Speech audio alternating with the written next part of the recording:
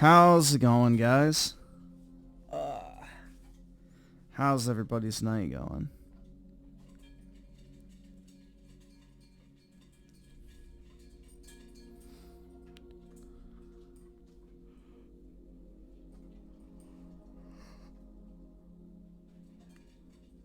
Griffin the Soy Boy Cuck Gaming. Oh my god. Ugh. Yeah, Metaphor releases in like 3 minutes.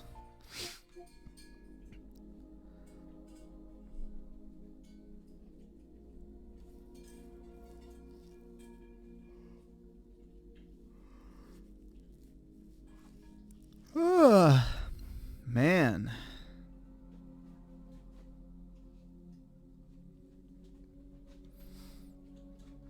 Griffin the Chad when he stops simping for Aerith. Who am I supposed to simp for then?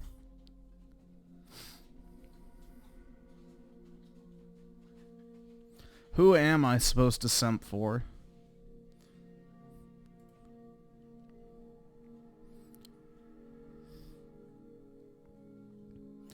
A real woman? Well, where do I find one of those?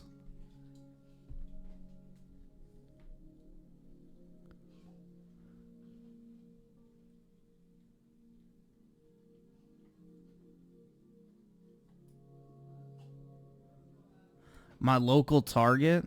I haven't been to Target in forever, man. In my dreams? That already happens, dude.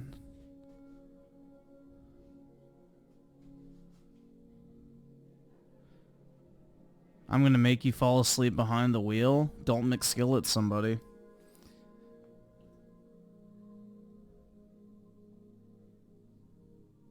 Start an OnlyFans. Oh, hell yeah, dude.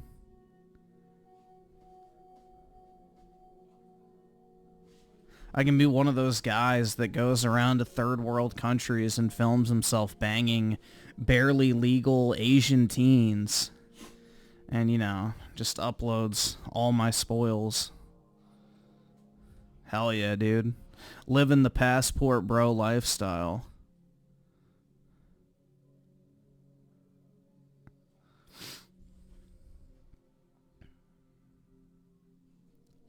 Obama's mad that the brothers aren't supporting Camel Toe. Yeah, that's the thing, bros. There's a lot of black men who will never vote for a black woman. Especially one that's like majority Indian too. So, yeah. So they're actually worried about it because, like, I think in New York, Trump is basically 50-50 with black voters. Like 60-40 with men. So, like, there's becoming, like, this really big shift. So, key demographics that the, Republicans never get actual support in are shifting heavily for Trump this time. Because nobody actually fucking likes her. It's just a bunch of, self-hating whites and miserable fucking women that are primarily propping her up.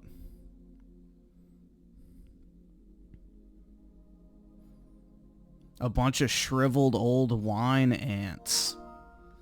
So, that's how it goes.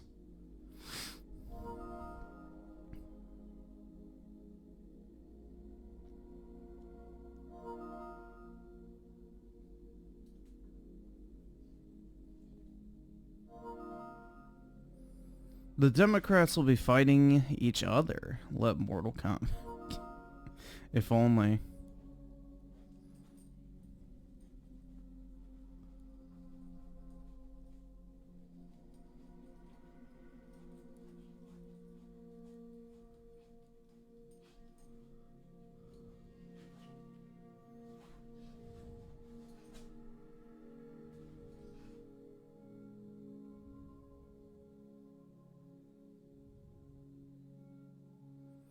You know she's in trouble when they bring Obama. Yeah, Bill Clinton. Like, that dude's like a corpse, bro. He's old. If they're hauling out Bill Clinton, then they're desperate. They barely even did that for Hillary. So, when fucking Hillary was running, Bill Clinton was barely ever brought out. which is wild. But yeah. The joy, as they like to say. You don't really hear about that anymore.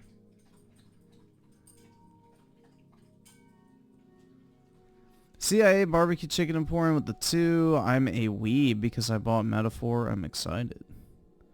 I guess I am too, man. A new generation with the 5. Netflix is making a live action Naruto movie, aren't you? Oh boy, am I, dude. I can't wait. I can't wait to see Naruto in live action. I can't wait to see the scene where he goes, "Believe it."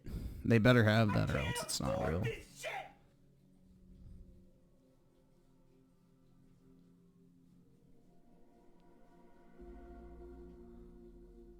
Dude, I don't even think Jimmy Carter can put his fucking pants on by himself, much less make a tweet.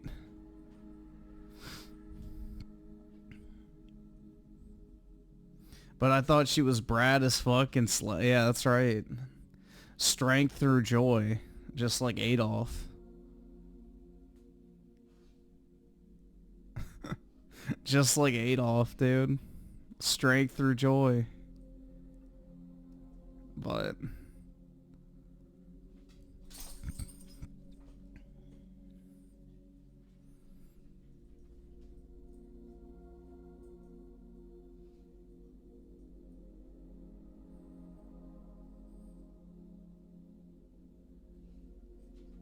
Naruto going to be black? Well, he does steal. And you know, put graffiti on shit, so.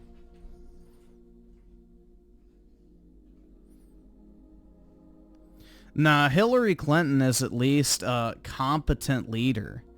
Like, say what you will about, you know, her personal politics and shit, but at least Hillary Clinton's not stupid. Camel Toe is dumb. Like, she's genuinely dumb. Like, we are at risk with her in charge of anything. Hillary at least is competent. So, she's incredibly smart. So, Camel Toe would be taken advantage of by literally every single world leader. To no fucking end. And she has no idea what the fuck she's even talking about.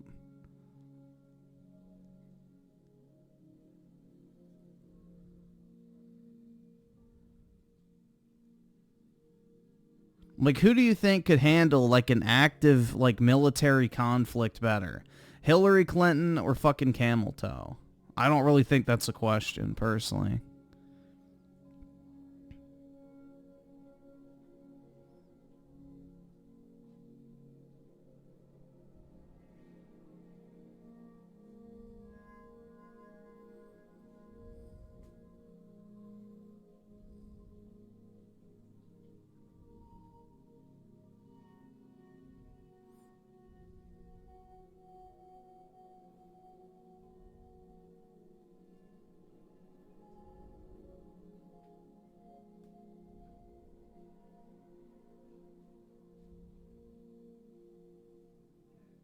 So I just found out that Keanu Reeves may return for a Constantine sequel in the works.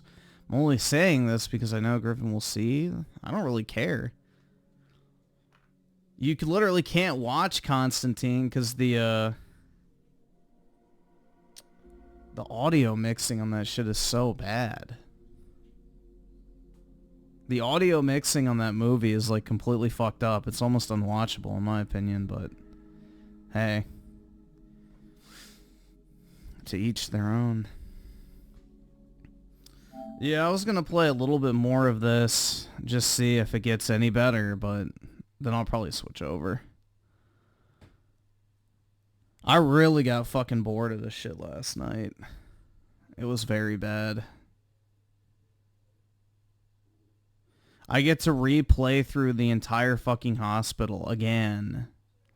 After spending how many fucking hours in it?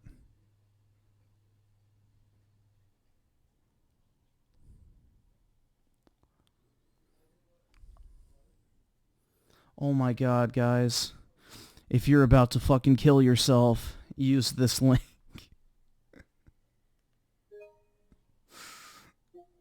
Oh my god. I'm gonna use that if I make a video on this shit.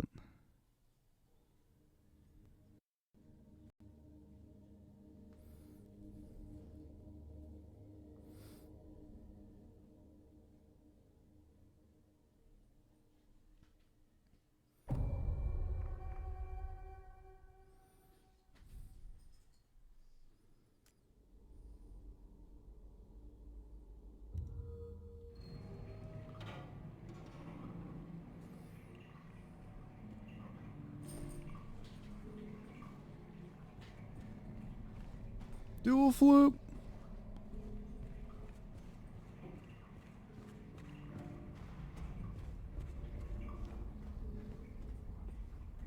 I guess I have to use the elevator.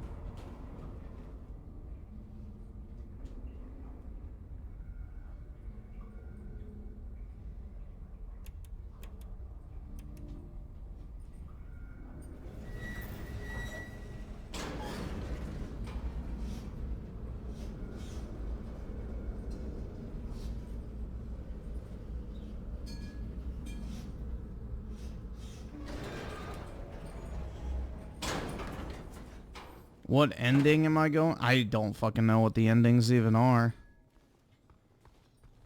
To be honest, I don't really care.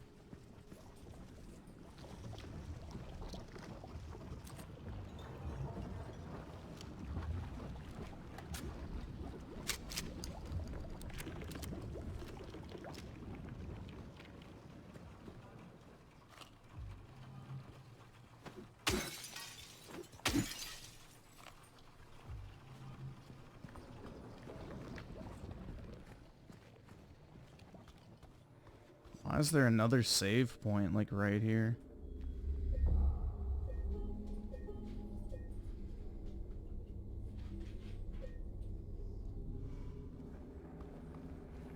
Is it true that we donate 100 plus a game name you'll play it? It depends on the game, but I guess.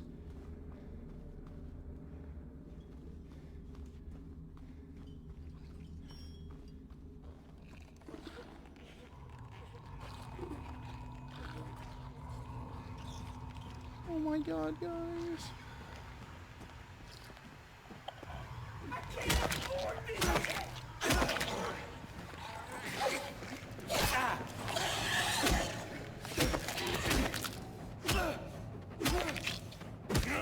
Yeah, bitch.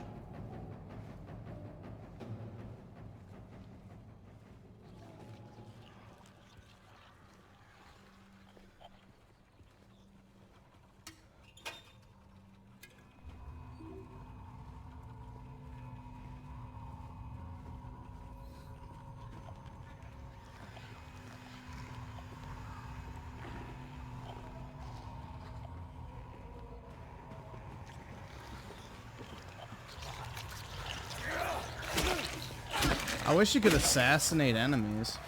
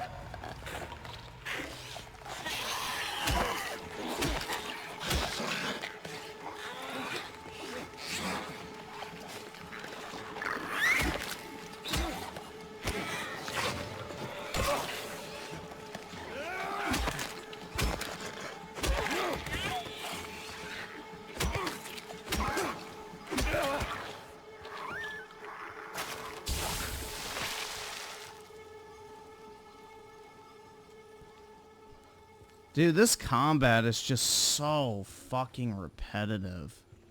It really, like, it's not fun at all. I don't know, man. I just don't find this game at all enjoyable. It just feels like such a chore.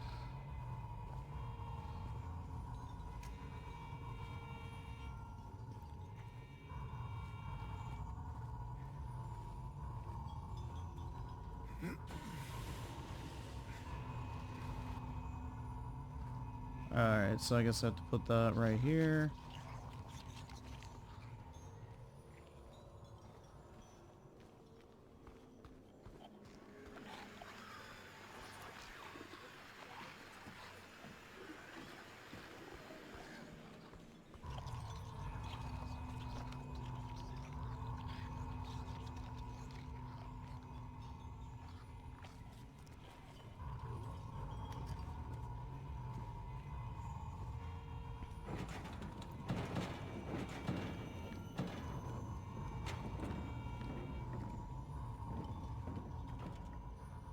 Is the scene where Pyramid Head rapes a mannequin?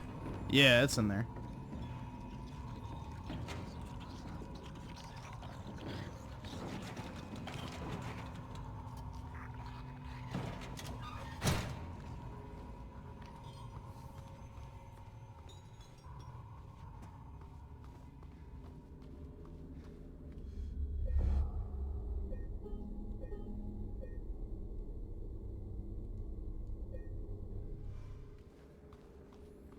No, it's not yellow tape in this. It's the white cloth or whatever.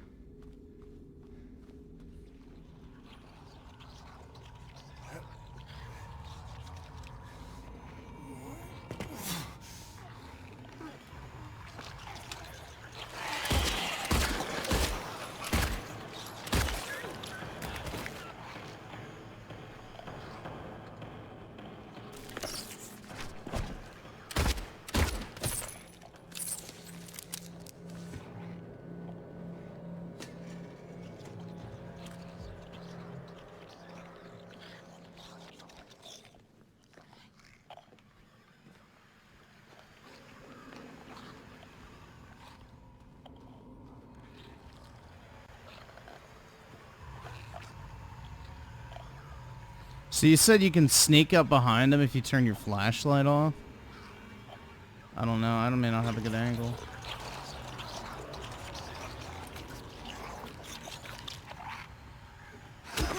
Yeah, I don't.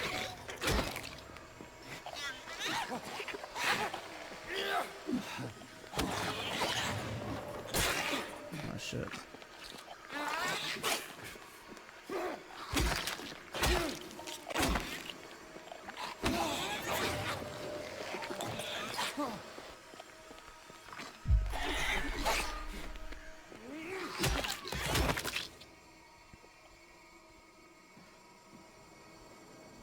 Yeah, I didn't have a good enough angle.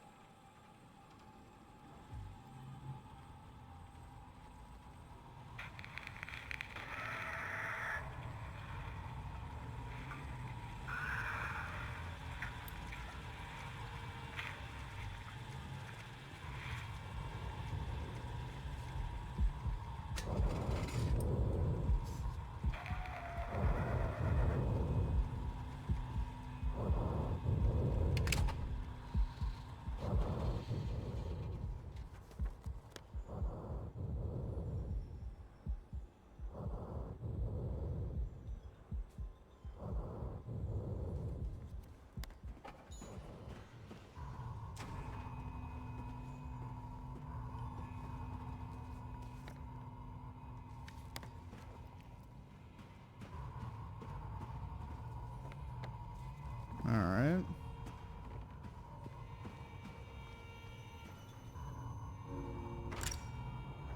Dude, it's not scary at all. It's just boring.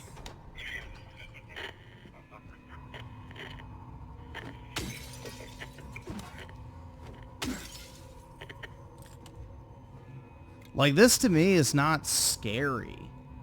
It's just, well, I guess it's scary how boring it is, but Yeah, nothing about this, like, is, ooh, I'm scared.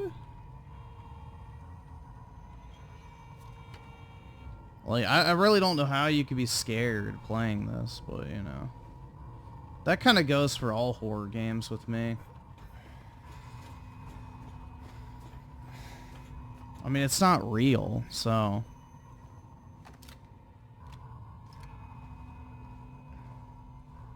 Huh?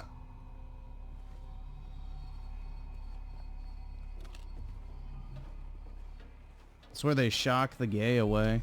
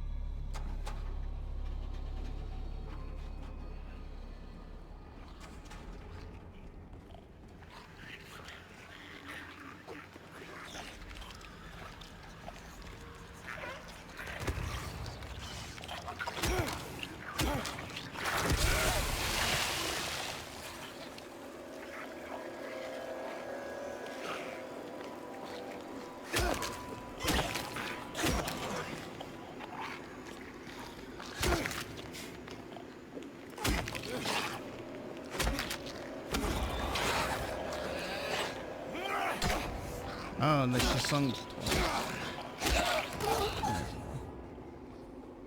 Usually she doesn't swing twice.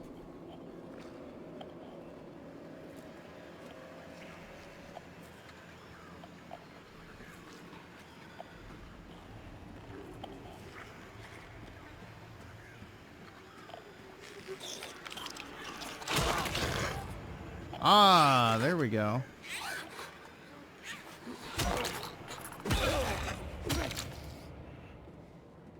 I got the assassination. The zombie nurse is about to make you bust. Yeah, same here if I'm being honest, man. See, like, this is just meh.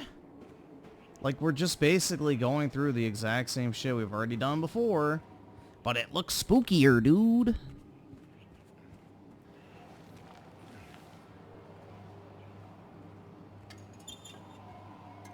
It'd be nice if you had some actual variety in the environments, but...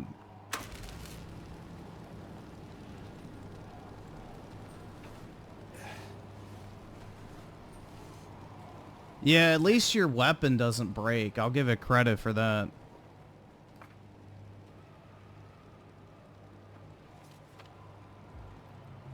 I'll give the game credit for that. You don't have breakable weapons, thank God. Nah, I'm probably not gonna beat it.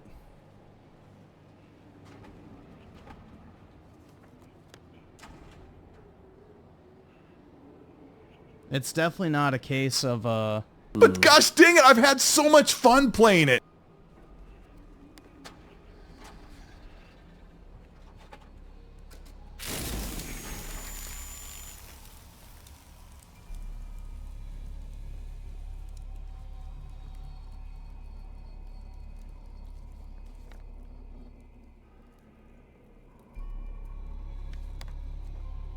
Alright, so now I don't know what the fuck I'm supposed to do with that. Alright, so I have a number.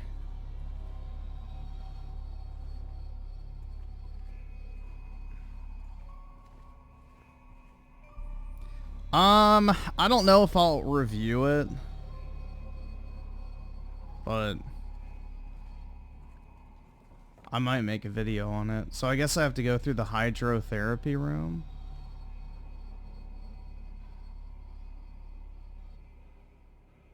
I guess. No fucking clue. Dude, it's just...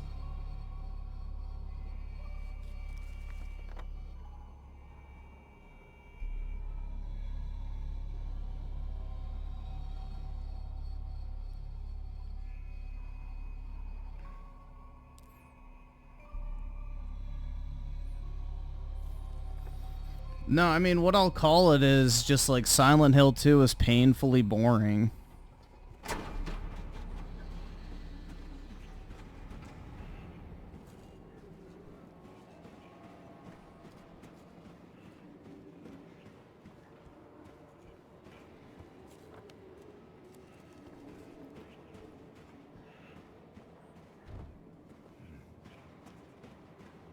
Yeah, so that's blocked off. I can't get over there. So yeah, I guess I have to go back down.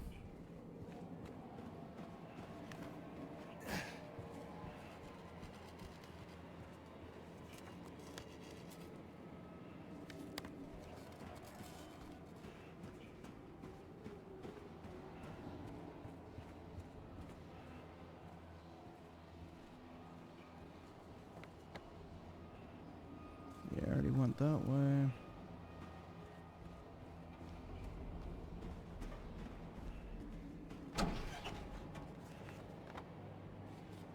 I don't think I went in here. Yeah, I did. Alright, well. Down it is, I guess.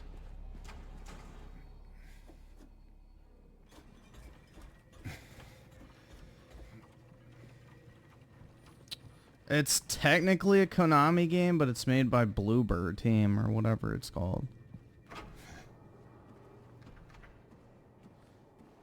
Yeah, it doesn't have the case board mechanic, but you know, I don't really think it saves it. It has all the same issues, in my opinion, as Alan Walk 2.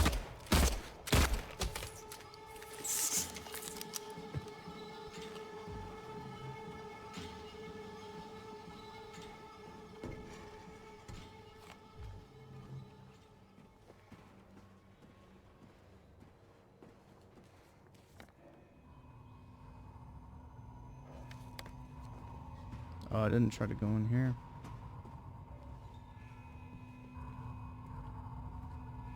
Oh, I thought that was another glory hole moment. Nope, nothing in here.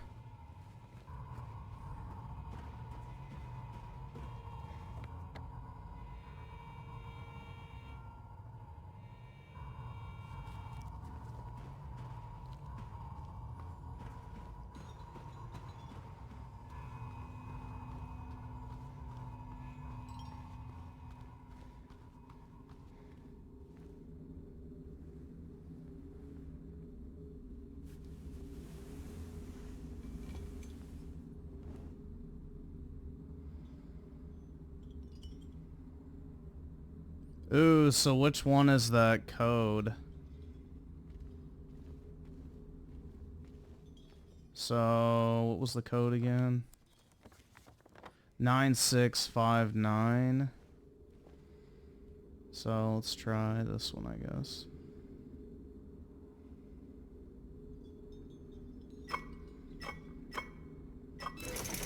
Yep.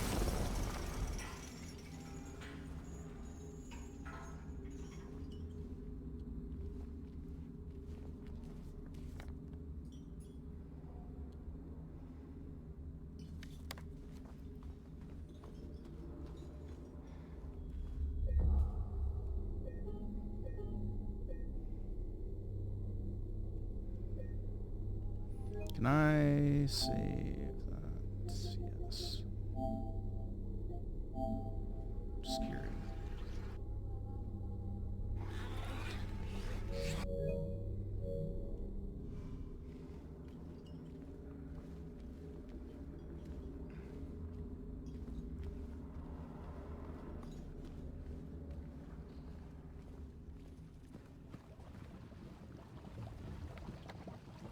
Yeah, so I need to go this way.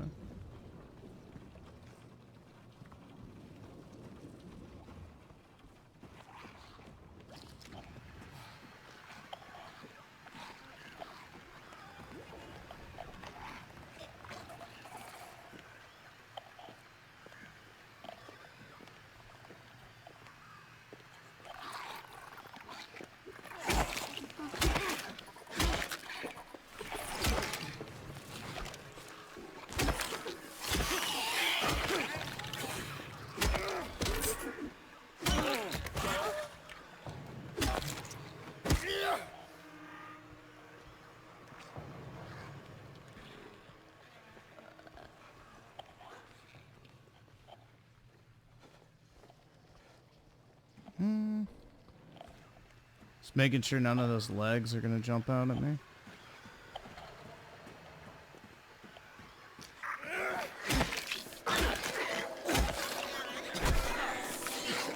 Oh shit, wrong button. Fuck.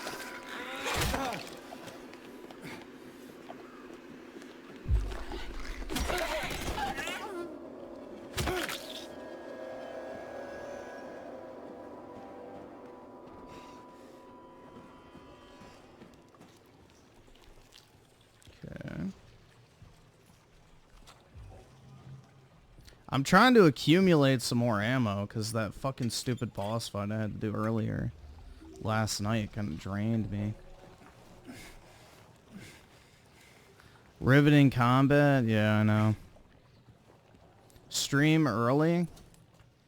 Well, I have like an early ass meeting in the morning, so I just slept tonight instead of later tonight, if that makes sense. But maybe this weekend I can. Although Saturday I won't be able to, but I have a long weekend. Apparently it's Columbus Day on Monday, so hopefully y'all have the day off too.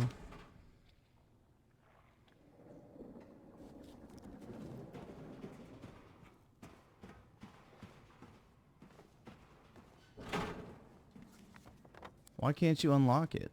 That's stupid.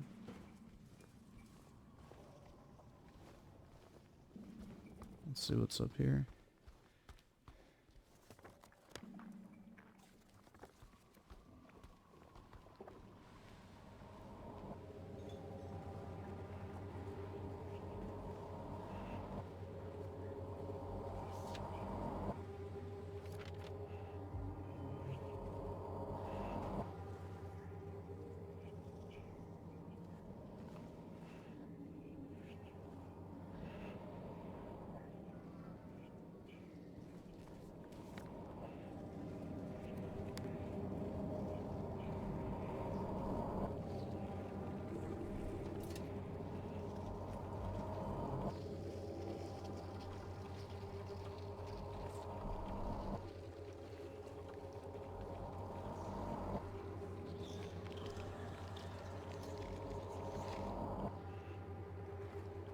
What do I do with this?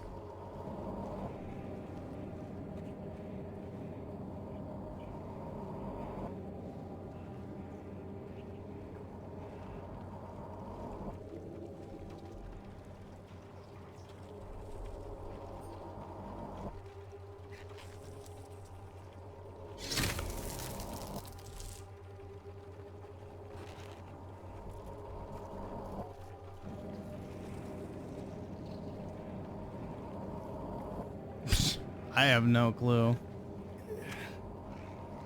Yeah, I just like amputated him, I guess.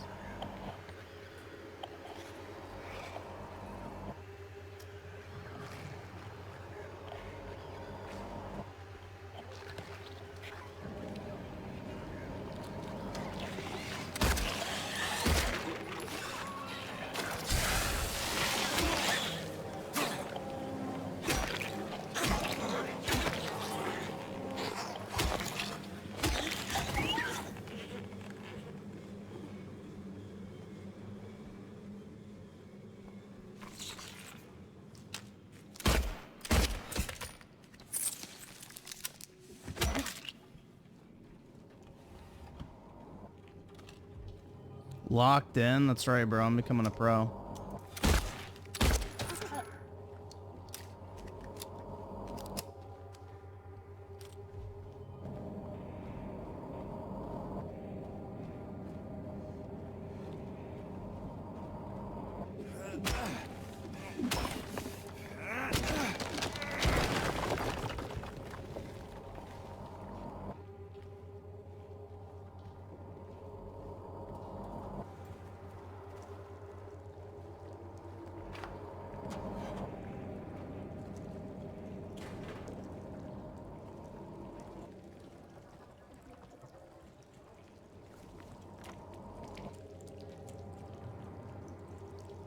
Alright, so I need to go to D3 and then also the exam room before I go down, because I'll probably find something in those.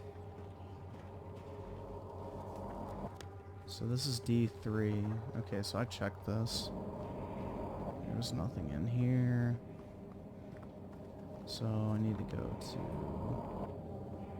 the exam, which is this way.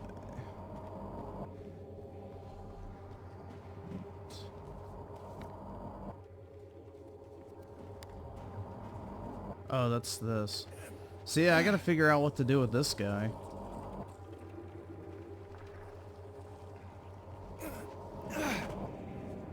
Alright, well I guess I can go down now.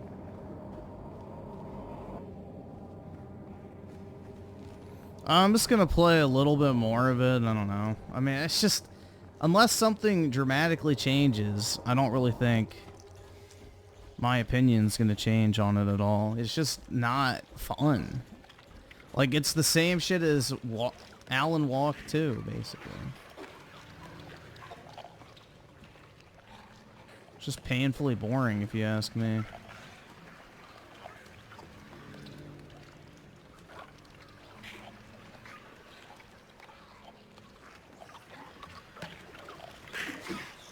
Alright, what the fuck?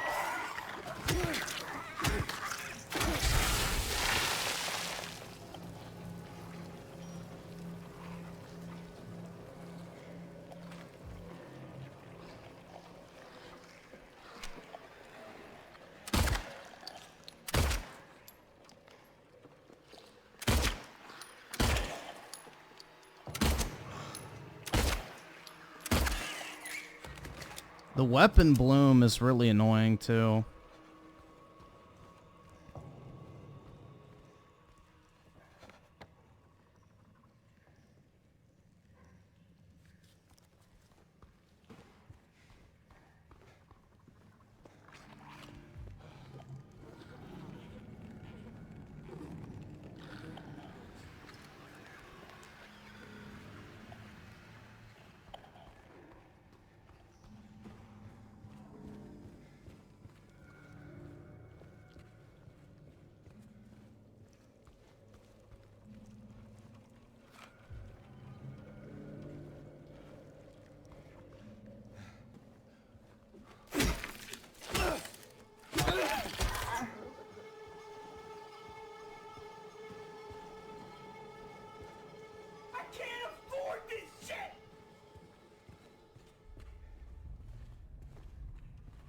Let's see.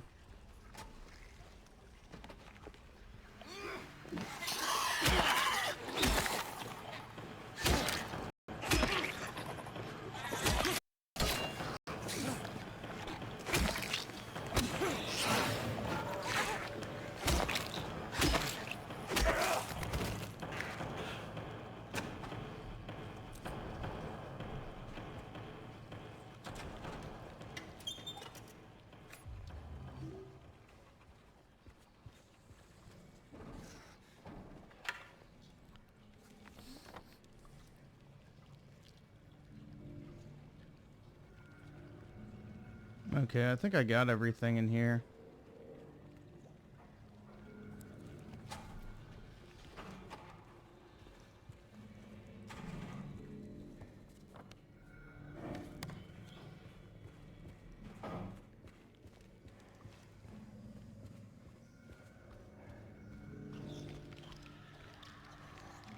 Oh great, more slop combat.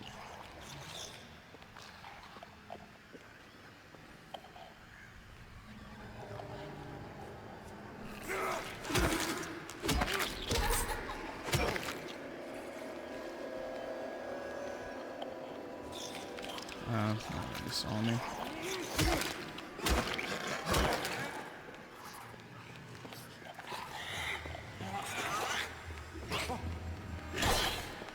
Three swings.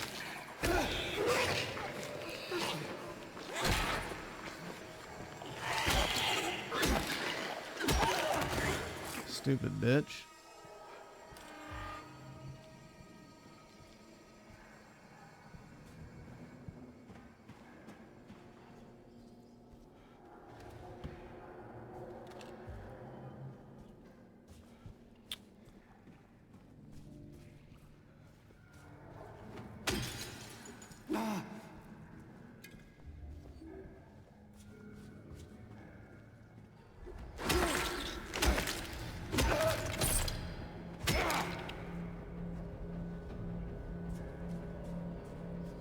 I think I got everything in here.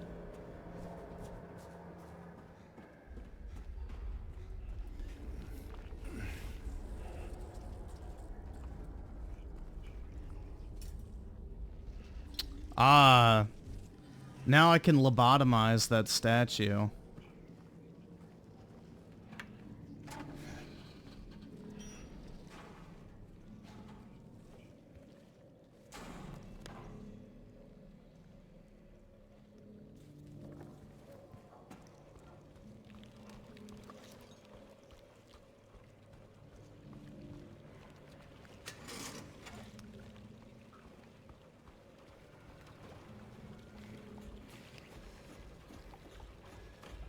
How Griffin treats women? That's right, those fucking dirty whores should feel lucky they even get to deal with me at all.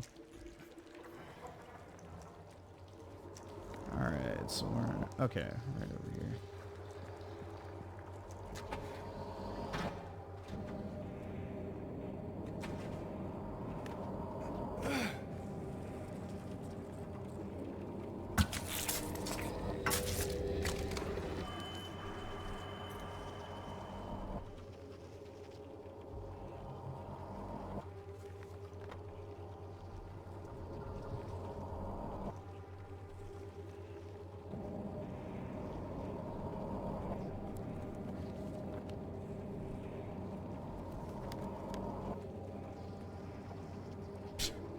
I have no idea where I'm supposed to use that.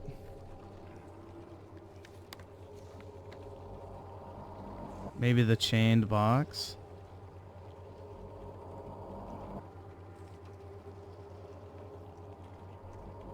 Oh shit, I guess I probably could have looked up... I guess I needed that key. 'Cause I don't even know where I am.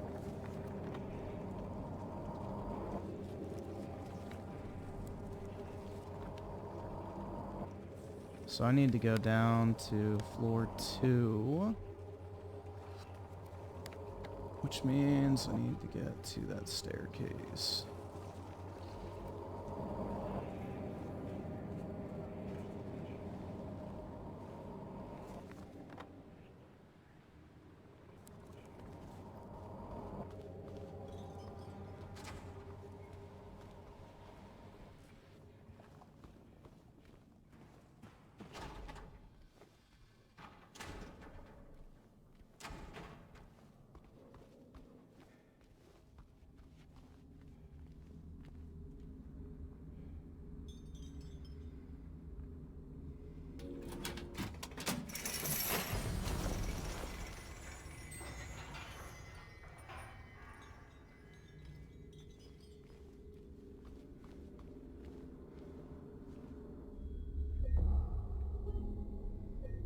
Oops, shit.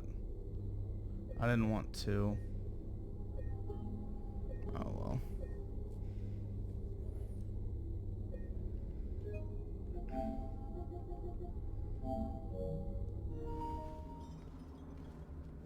The combat, oh yeah, it's really fun, dude. Here, let's just look up the box code. Because I just need the code now. I don't need the key. Let's see, so... What is this area called? Oh, I guess the... Hospital, box, codes, Soylent Hill 2.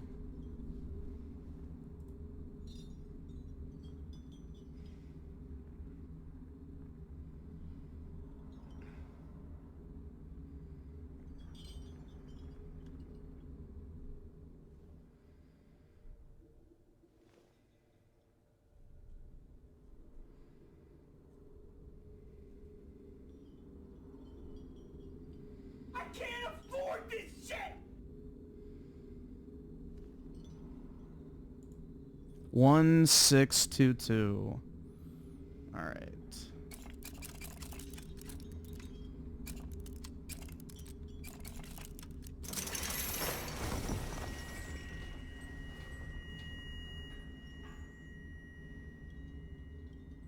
Speaking of KSI, he and Logan Paul and Mr. Beast collabed to make a new product called Lunchly. It's basically lunch. Oh, that's smart.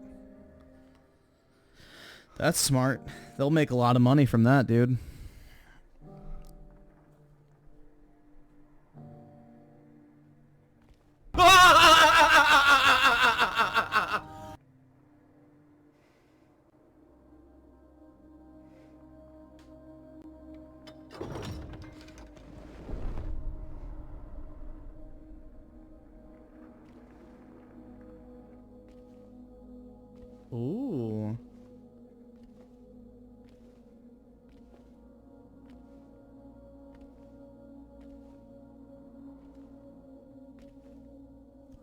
No, Prime is true. I've never had it.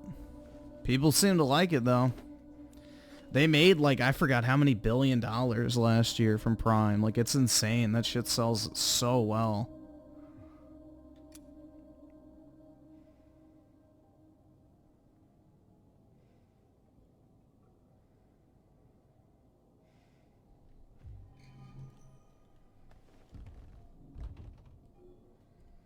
Why can't you actually like go inside?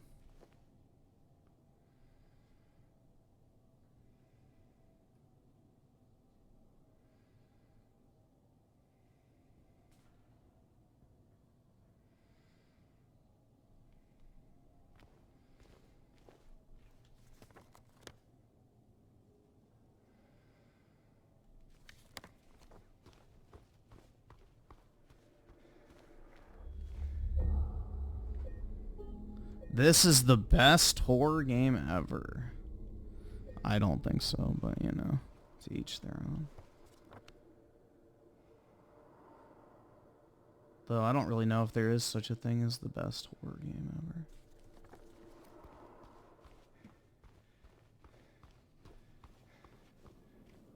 Okay.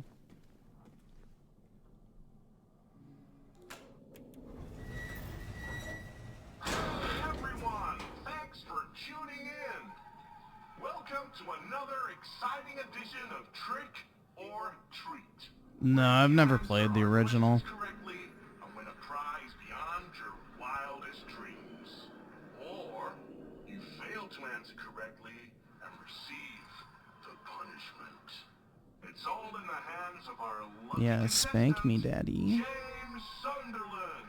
James, are you ready to play Trick or Treat? Excellent. Here's your first question. In the early 1800s, a terrible disease spread across Soylent Shill, resulting in the death of many of its inhabitants. Their bodies thrown into the lake to sleep forever in their watery grave. How many souls were lost during the plague? 1, 42, 2, 67, 3, 85. Know the answer? Well, you better hold on to it. You never know when it might come in handy. Now, on to the second question. Follow Sanders Street heading east and further on to the outskirts of town. One and only one road will take you towards the lumberyard and the cemetery. What is the name of that road? 1. Bachman Road. 2. Munson Street. 3. Wiltsey Road. Did you get that? I sure as hell hope so.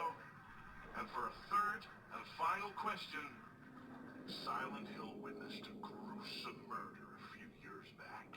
A brother and sister were playing in the road when they were attacked and chopped into pieces with an smashed bones, splattered blood. What a terrible... Well, they basically took the original game and stretched it out to like double the length. One of the victims was a local boy named Billy Locaine. But what was the name of the other victim? Billy's sister. 1. Miriam. 2. Heather. 3. Julia. Well, that's the last of our Julia, dude. Have you got it all figured out? If so, fantastic. The time will soon come to collect your prizes. But be careful. If you're wrong, well, looks like that's all the time we have for today, folks. Thanks for tuning in. I'm guessing it's gonna have some puzzle implication. I mean, I can always just look it up. So it's... Bye. Hopefully there's a save point. The hell was that? I really don't want to have to do that.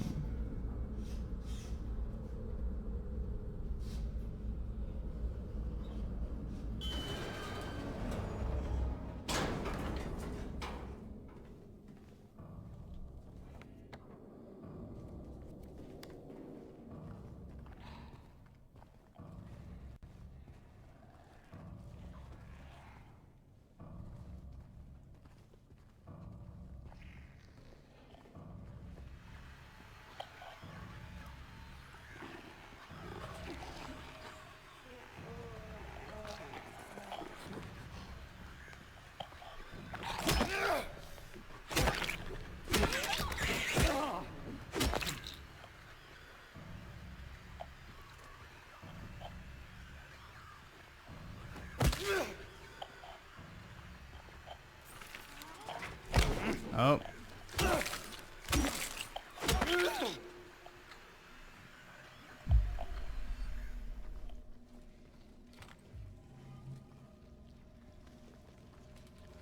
Mmm.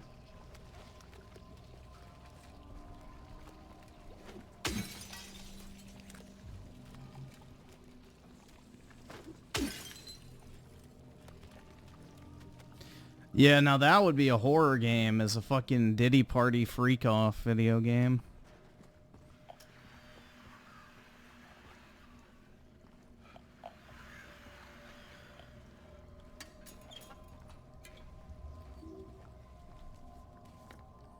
That would be horror.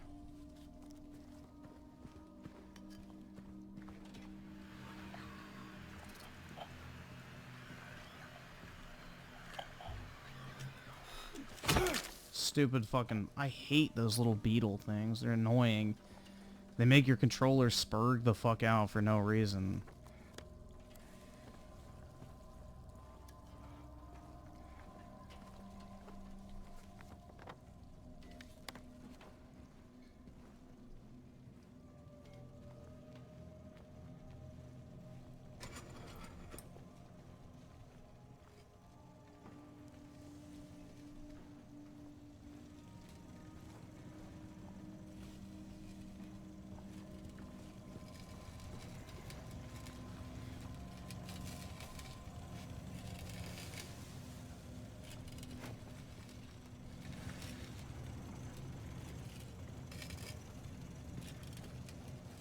Yeah, I remember this all from earlier, but don't really want to have to redo it.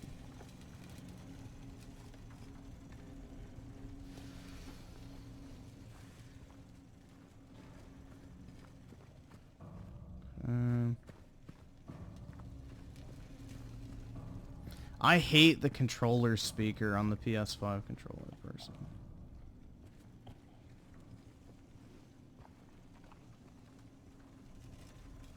I think it's annoying.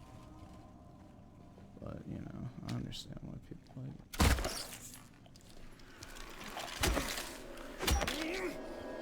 it. Oh, my stream dashboard is crashed. Lovely. That's the real horror of playing this. Which I guess doesn't really have anything to do with the game, but... yeah, that's more irritating and scary, dude.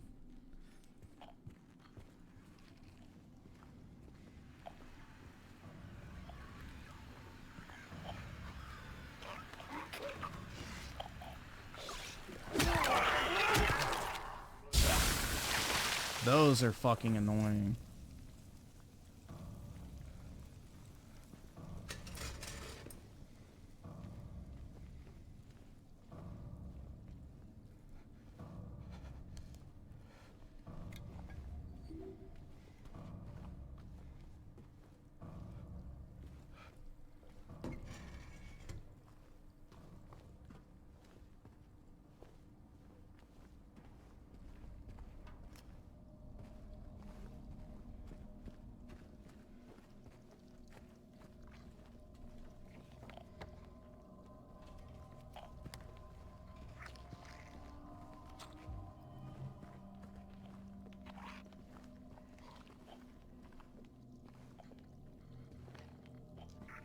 Alright, I can't see it.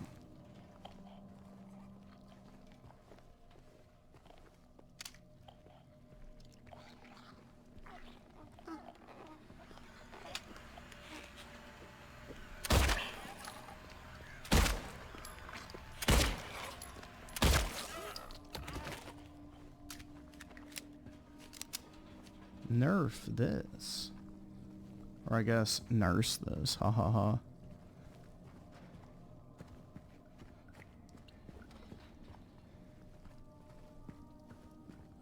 Yeah, this part isn't too bad, but it's not fun. Imagine he slipped. Now that would be funny.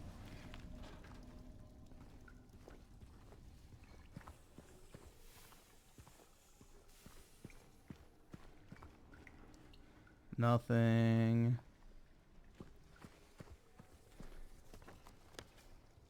Okay.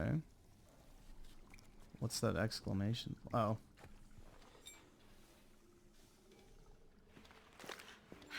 James. Mary. Oh. Maria, I thought. Sorry. Anyway, I'm glad you're alive. Anyway? What do you mean, anyway? I was almost killed back there. I have never been so scared in my whole life. Oh my god. All you care about is that dead wife of yours. Oh. You couldn't care less about me, could you? No, I just... He just met you like 10 minutes ago. Don't leave me alone again. You're supposed to take care of me.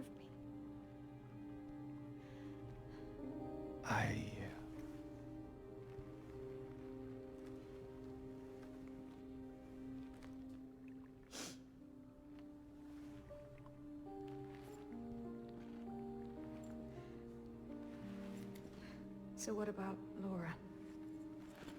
You found her? Yeah, but she ran away. What? Well, we have to find her. Yeah, you really seem to care about that girl. Do you know her? I'd never met her before. I just feel sorry for her.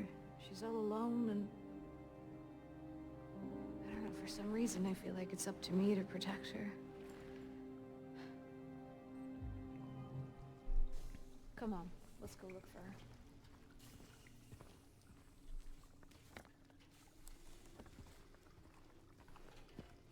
Hopefully that means I'm out of combat for a while. I mean, as shitty as that sounds, dude, I genuinely dread having to play this game. Like, that sounds really bad, but it's true. I genuinely do not enjoy playing this shit. Like, the worst parts of this game are, like, having to do the slop-ass combat. I would rather just have to, like, walk around finding shit, solve the puzzle, move on with zero interruption.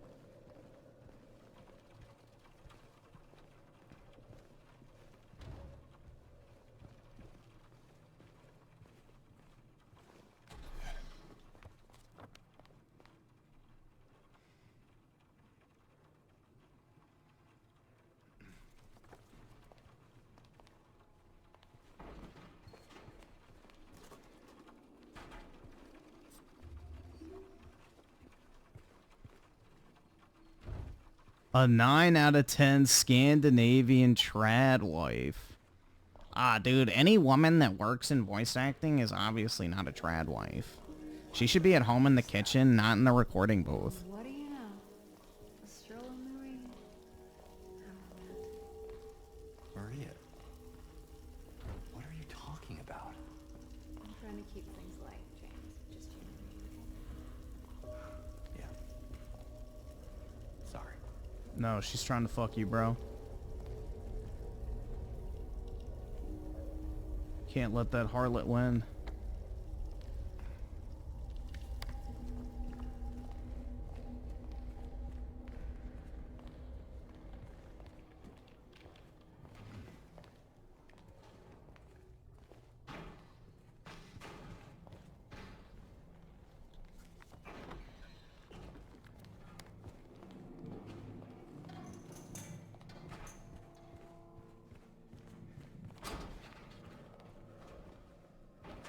Is that what I think it is?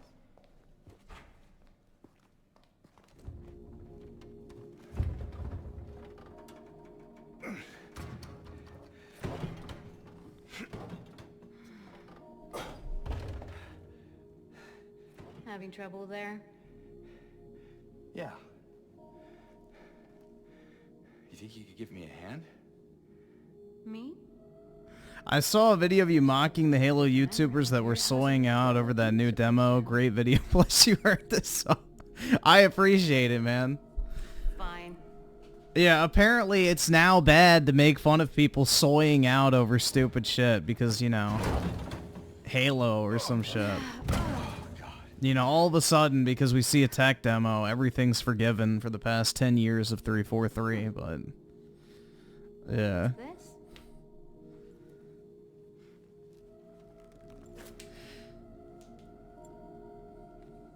Not very cute, is it?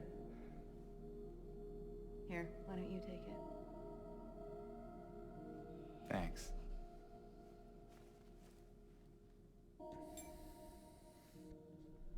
A lead ring.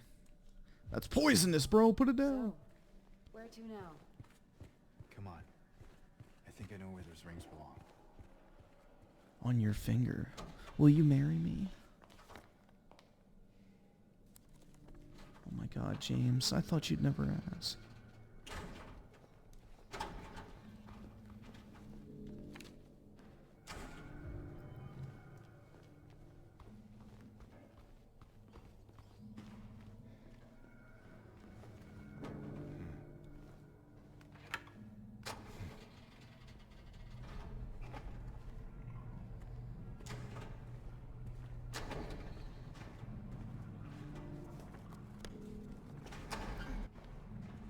Alright, well.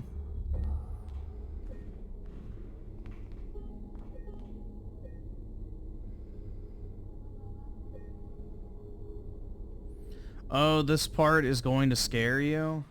More puzzles? Limited ammo? What's scary about it?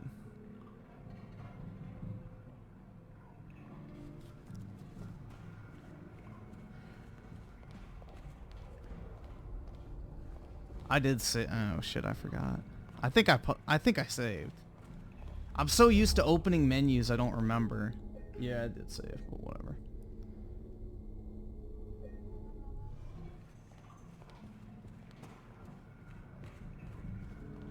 Pyramid Head chases you.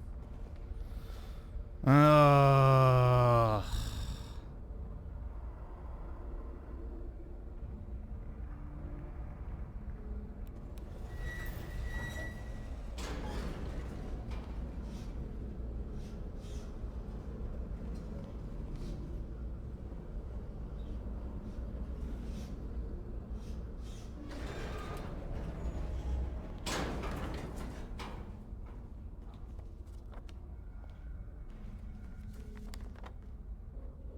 So I gotta put him on the lady door.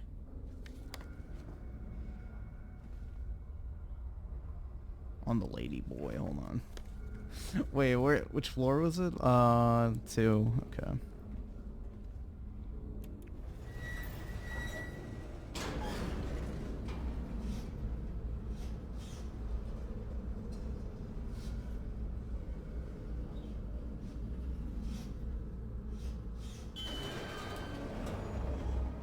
She's busty. She aight. What is that? What is what?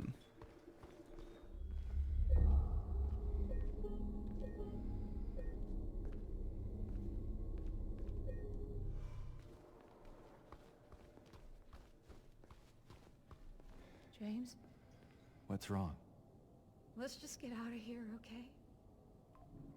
She's scaring me, guys. I've never been more afraid.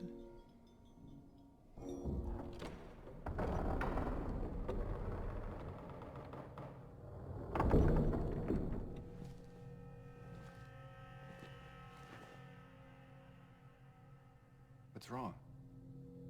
I thought you wanted to get out of here. I know. It's just... something doesn't feel right. Come on. It's gonna be fine.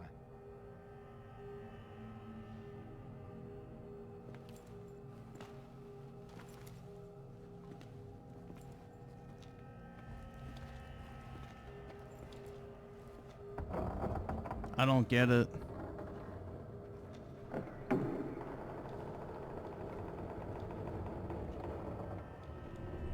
Is that supposed to like signify something? I have no fucking clue, man.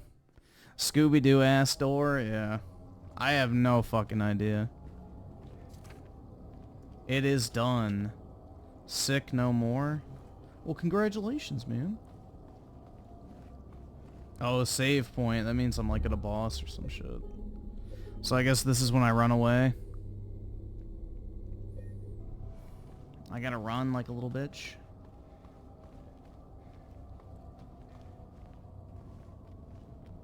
It's a thing for people that played the original game. What do you mean?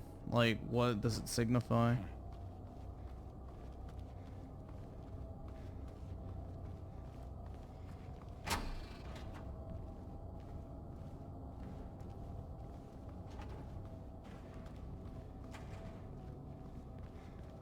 You'll see in a few... Oh, okay, whatever.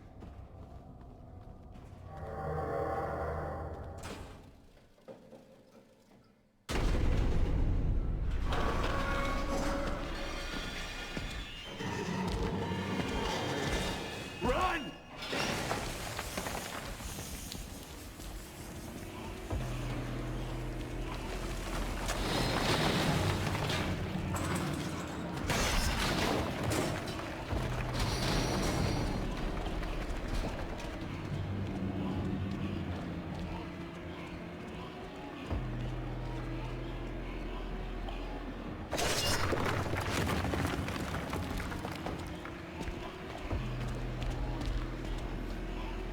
Yeah, she does have a shapely ass.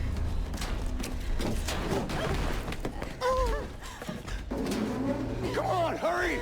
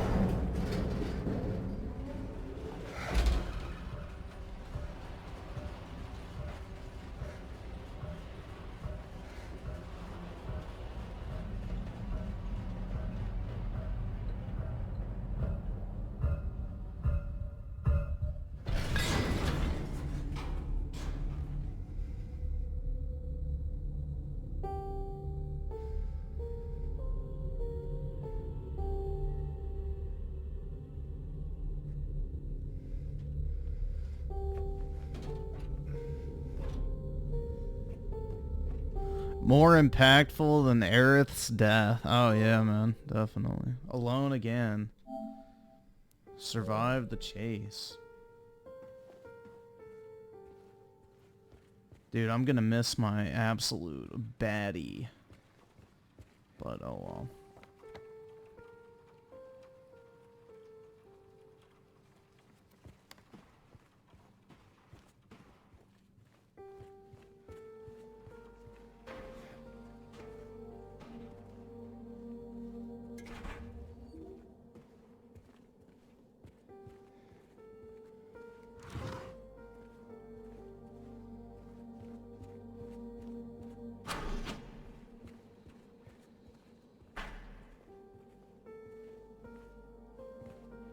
Yeah, she definitely could have fit through that. Well, you guys said that she's not even real, so it's probably just, you know, a way to psychologically fuck with them.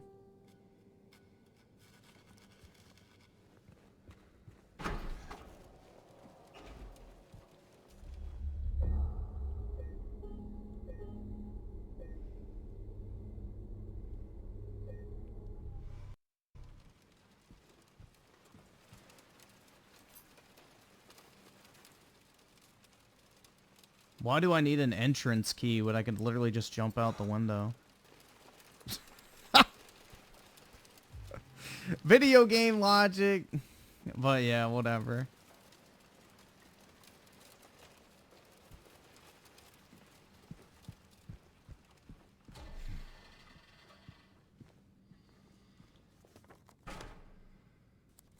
You gotta love it, man.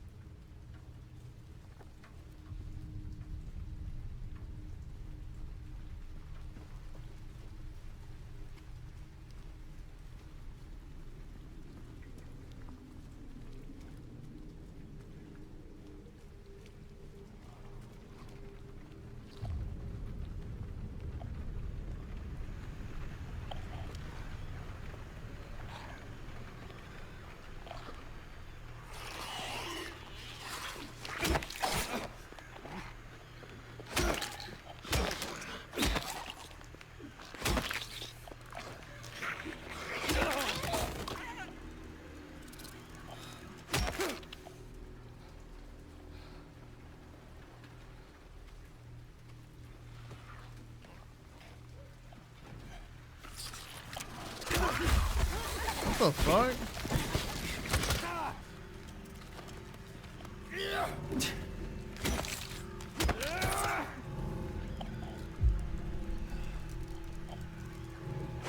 Those beetles are fucking annoying.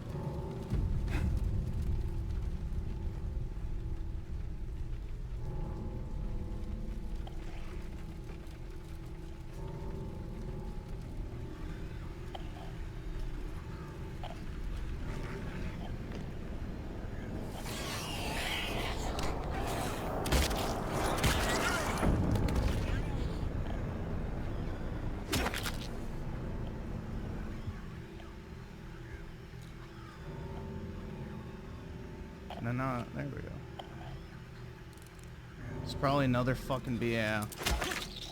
Those things are so annoying, man. They don't need to exist. They're just there to piss you off.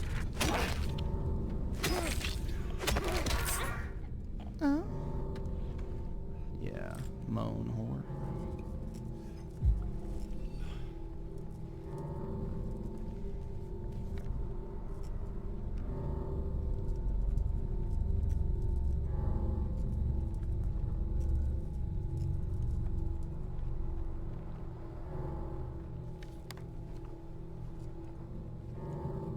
Well, I don't want to be annoyed.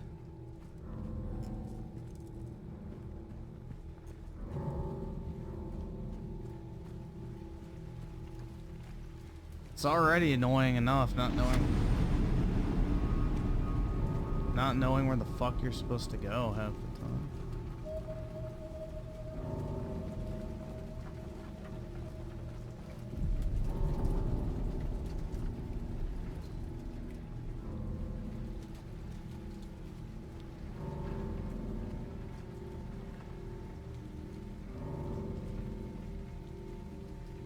I don't know what the loud ass noise was. I guess it's a way to like build tension. I guess. So it's a dead end over here. It's looking like it.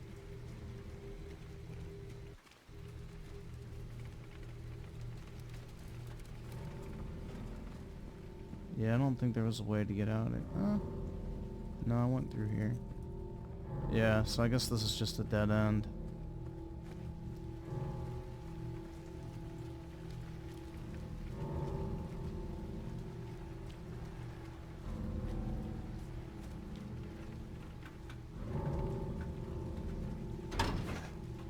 Yeah, I mean, the sound design's fine.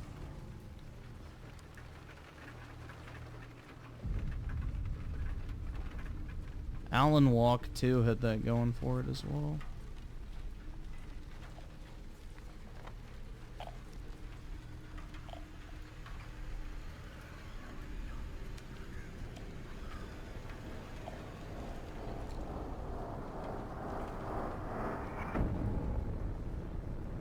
It showed the little girl run this way, though. I don't know.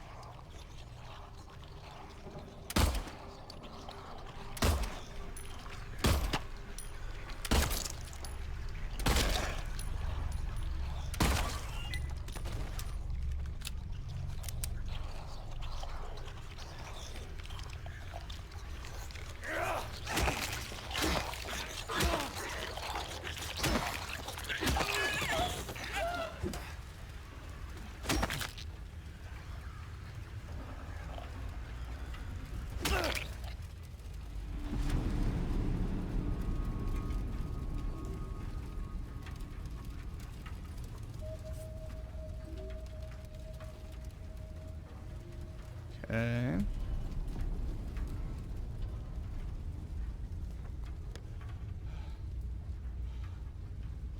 So obviously I'm missing something.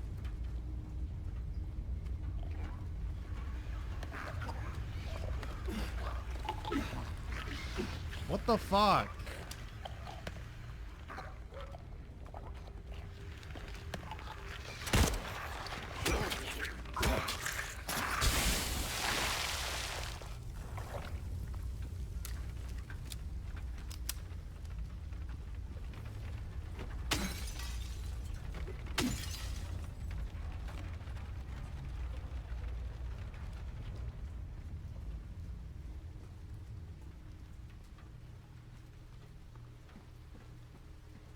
This game ruined your marriage. Oh, you can't go back in to save. Great.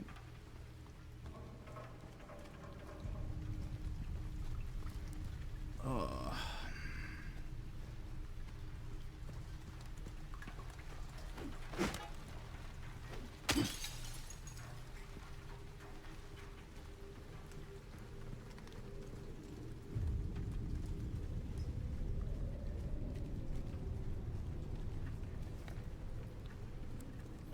Yeah, I feel like this definitely falls into the category of the type of games you'd want to watch somebody else play, but not waste money on yourself, personally.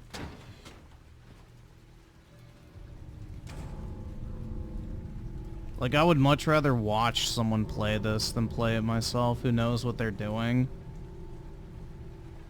Like, if you're interested in the story, I feel like that would be the way to consume this game, personally. Alright, well, obviously I'm blind, because I have no fucking clue where I'm supposed to go. Oh, I guess up here, maybe? Nope, that's blocked. Already been in here.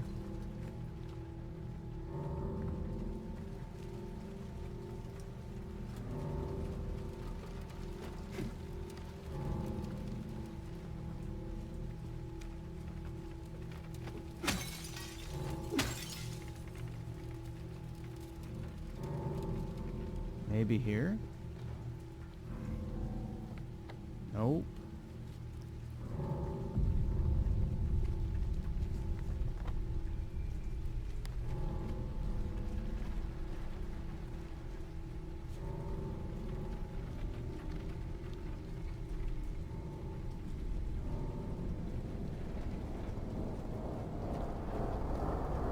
Well, it's not even that it's so linear being the issue, it's just not fun. That's my main issue. So obviously there's like a crawl space or something I'm missing, because... Ah! Okay, there we go. Jesus.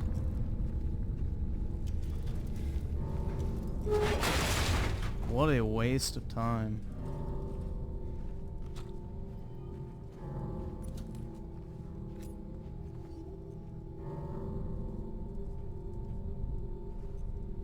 What an absolute waste of time that was.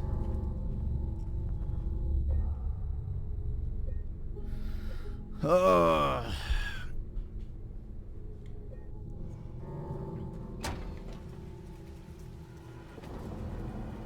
Laura, stop! It's dangerous! Stop.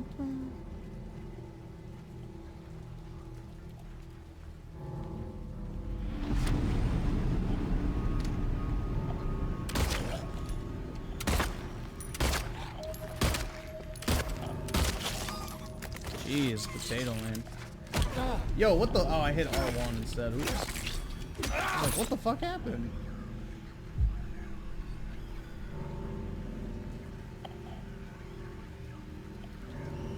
Oh, beetle. Is there gonna be more legs right there? Oh.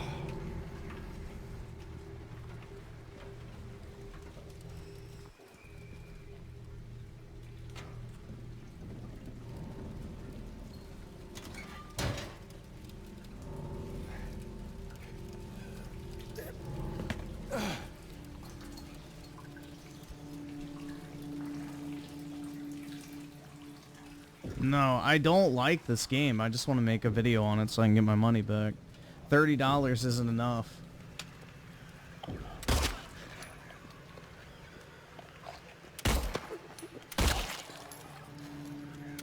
I want to be able to say that I've put enough time into it that I've experienced pretty much all it has to offer, and I can definitively say that, yeah, nah, this shit ain't good. I mean, it's literally on par with Alan Walk 2.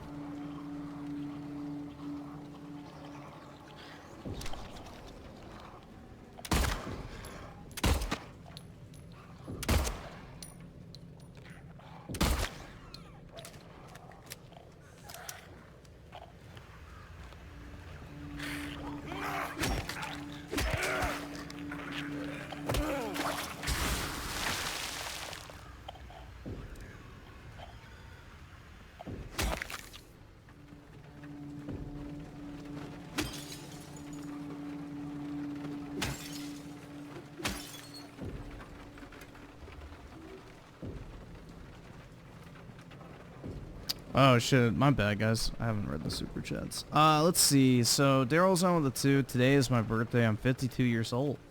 I'm gonna press X to down on the age, but I guess happy birthday to you, man. And Maximum with the 2. Blood Angel Supremacy. Hey man, that's racist. Stop. And Shadow Evil with the 5. Mute Soycast guy and send him to the Shadow Realm. Is he here still?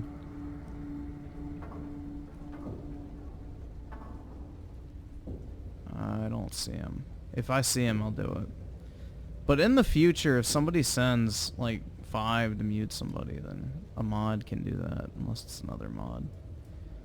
Arsenal of the 2, listened to Thick of It today, couldn't stop laugh. I don't know what that is.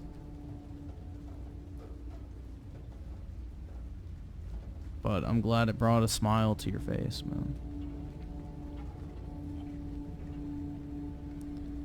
And Slick Rick with the 5, are lesbians with long fat fingers considered well hung? I guess you could make that point. You could make the case for that.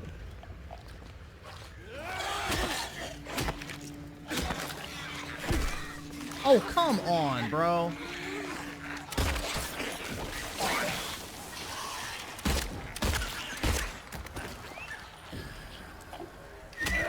I hit dodge.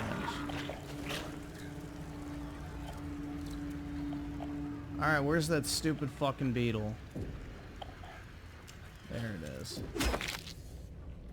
Damn, bro, that's just so annoying.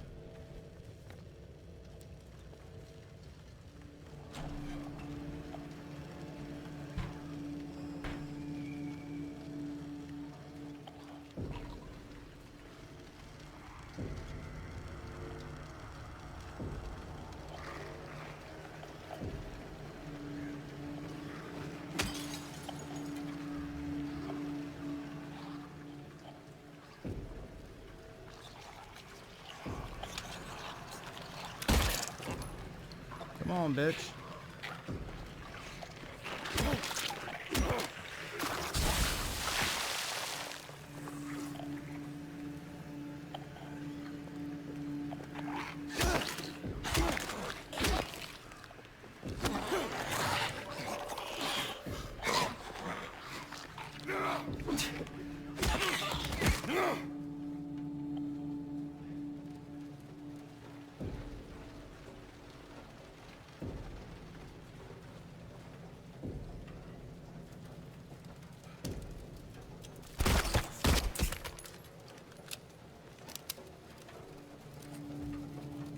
Dude, I gotta have a yeah, I was about to say, I probably have a lot of shotgun shells.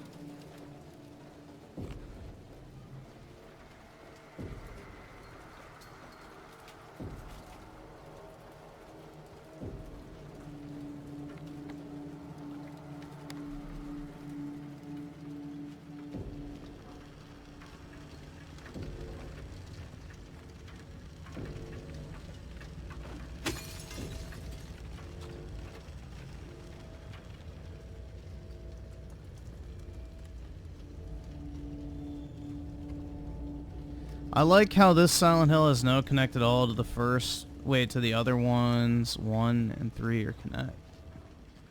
Yeah, I don't know. Maybe they thought they wanted to do an anthology style game and then decided not to. Kind of like Final Fantasy, you know, where it's like the games aren't really connected, but they share like similar themes. But maybe they decided to take it in a different direction after 2. I don't know.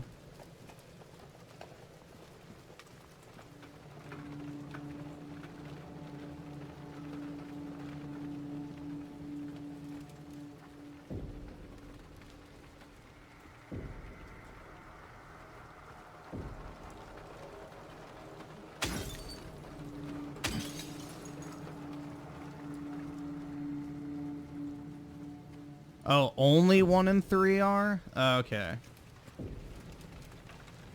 Yeah, then I guess they did go the anthology route.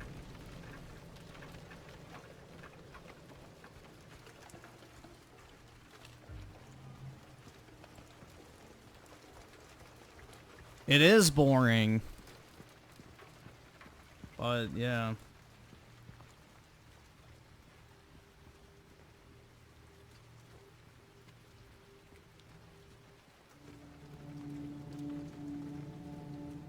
It's not really surprising. Laura, please, wait! Laura.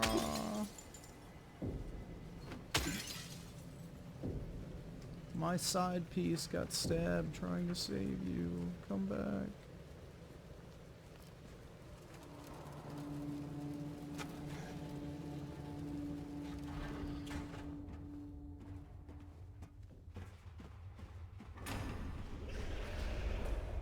Uh-oh.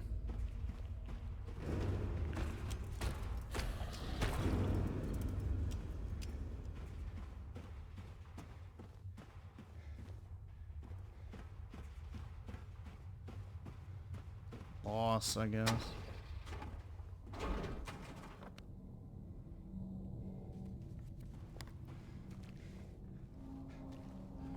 Laura?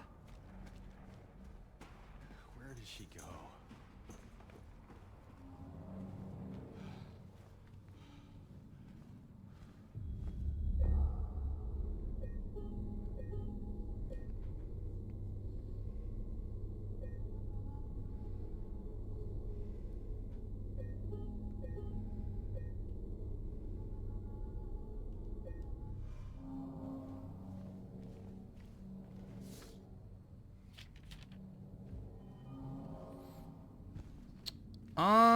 I would say this is about on the same level as Alan Woke.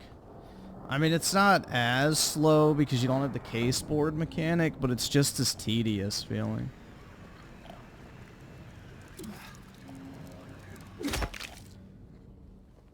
It's just as tedious. Unfortunately.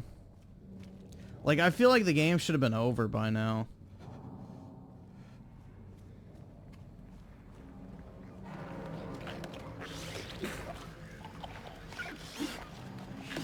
How the fuck can he not hit it?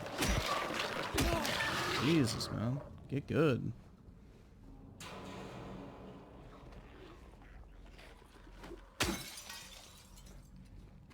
I can't afford this shit!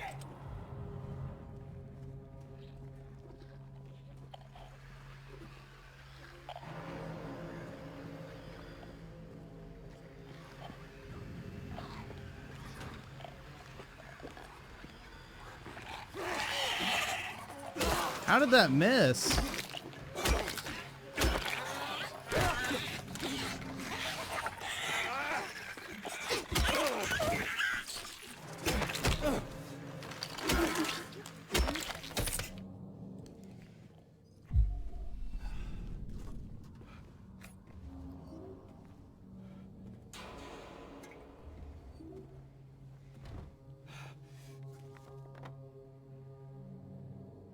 Letter and the Wrench.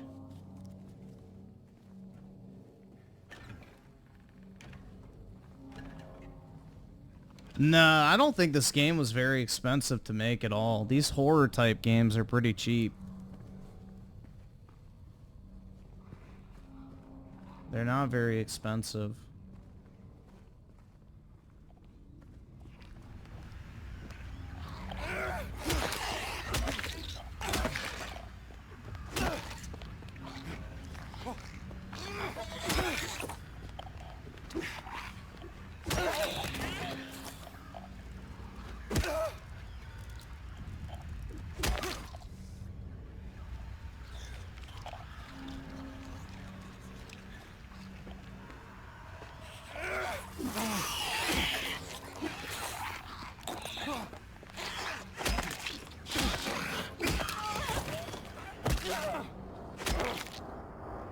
Slutty nurse. What a waste.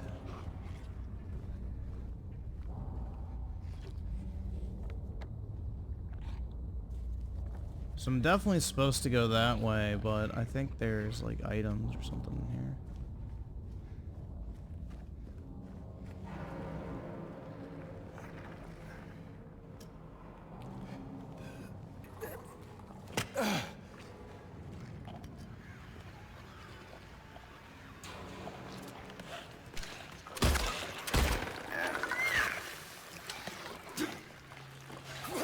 What the fuck?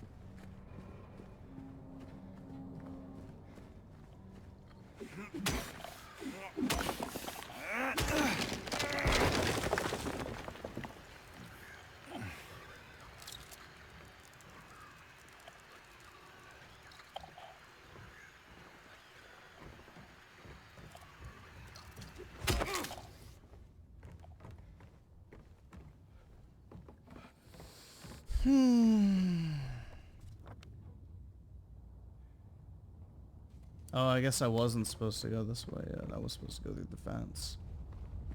Oops. Oh well.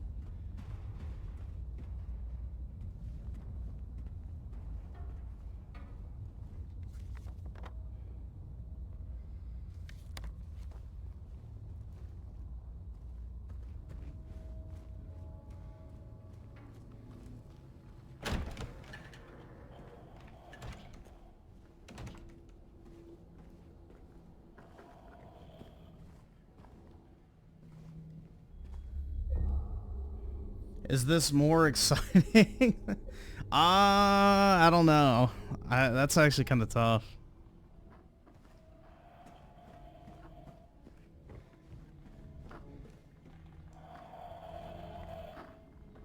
If you really want to see Mary, you should just die. But you might be heading to a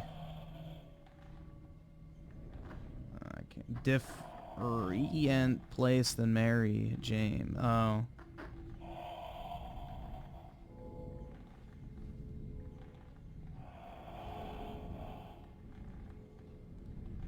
Basically, he's gonna go to hell, dude, because he killed her. Oh, yeah. So edgy. Like, this just feels so unnecessary. You guys get what I'm saying, though. Like, it just feels unnecessarily drawn out. Like, why do I need to chase this little girl for, like, 30 fucking minutes? Like, why couldn't this just be, like, a 10-minute segment, and then you go on to the next one? Like, it's just... everything is so long. It's so fucking long, man. Unnecessarily so.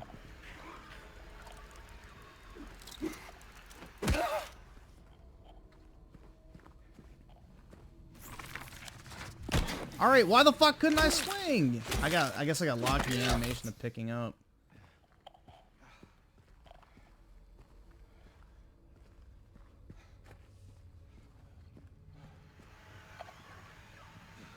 I'm just slow? Bro, I'm not even taking that long to get through this. I'm playing through this pretty quickly. I'm just trying to get everything. Like, item-wise, pickups and shit. You know, isn't that the point of survival horror?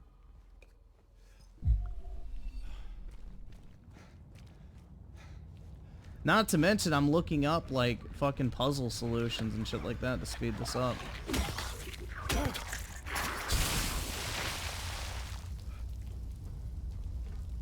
So I'm actively taking steps to avoid drawing this out any longer than it needs to be. It's just, there's so much padding, dude. Oh my god. Smash me with your massive pipe.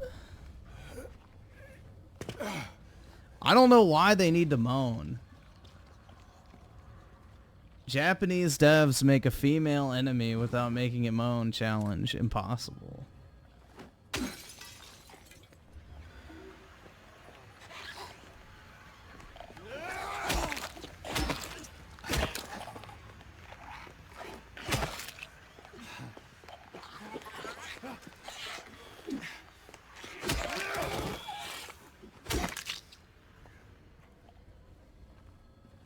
Yeah, I have the shotgun. I just don't use it. It's not really a need.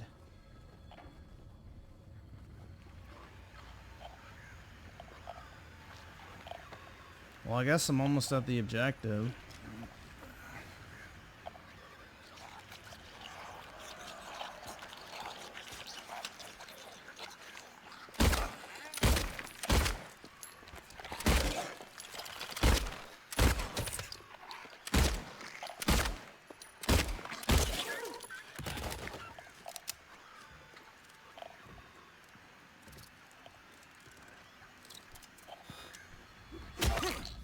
God, I fucking hate those beetles.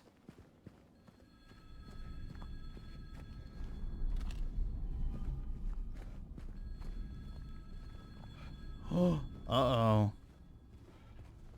The phone.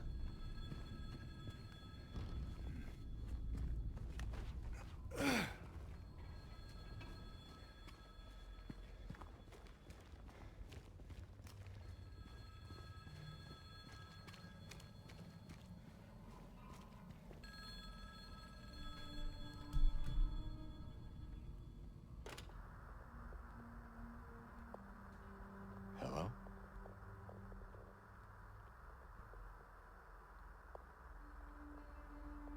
Anyone there?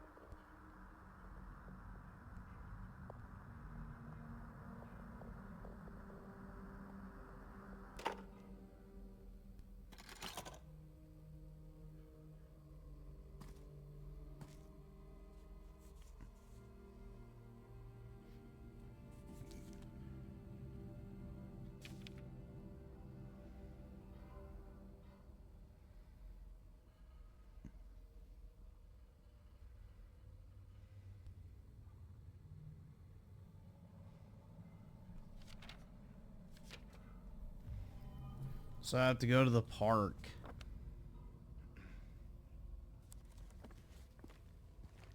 Great, of course. It's on the other side of fucking town.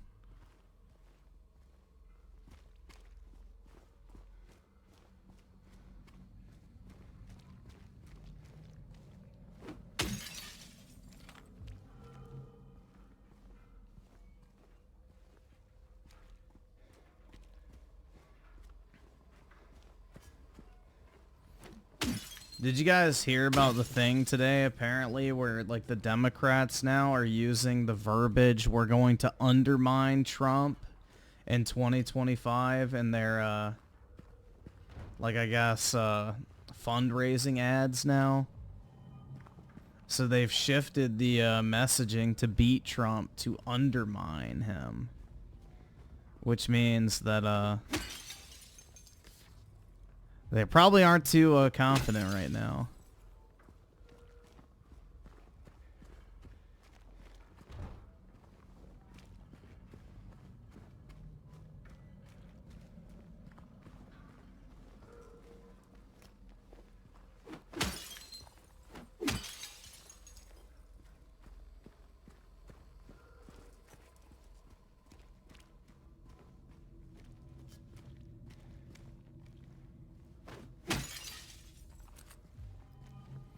Yeah, I think it's going to be a good night on November 5th, man. I'm really hoping. Like, shit, we need it. Things have just gone to shit, bro. Apparently, Trump has also gained, like, 15% support among California Hispanics, which is huge, too. Yeah, he does. It's funny. The door that wakes in darkness, opening into nightmare. Uh-oh. Oh, is this a boss?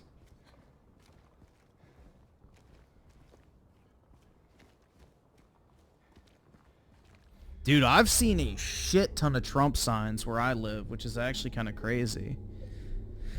You know, typically they would get, like, yanked up or some shit, but yeah, there's been a lot that people have been putting in, like, the medians in public places. I mean, people don't put them at their house or, like, you know, property, because, you know, you have to worry about people vandalizing and breaking into your shit up here, unfortunately, but...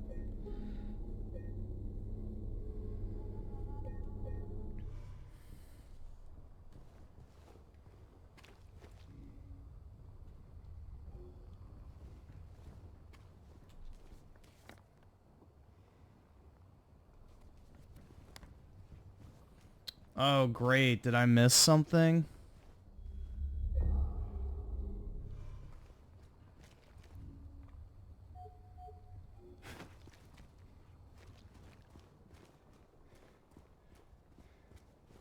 Fuck.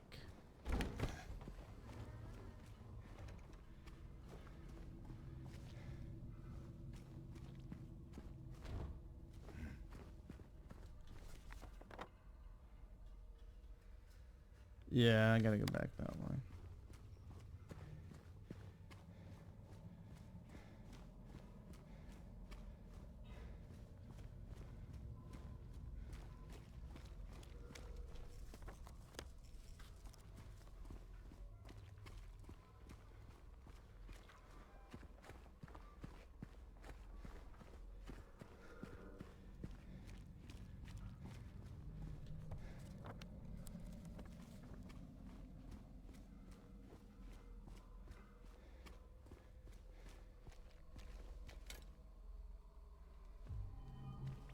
Okay.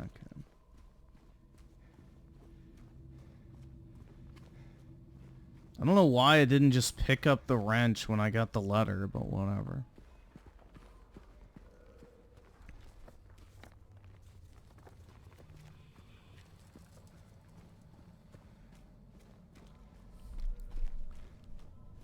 Buff Garfield with the 5. All the Yu-Gi-Oh cards I ordered arrived, but I have to work before I can sort and sleeve them, which is cheeks. Oh, well, at least you have something to look forward to. It was kind of weird. Today I thought I was getting my Space Marine Collector's Edition, but the game shipped separately, I guess, from, like, the actual figure and stuff, so... I was like, what the fuck? Because, like, you know, it's a big-ass box, and I got, like, a little bubble mailer. I was like, what the fuck is this shit? But yeah, I was hoping to get that today because it's selling for like $600 to $800 depending on the auction. But yeah, getting stuff in the mail is always a good feeling. And also Buff Garfield with the 2. Sloppy Hill 2. Return to Slop Hill. Yeah, this is just... This ain't it, man. I don't know. I started with the 5. Let's see. All right, I'll pull this up in a little bit.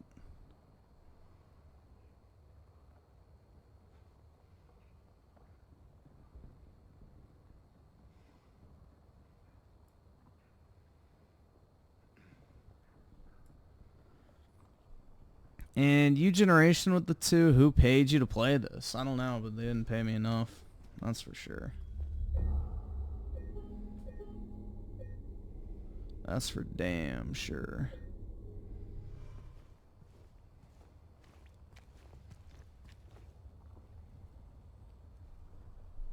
Alright, here, I'll pull up that video real quick just so we can move on so I don't forget.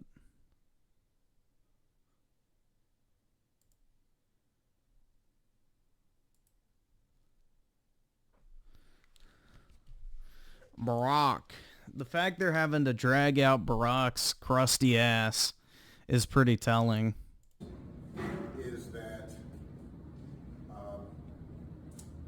we have not yet seen the same kinds of energy and turnout in all quarters of our neighborhoods and communities as we saw when I was running. Yeah, because no one fucking likes her. I mean, Barack, that's because you can actually, you know, form a cognitive sentence. So, you know, to Obama's credit, he can actually deliver like a good speech and is entertaining to listen to and actually could put together, you know, actual, you know, well thought out responses to questions. So, yeah, why would anyone be enthusiastic over a mouth-breathing retard? I also want to say that that seems to be more pronounced with the brothers. So if you don't mind, just for a second, I'm going to speak to y'all directly and say that when you have a choice that is this clear, when on Gotta one vote hand for you Trump. have somebody who grew up like you, knows you, Tried to put your ass in jail for smoking weed. went to college with you, understands the struggles and pain and joy that comes from those experiences. He's had to work harder and do more and overcome and achieves the second highest office in the land. Dude, even Obama can't hype her up. Even he's having trouble having any sort of experience, like, you know, I guess experience to like hype her up with. He can't even come up with anything. So I think they know she's a loser candidate. They just want to help the down ballot as much as possible. Like, they want to preserve as many House and Senate seats as possible, I think is the mentality at this point. He's taking so long to talk because he can't think of anything positive to say about her. There's nothing to hype her up with. She's a boring, just, you know, horrible candidate that nobody likes for good reason.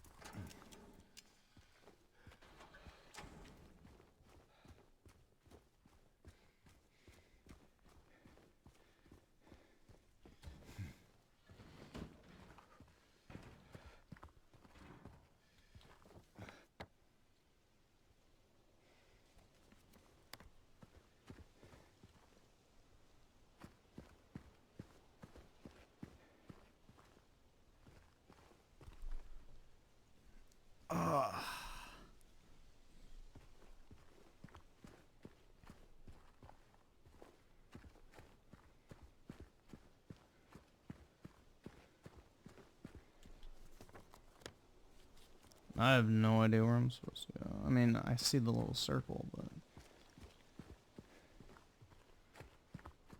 I'm guessing it's not going to be that easy. It's just go to this point.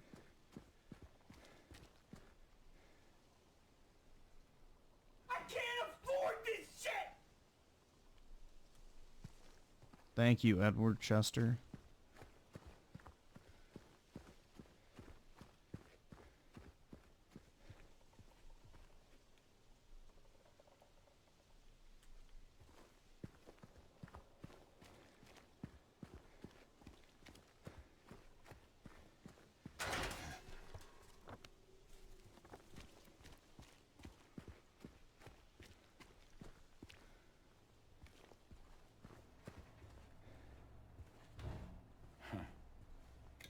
Ooh. Thank God somebody shit out a healing item.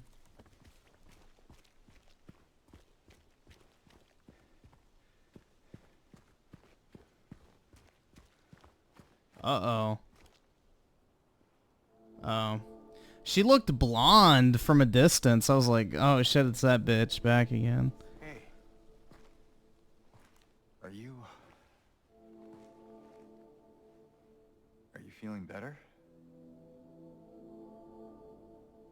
This place is different from what I remember. I guess things never really stay the Players same. for this game have dropped... Dude, it's a single-player game. Yeah. Single-player games drop. It's like 10 to... What? No, not 10 hours. It's like 15. So, yeah, people are going to beat it in a day or two. So... I don't... It's not a multiplayer game where people are going to play it for the next, like, 3 months consistently. Anymore, James. Who? How can you shill for metaphor when it's clearly utilizing DEI elements? Like what? I can't afford this shit!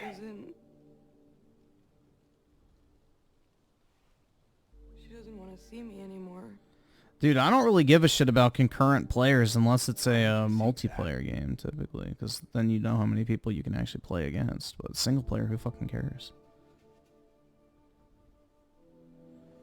Anyway. What DEI elements are in a metaphor?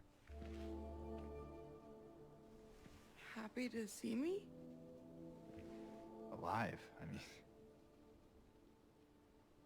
Oh. Yeah.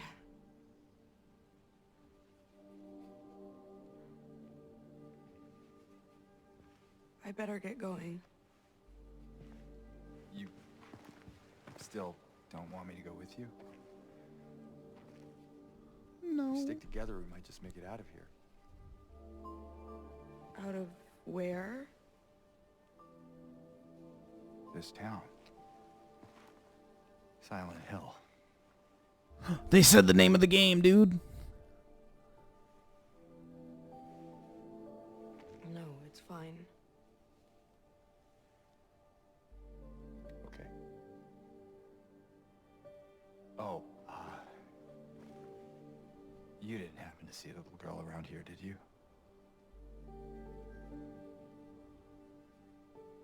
A little girl? Yeah, Angela?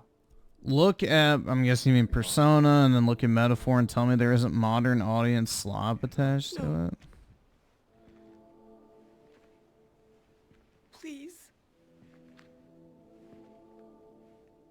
You shouldn't be I mean, I guess if you mean like the different races of creatures, but No, don't touch me! I don't know. They're going for a different theme than, you know, high school.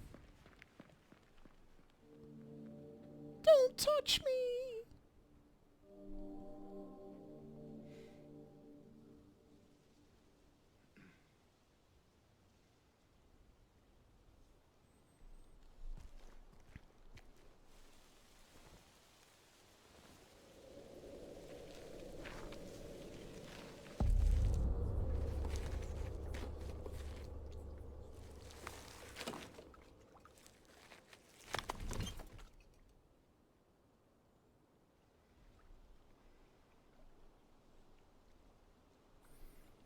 My patient buried it here. I knew, but nothing. Or did nothing. It made me easy to have such a thing here. I wasn't looking for the truth. I wasn't looking for tranquility. I also saw that thing. I fled.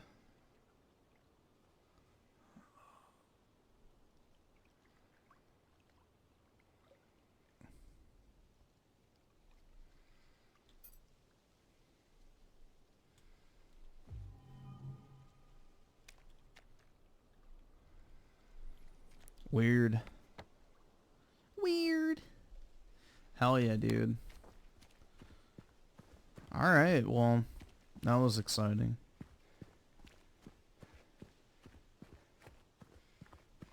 Walk all that way to pick up another slop item that you're not going to even really need other than arbitrary roadblocks.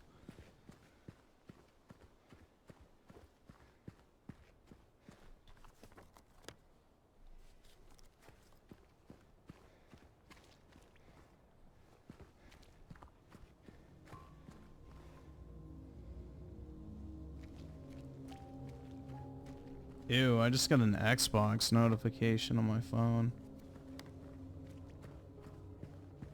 Xbox.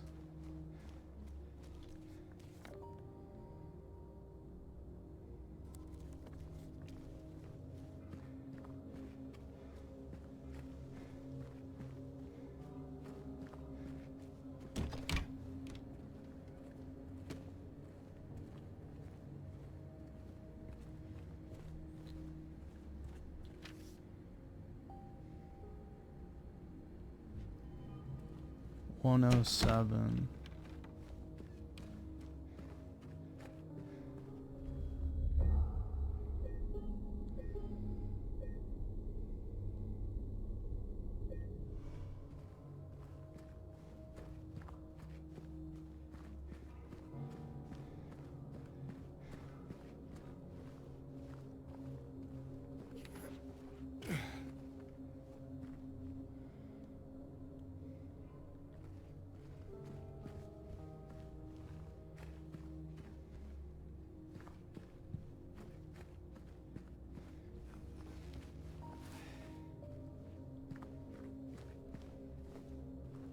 I don't really even think this game is slop. It's just, it's boring to me because I don't like the genre.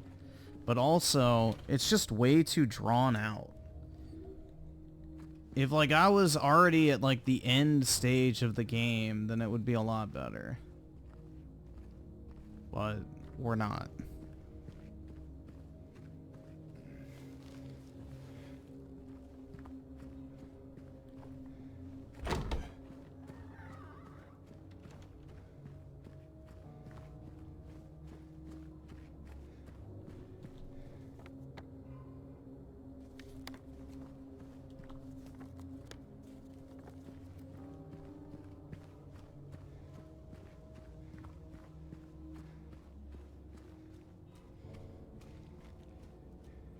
It's just after a while killing the same shit over and over. Like, the combat is by far the most obnoxious part.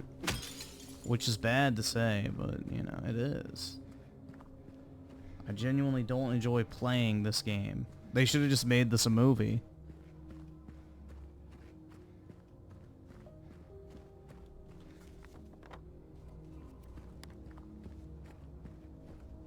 This is one of those games that feels like it'd be better as a movie.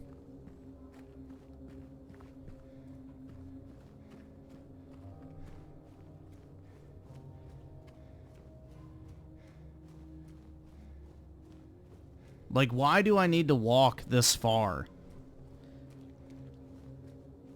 You don't get it, the combat's supposed... Dude, that is fucking hilarious. Yeah, horror games are supposed to have bad combat because then it makes it more scary. No, it makes it annoying. Dead Space has amazing combat.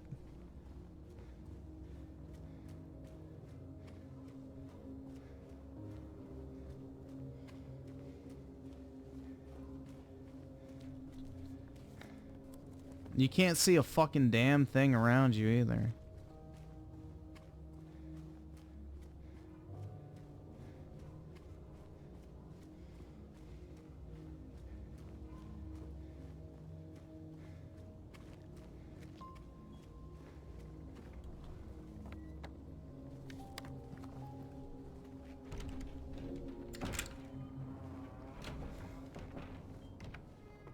Yeah, everyone talks about how much they love Dead Space and they want Dead Space back, but as soon as you have to pay full price for it, nobody fucking wants it.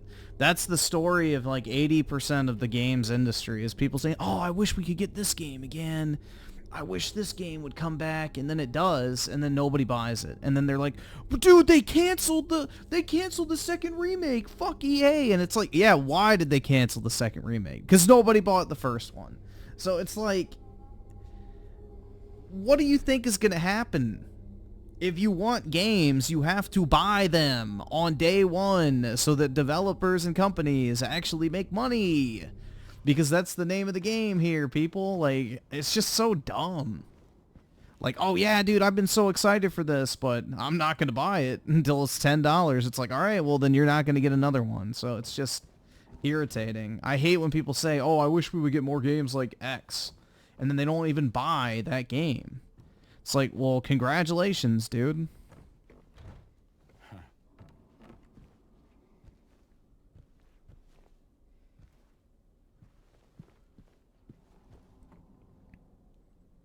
You just sent the signal loud and clear that you're not going to support these games at full price. So why are they going to waste money and develop the game if people don't show up to buy it?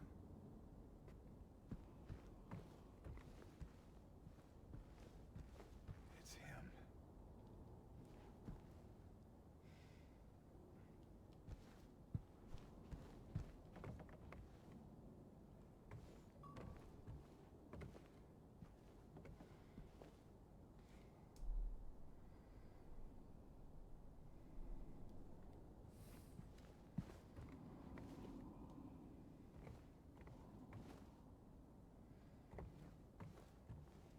Wait, what did that say?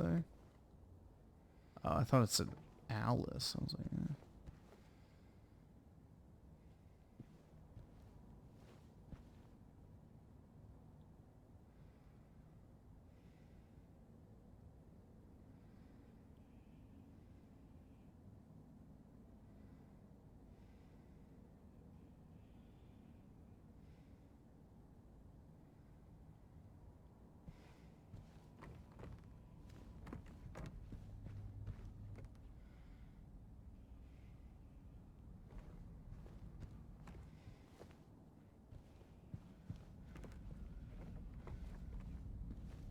Wow, what an interesting history.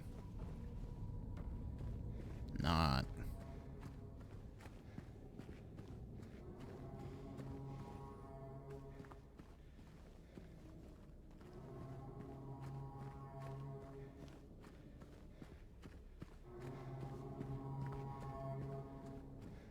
Damn, bro. This town must have had a lot of miners to dig a tunnel this deep. Bro, what was that one game? It was like the Minecraft clone on 360, and like it had realistic physics to a certain degree, and your tunnels could cave in if you dug too deep. Forgot what that was. But yeah, I used to dig like deep ass staircases, and then I would always get like killed. Castle Miner? Yeah, that might have been it.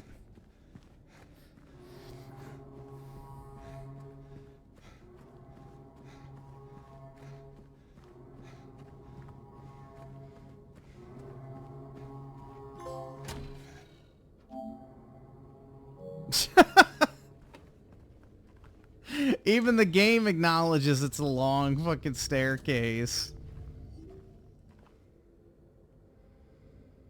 Uh-oh. 9/11. Yikes.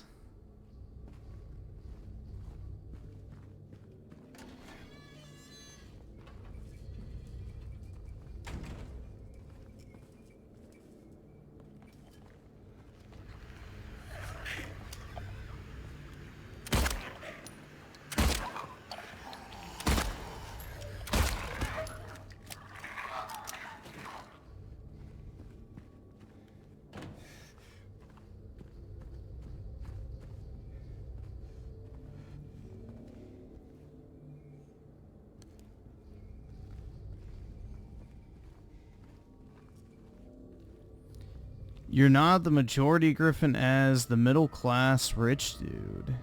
You don't speak for the rest? What? I don't even know what you're talking about.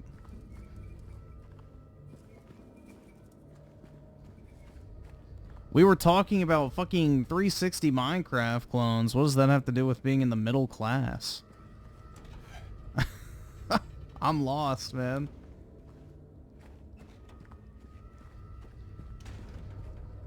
Alright, let's jump down.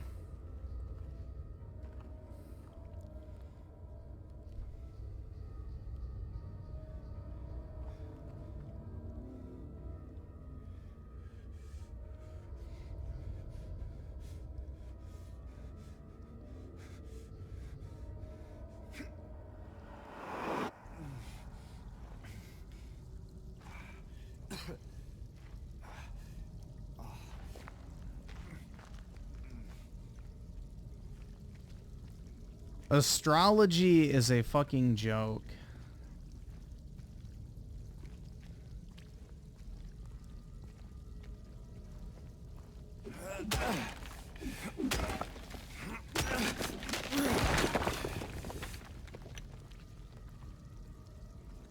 Oh, I gotta find the right one.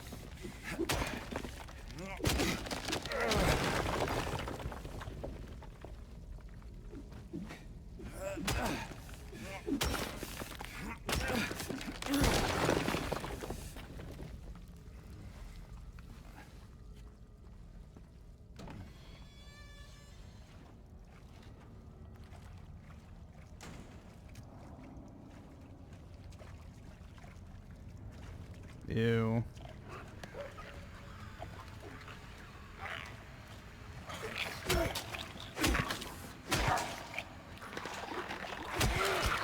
Four hits to kill one of those.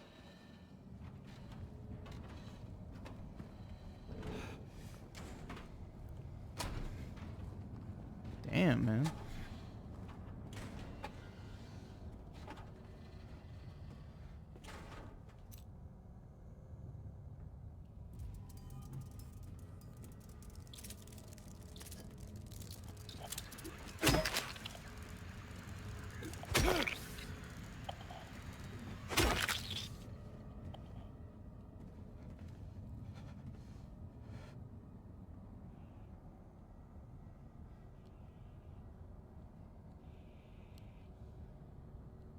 Hmm.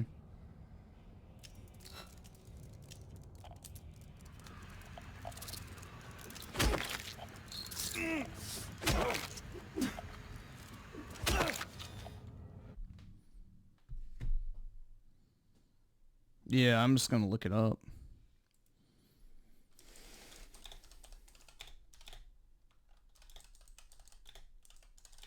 I don't know what part of the game this is.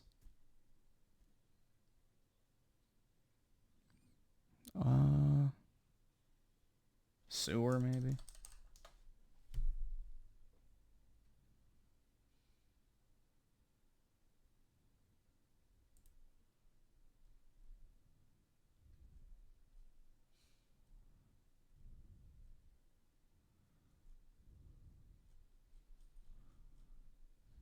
Let's see.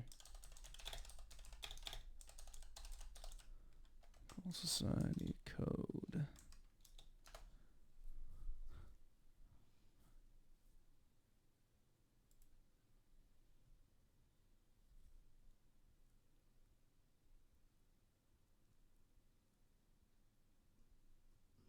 Oh, it's just random. Okay, so 2, 3, 9. 2, 9, 3. 3, 9, 2.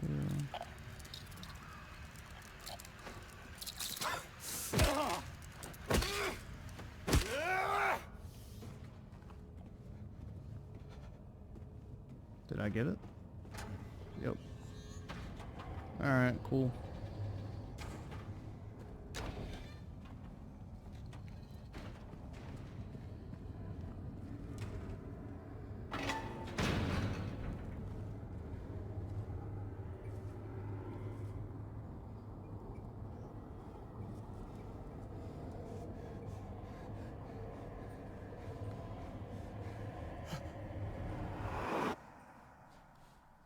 Knuckle flip.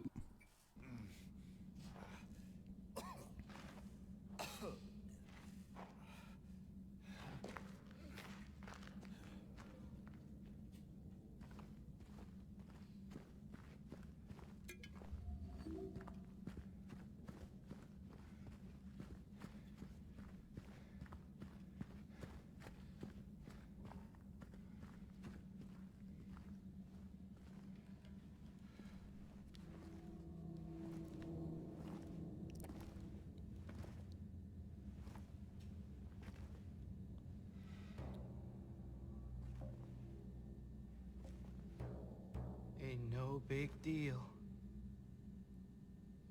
Just put the gun to their head and Hell yeah. oh, hi James. What happened here? Who was that? I don't know. It just came at me. Okay. So he attacked you, and you shot him. Yeah. Yeah, that's right. He made me do it. Okay, calm down, Eddie. Any idea why he would do that? I don't know. He came out of nowhere. Tried sneaking up on me in the dark. I heard footsteps, so I turned back. Yeah, it's and he literally was me, right bro. there. I know. I wanted to keep it a secret, but you know, you guys spoiled the surprise. This is my video game debut. The way he looked at me, I just. You know had to those do few it. nights a while back that I missed? Well, He looked at you. now you know why. He said he came at you. Yeah, I mean, I could see it in his eyes. His eyes. He kept looking at me, making fun of me. I told him not to, but he didn't listen. Eddie, you can't just kill someone because the way they How look many at you. quarter pounders? I don't like quarter pounders. I would always just get normal double cheeseburgers when I used to eat McDonald's. I haven't had McDonald's in like 4 years. But yeah, I like the just regular double cheeseburgers from McDonald's. I didn't really like the quarter pounders. I was just joking. The guy was dead when I got here. The double cheeseburger from McDonald's with just cheese and onions on it is like Well, chef's kiss, man. I better get going. That shit slaps. Wait. There was like this one McDonald's I used to go to, and they actually used to season their meat, which is like kind of funny to say, but yeah, they used to season it. And they would put just a little bit of pepper on it, and it made the world of fucking difference, and like just how good it was.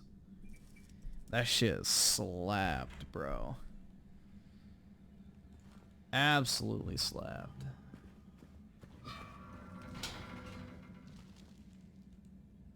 Guys, I'm scared.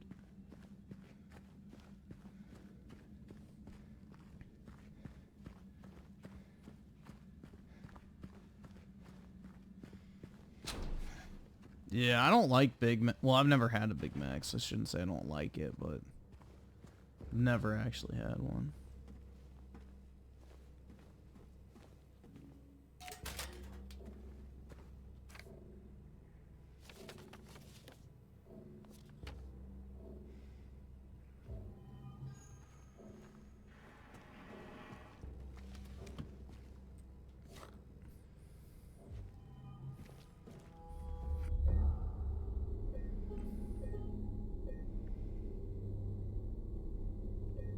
Let's check my game percentage. Only 64%. God damn, man. This shit is way too long.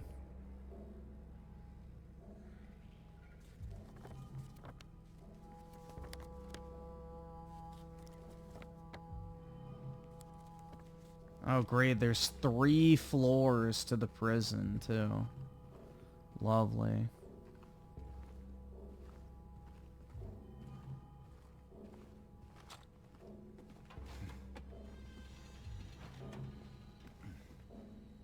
Yeah, silent filler.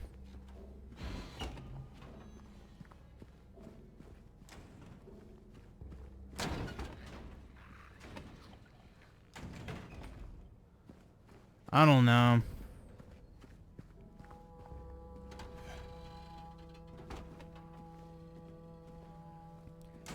I don't really want to keep... I'm kind of done at this point. I really don't want to have to go through the same fucking motions again of just like finding the items, finding my way. It's like, oh my god, it's so tedious, dude. It really is. There's nothing fun about this shit, bro. I'm not almost done. Here, let's see. Silent Hill 2 Remake walkthrough. Let's see how far I am. So, I'm in the Toluca prison. So after that, I have to do the Labyrinth Rotten Area, the Labyrinth Desolate Area, Labyrinth Ruined Area, Lakeview Hotel, Lakeview Hotel Otherworld, and then the finale. I have a shitload left to go.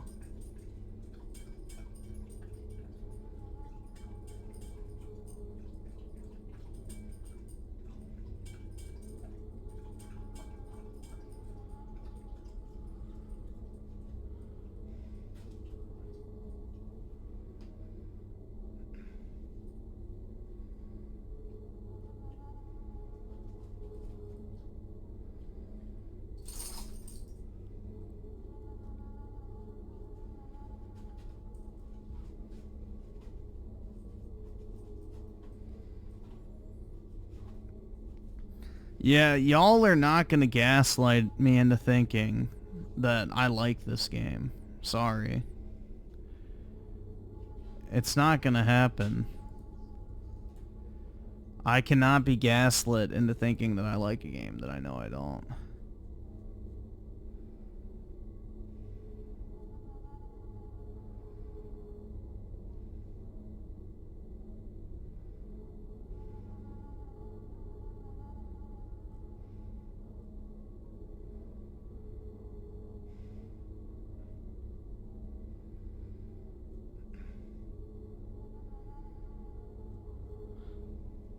Yeah, let's see. So this section of the game is about an hour.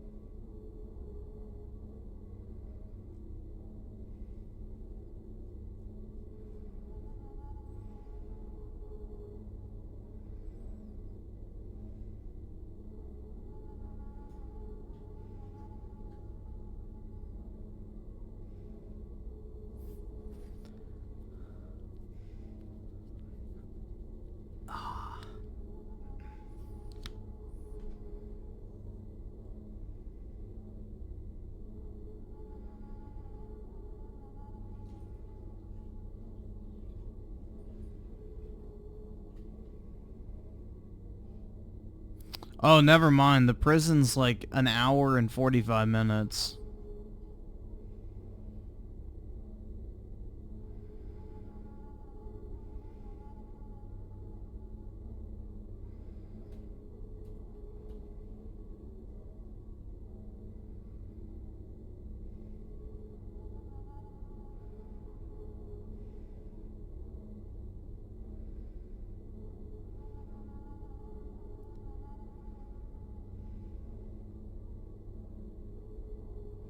Bro, yeah, this part seems like a pain in the ass. You have to go find 6 weights.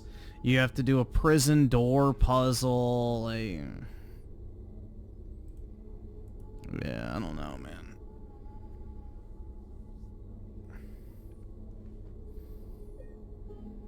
This part seems like it's going to be a pain in the ass.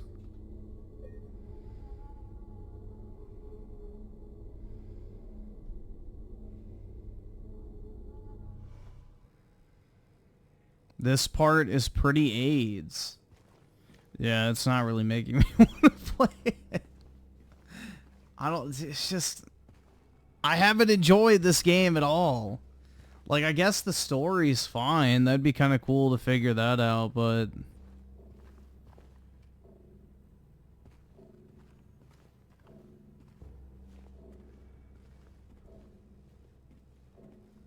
I'm just, you know, I can't say, but gosh dang it, I'm having so much fun playing it.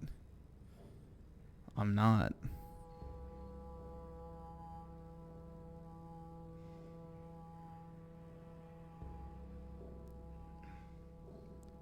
I don't really have... Dude, the thing is with me is I have zero motivation to just finish a game. So, I don't know, man. I guess I can try a little bit more, but if this part becomes too obnoxious, I'm just gonna stop.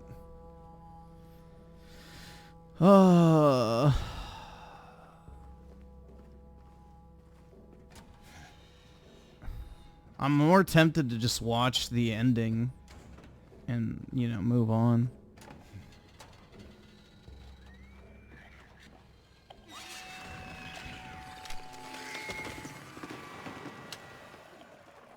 Oh, great.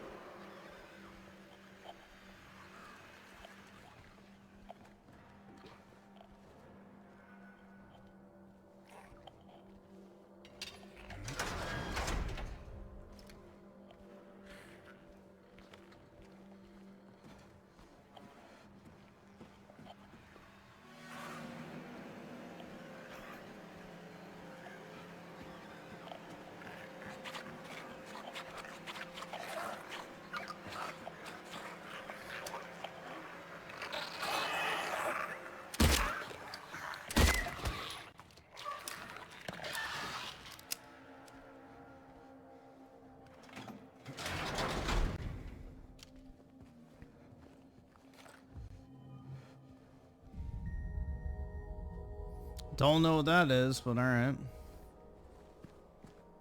Cool, I guess.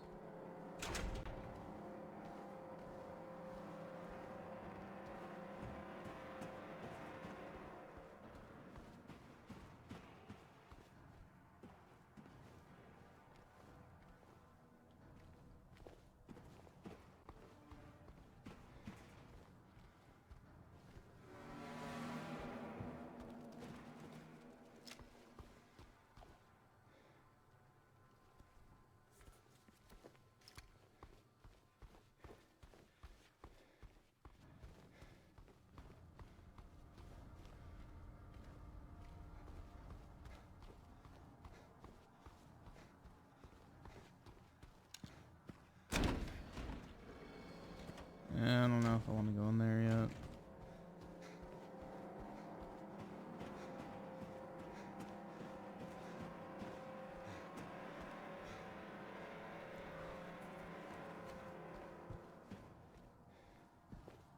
Okay.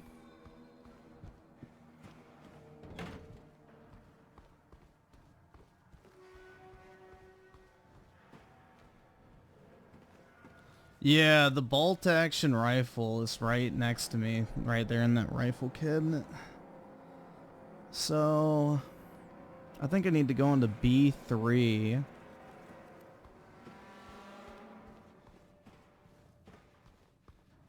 is if I remember correct. And there was like a breakable wall on the other side. Yeah, there we go.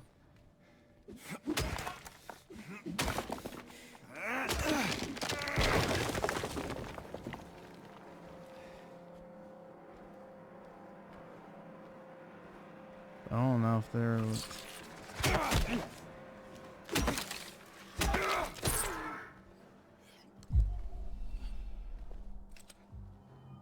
That was it. That's lame.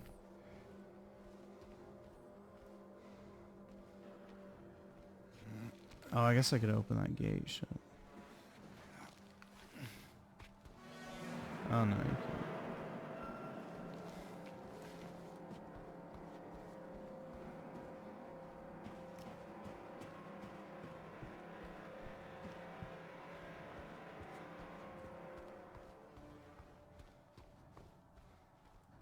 Alright, let me see if I can find the solution to this puzzle. So...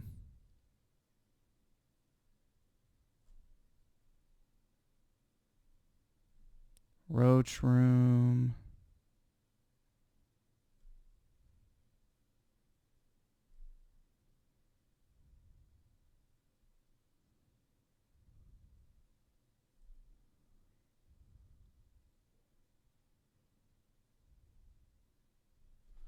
So I need to visit the chapel first, is what it says.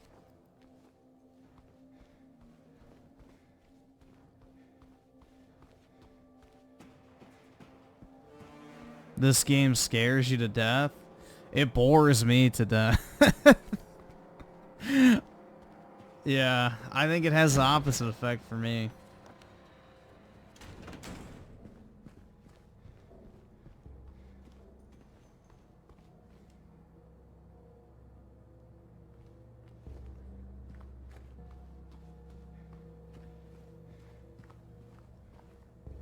Is there gonna be one of those legs? No.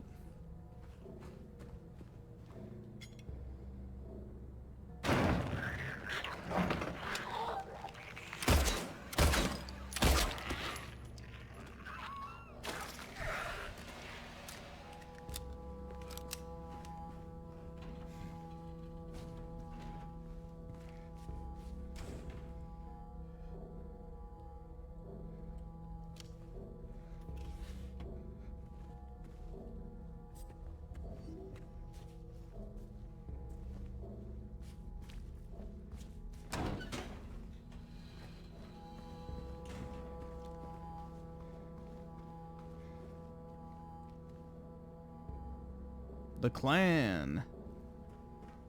Nah, it's like those Spanish priests.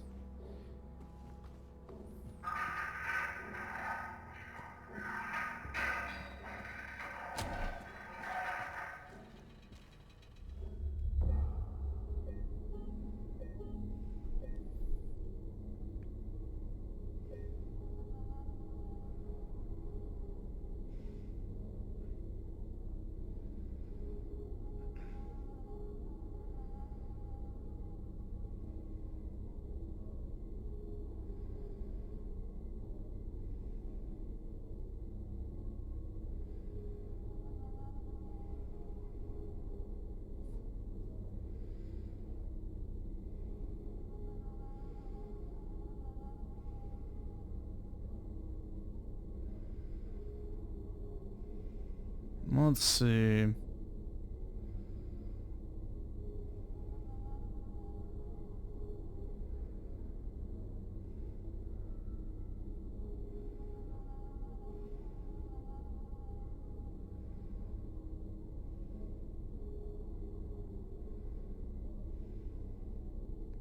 Go to the yard.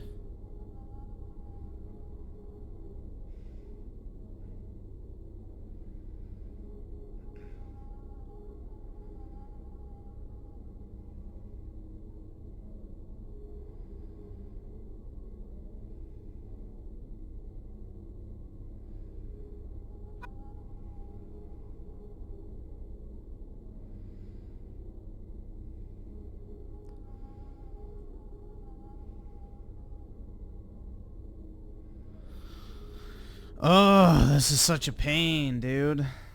Alright.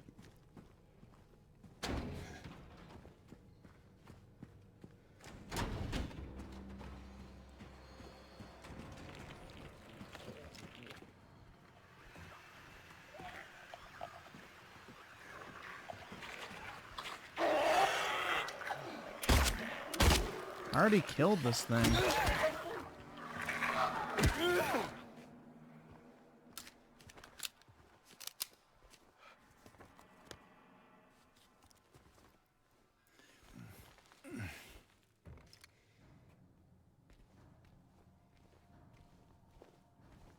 Really? There's nothing in here? Why have the hole in the wall?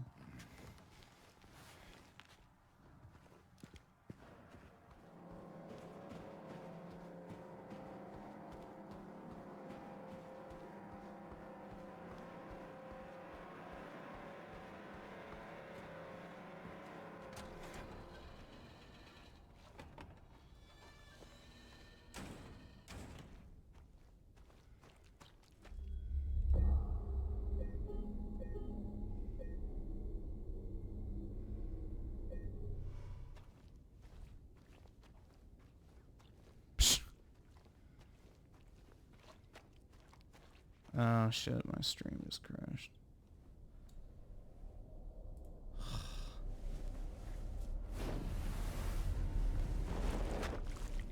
The puzzle. Let's go, dude. I love it.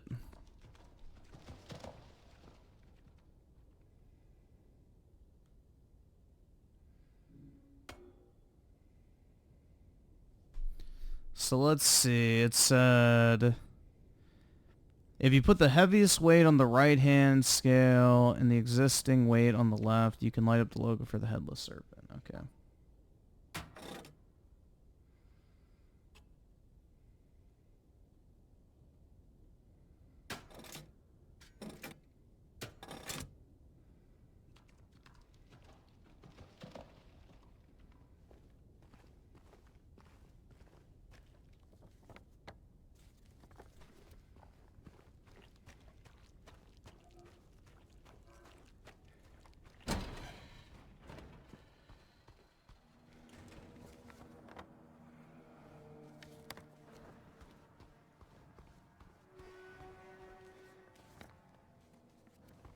Alright.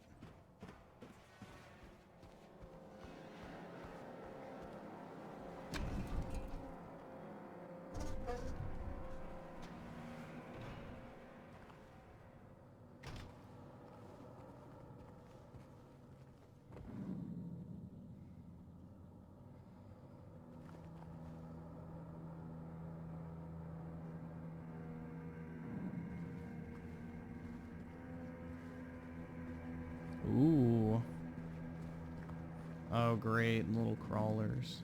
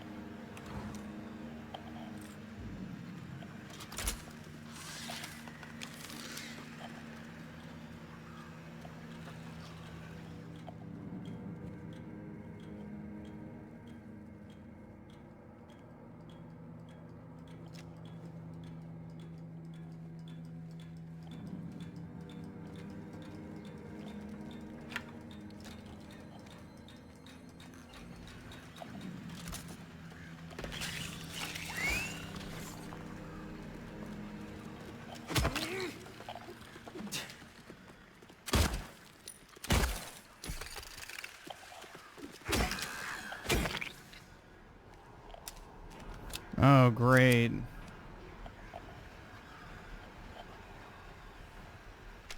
This should be fun.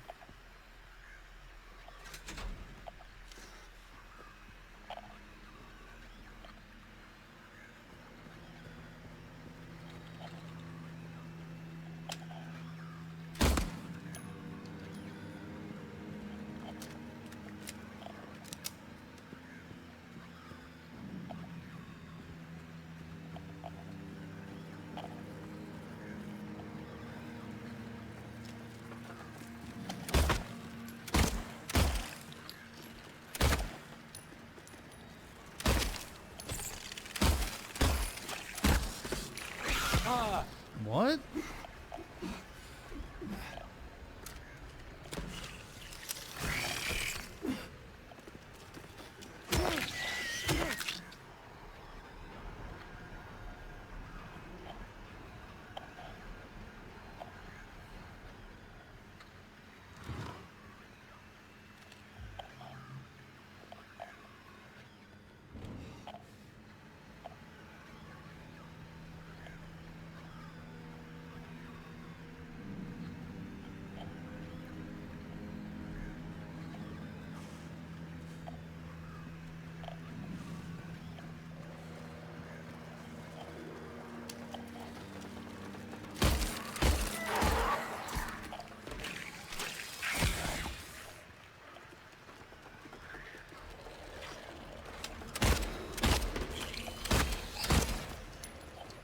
Dude, this is so annoying.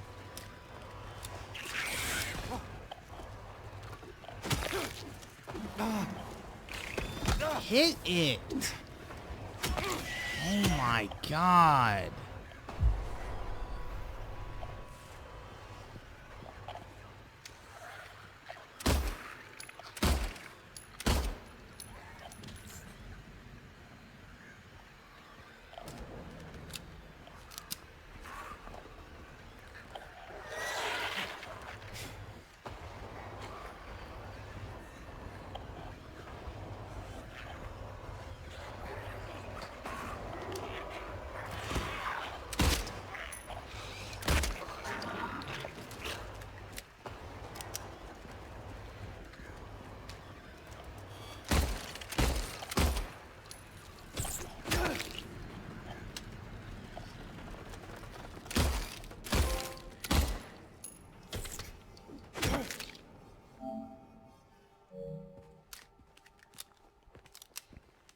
Dude, this is so irritating.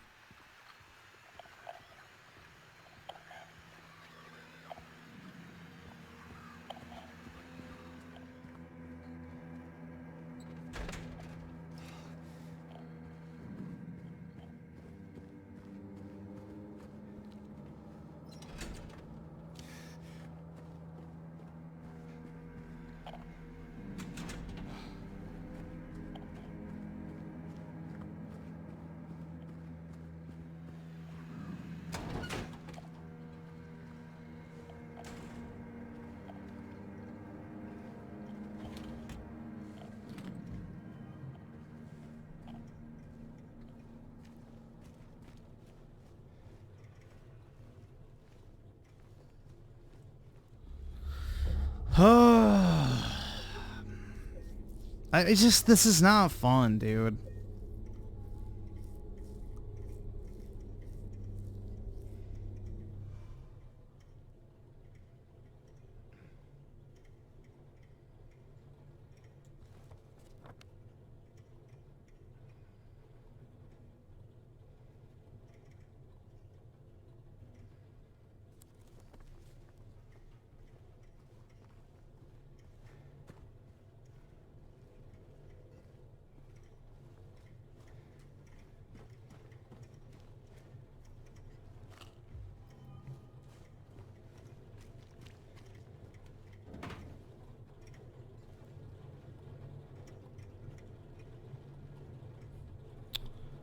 Okay.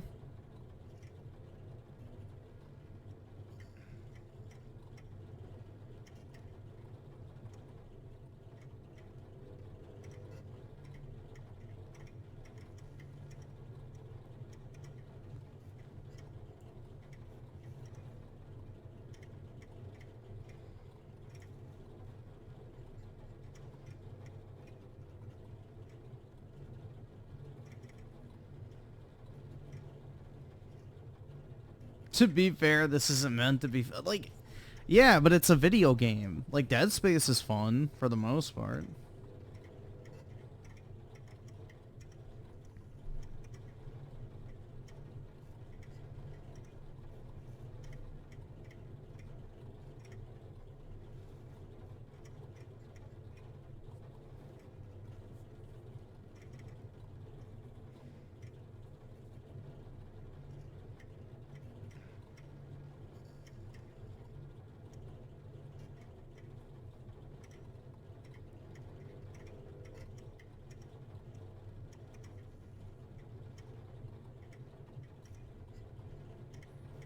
Let's see. I'm trying to find the... So flip the switches in the following order: 5, 1, 3, 2, 4, 5, 1, 3. So 5, 1, 3, 2, 4, 5, 1.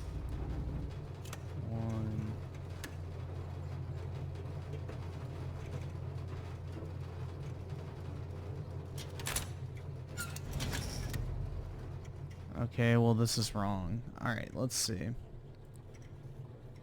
So, what is this called? Serpent, puzzle, silent.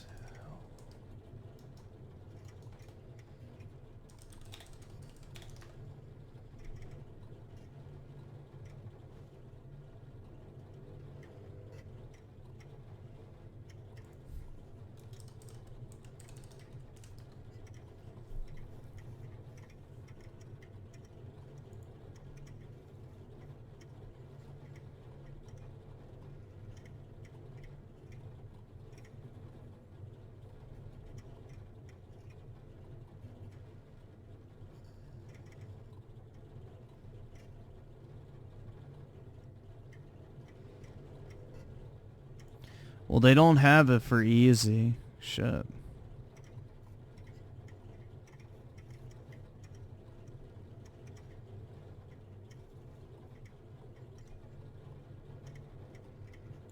To unlock apartment room 201, you need to 2. The final... No.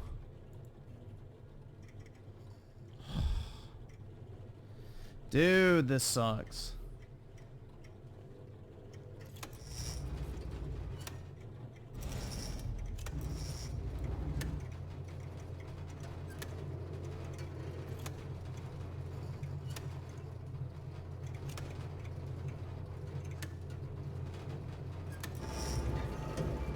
I'm guessing that'll work.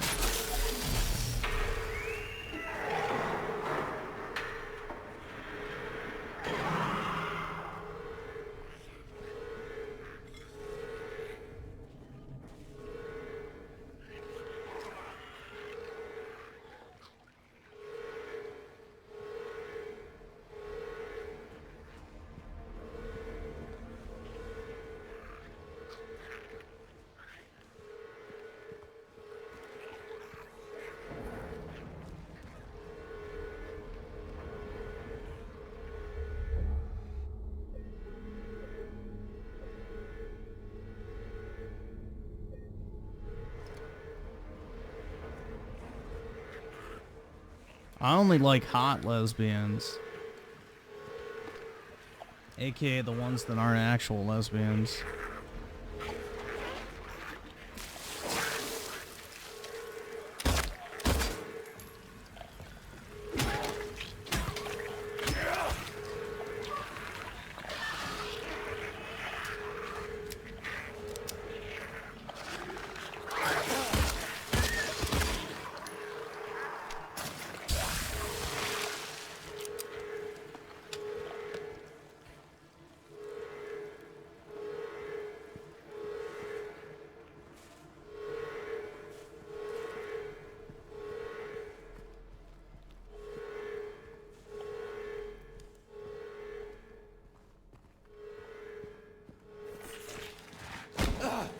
Oh.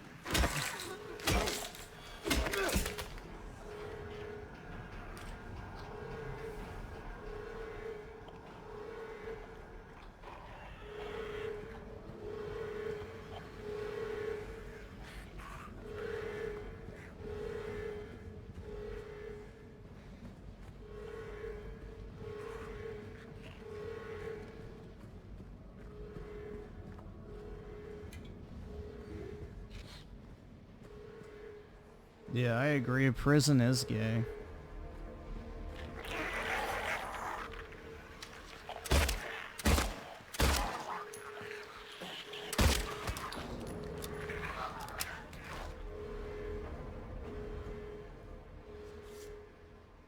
Ooh. Ooh, spooky.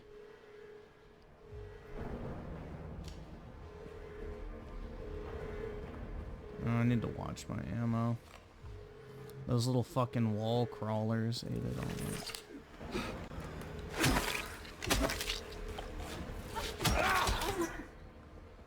Silence, woman.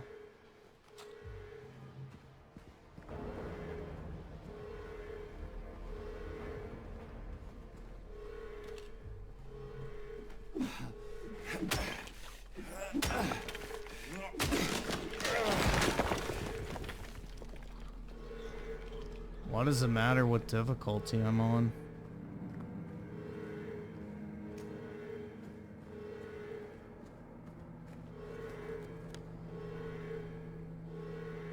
You one of those weird gatekeeper types that's like, oh, you didn't actually play the game. Yeah. Miss me with that.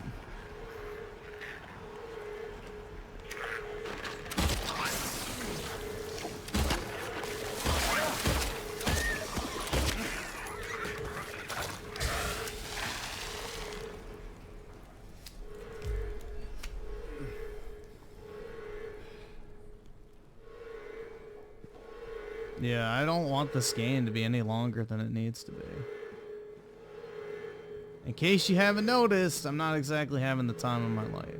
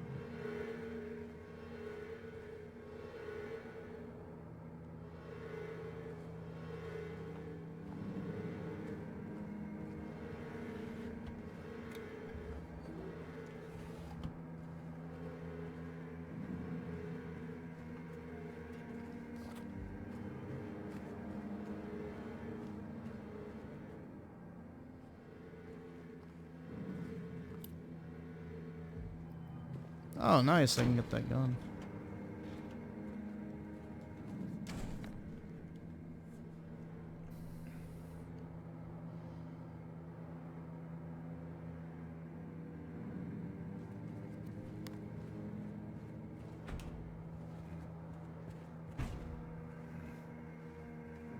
Damn, I need to take a shit.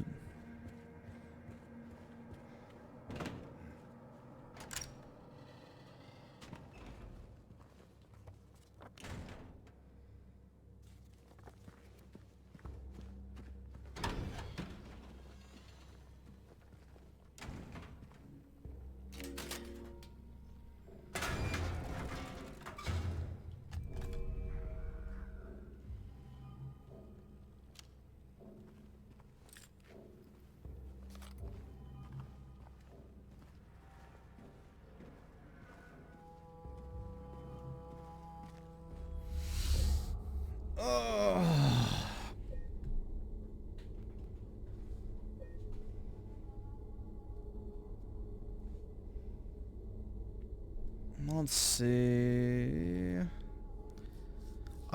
So you generation with the 10, blame Brit, she asked for it. What? Oh god, we'll see if we get to that. I don't know. I don't know if I have the patience for trans Sterling.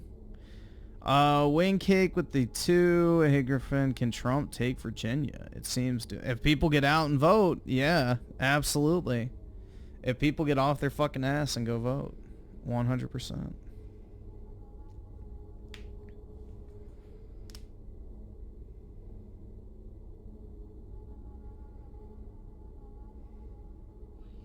No, it's not a different game. It's just the enemies take more fucking hits and you take less to die. It's the exact same game. It's just, do you want to be annoyed with having to hit an enemy 17 times instead of 6? And do you want to die in 3 hits instead of 7? Like, that's literally it. It doesn't change the game at all. It just makes it way more fucking tedious and annoying to have it at a higher difficulty.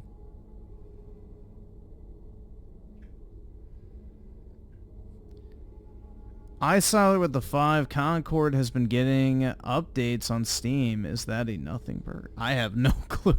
Maybe they're doing it because people have been like cracking the game or something and accessing I have no idea. That might be why, is people are accessing the in-game files or some shit like that.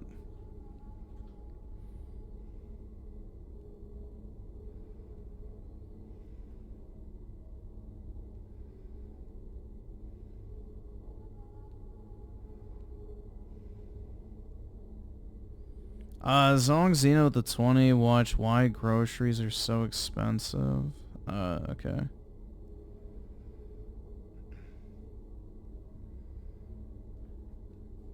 Alright.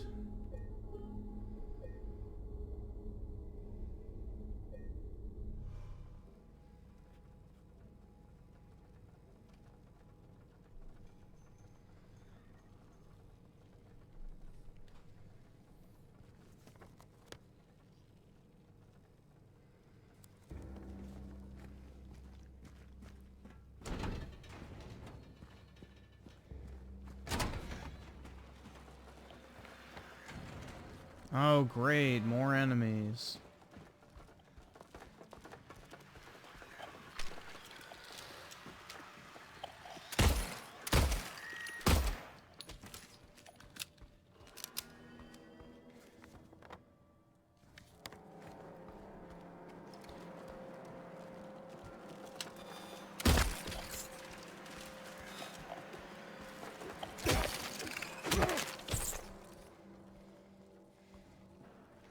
The only thing I'm scared of is having to keep playing this shit, bro. Like, I'm genuinely not enjoying this at all at this point. This is just so tedious.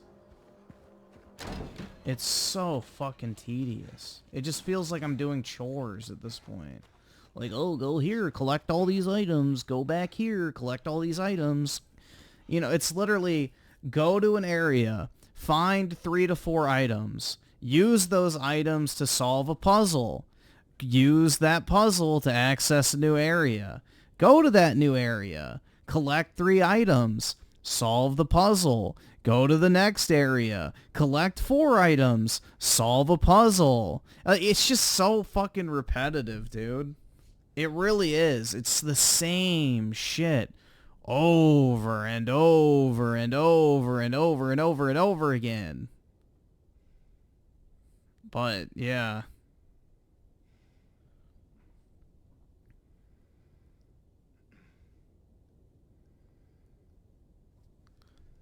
No.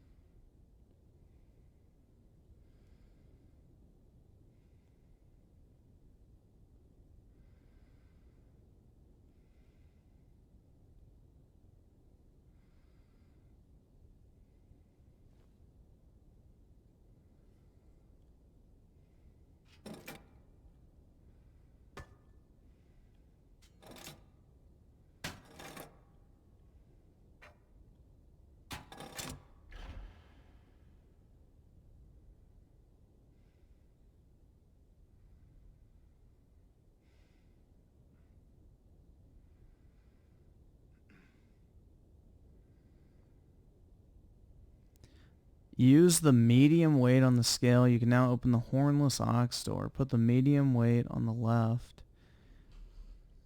Oh.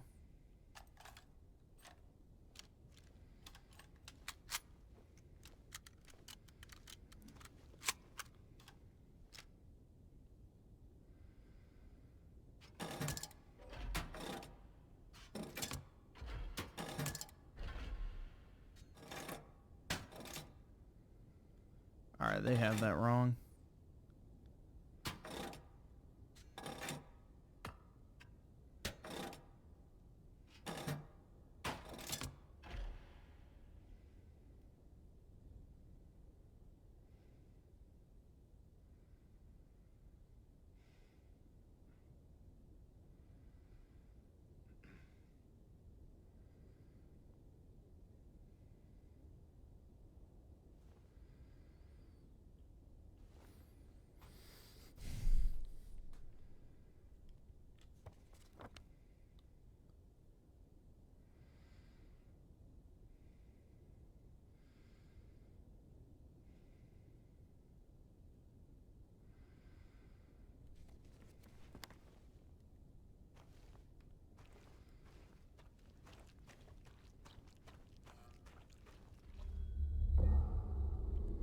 What's wrong with solving puzzles? There's nothing wrong with solving puzzles. It's just, if that's the entirety of the fucking game, with slop combat intermittently put through it, I just, like, it's not fun.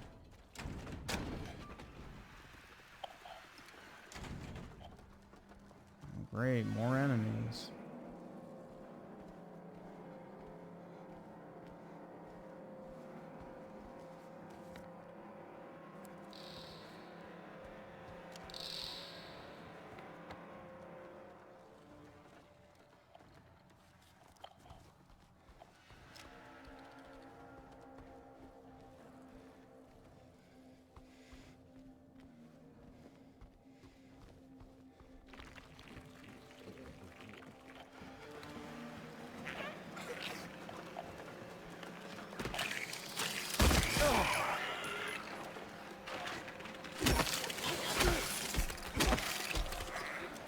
How many times do I have to hit it? Oh my god. Dude, I'm so fucking sick of this game. Honestly.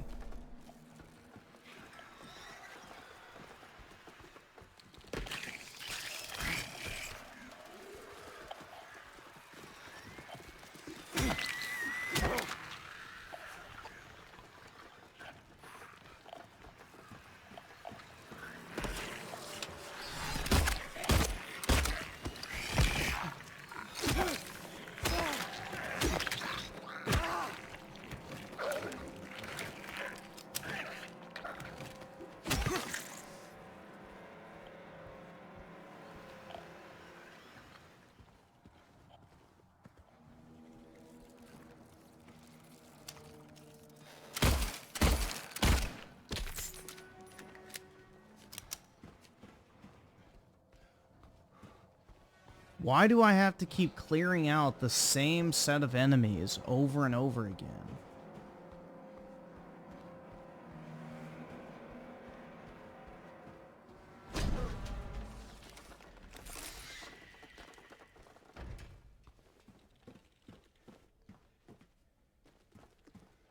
Bro, how am I supposed to dodge something I can't fucking see, retard? Jesus Christ. Yeah, just dodge it, bro. As it fucking launches itself across the fucking room from a place I can't see. Thank you for the amazing insight. You absolute fucking genius. I hear your fucking honorary degree from Harvard is on the way for your amazing insight.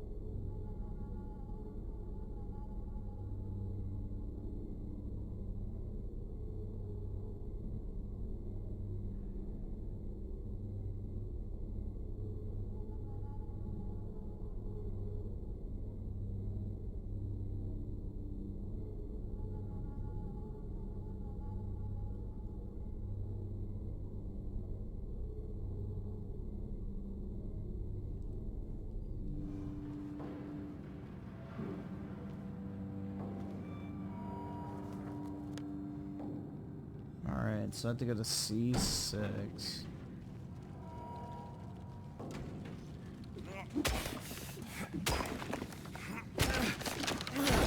No, I'm like 2/3 of the way through the game. I'm not near the end. This shit's just so unnecessarily long.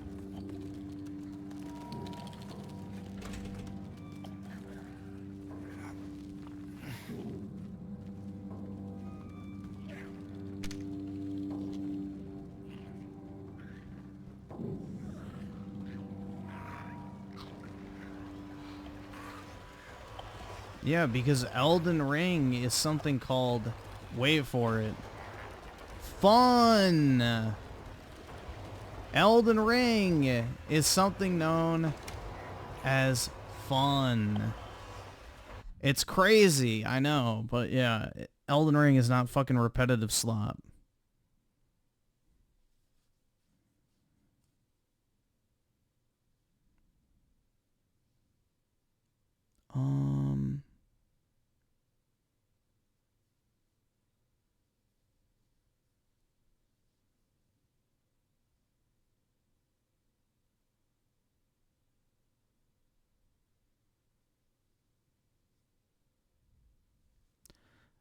Go down the staircase next to D block to unlock a door that'll take you back to 1F. Okay.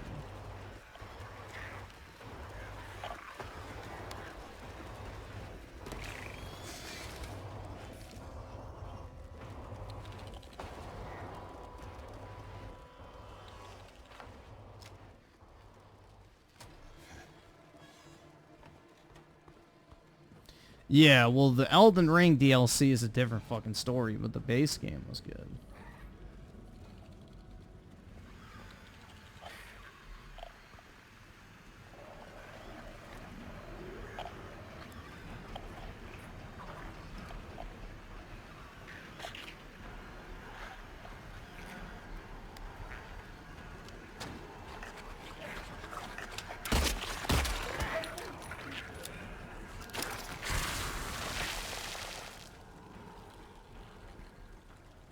It depends on the Call of Duty, but in the past, yeah.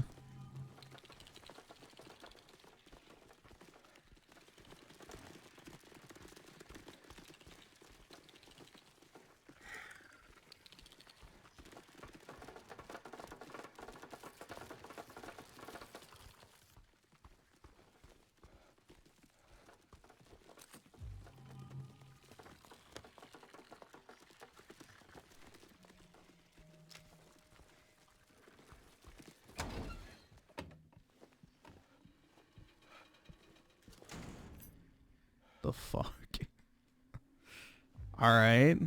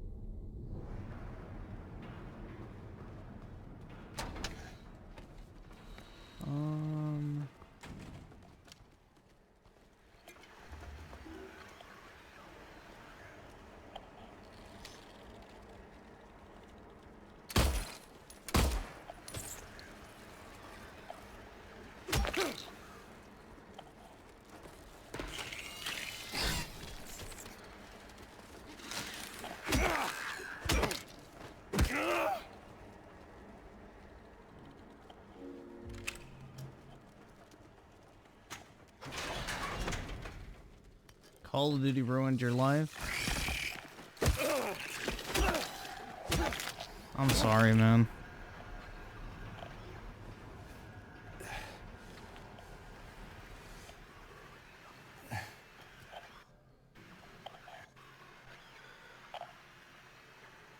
He's coming? Nuh-uh.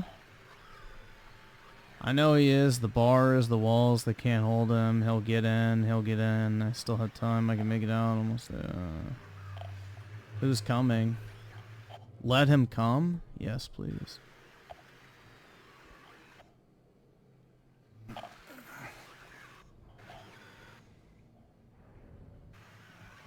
God, will my controller please just shut the fuck up?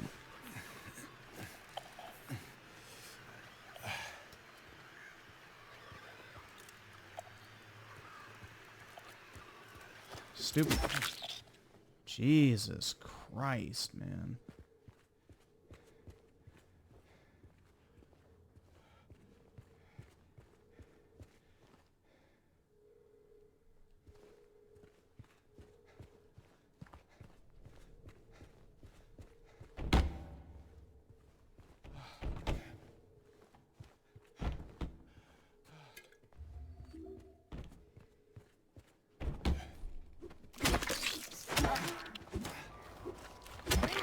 Yo, I was literally just thinking to myself, wouldn't it be kind of cool if like one of the bathroom stalls like sprung open or something and like something jumped at you? But there you go.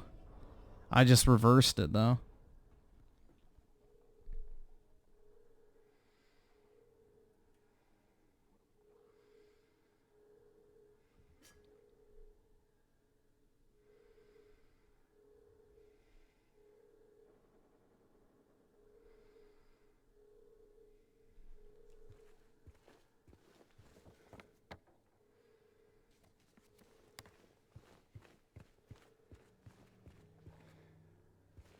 Wonder who killed it.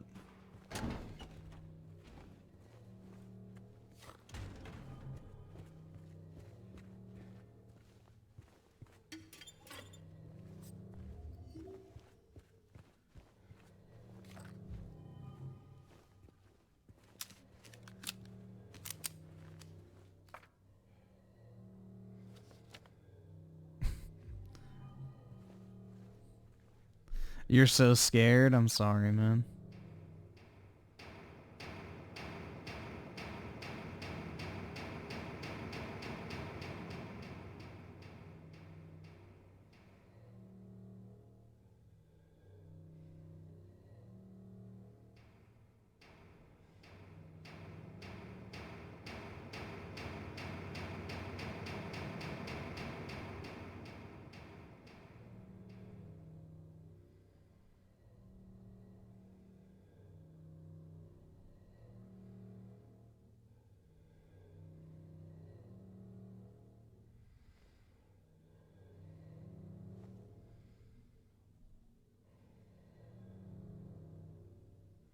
Apparently you're about to get jumped, so sweet.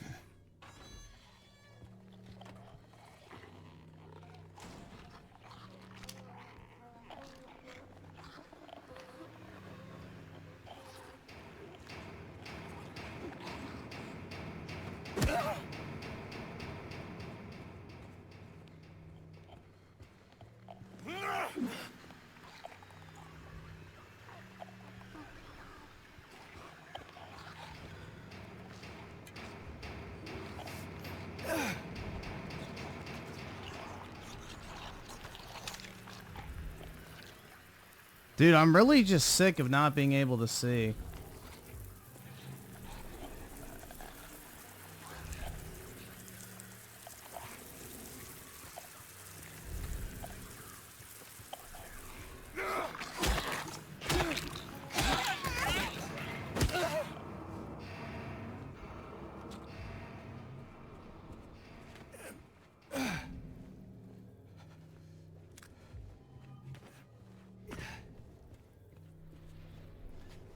Yeah, jumped in the showers? Exactly.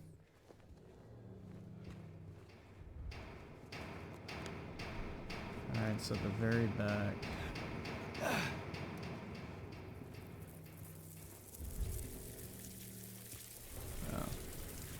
Hand in the hole.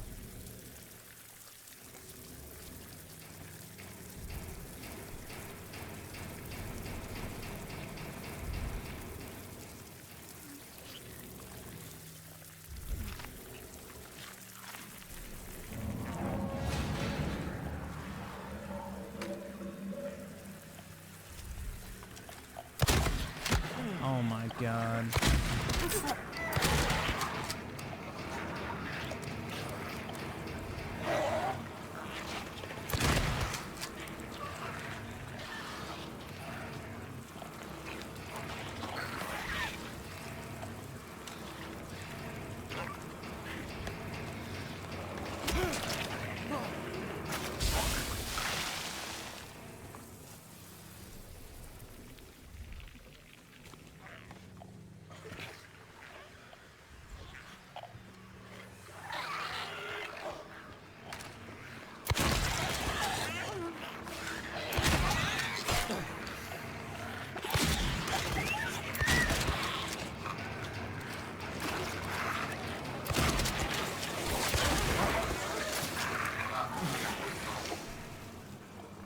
Heal! Holy shit, man.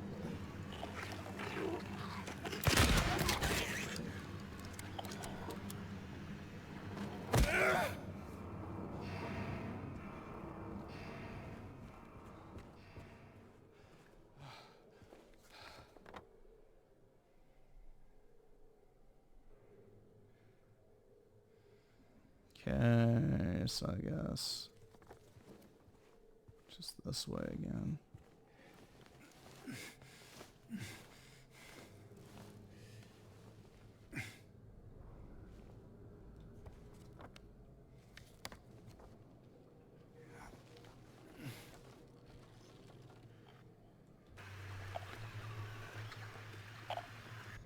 Yeah, I may not be laying pipe, but, you know, I know how to handle it, right?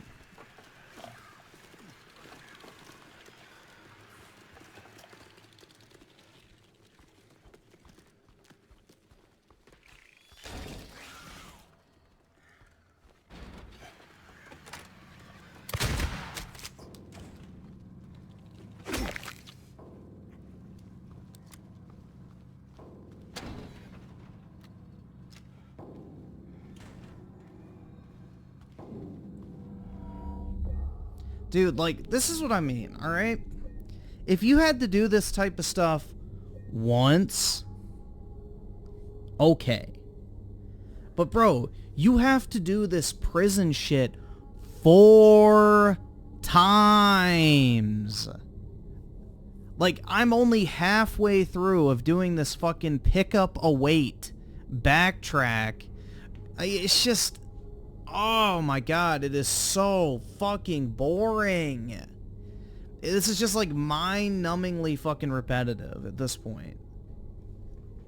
I just don't get it. It's like, they couldn't do anything different? Like, the game should have been over by now. This is horrid. Absolutely fucking horrid. So let me see,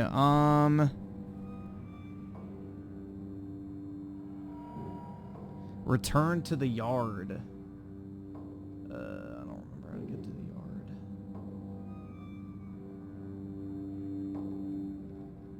Oh, I guess down the stairs. Maybe.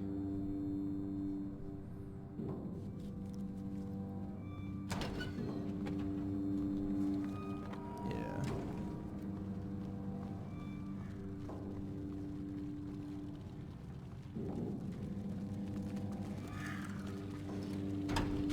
Oh, wait, wrong one.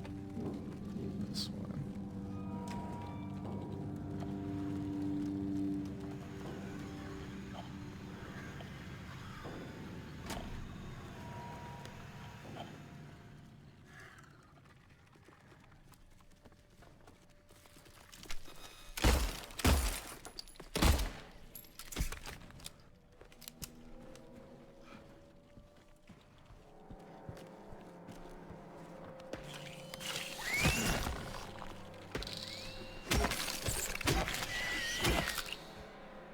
Why do the enemies respawn?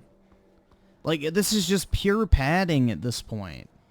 It's like they just keep throwing enemies at you to draw this out for as long as possible. Honestly. There's no other reason. Alright, I'm done. I am done. That is enough of this game. Jesus.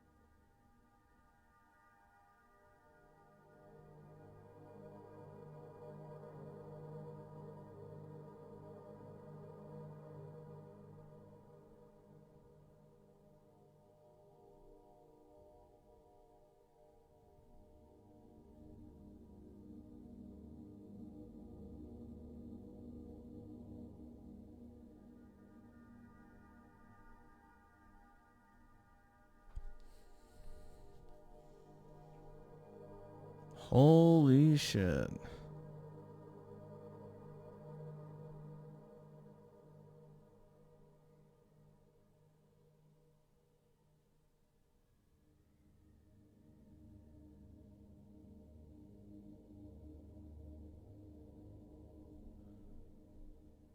Yeah, I'm just reading like what I have to do, and it's just like just equally more cancer. It just gets worse and worse, dude. It gets worse and worse.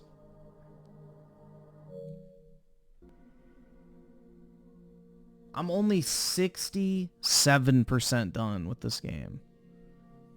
Jesus Christ, man. Talk about a fucking slog.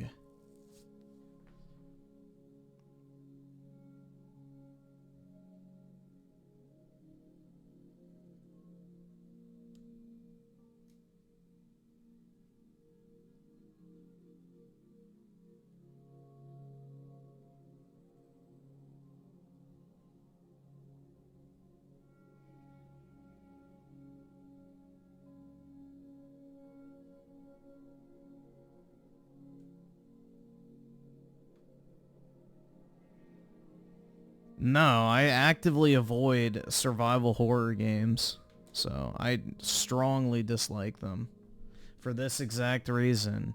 Repetitive fucking slop combat, obnoxious puzzles every 10 fucking seconds, backtracking, purposely clunky and slow controls, repetitive environments. Like, it's just... It's irritation. That's it. Like, it's literally irritation in video game format. That is 90% of survival horror games, is how can we make the experience as obnoxious as possible? And it's just irritating. Like, I don't want to feel weak and powerless and do the same repetitive shit over and over and over and over and over and over again. There's nothing interesting that's happening in this game.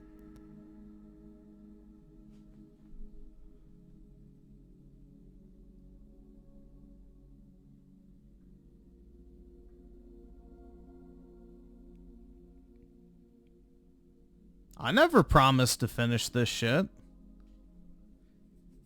I only promised to play it once. I was just giving it a fair shot to see, because I'm going to make a video on it, but now I know that nothing changes. It's the exact same shit from start to finish.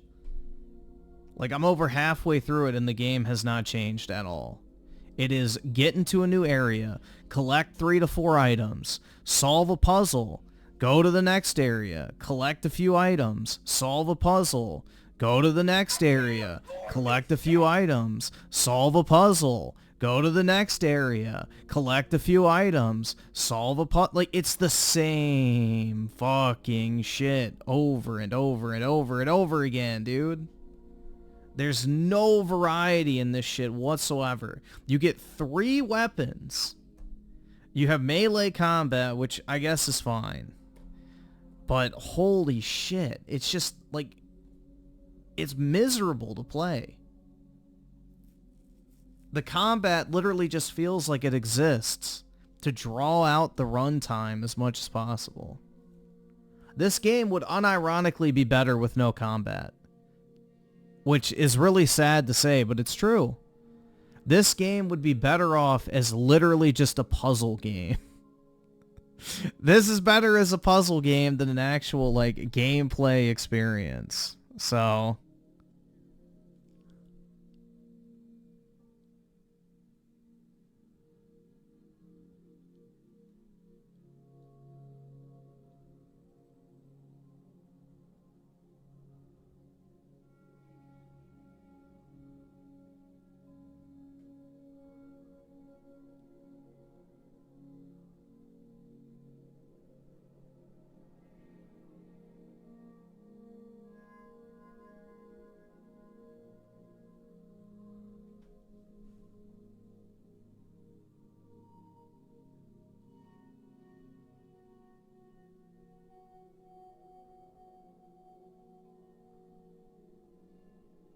Silent Hill 2 OG had very little combat. It should have stayed that way, honestly.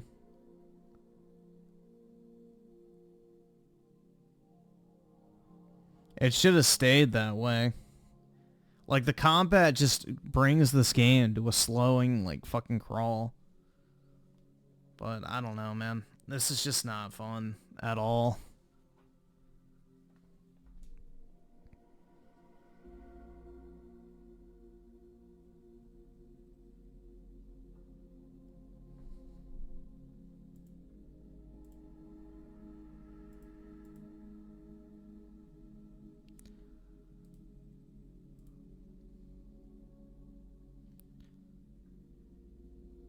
The backtrack, find key items and resources, and get rid of enemies the best way you can progress. Yeah, but it's boring. Like, if you did that in one area, okay. But, like, every single zone in this game is the exact same thing.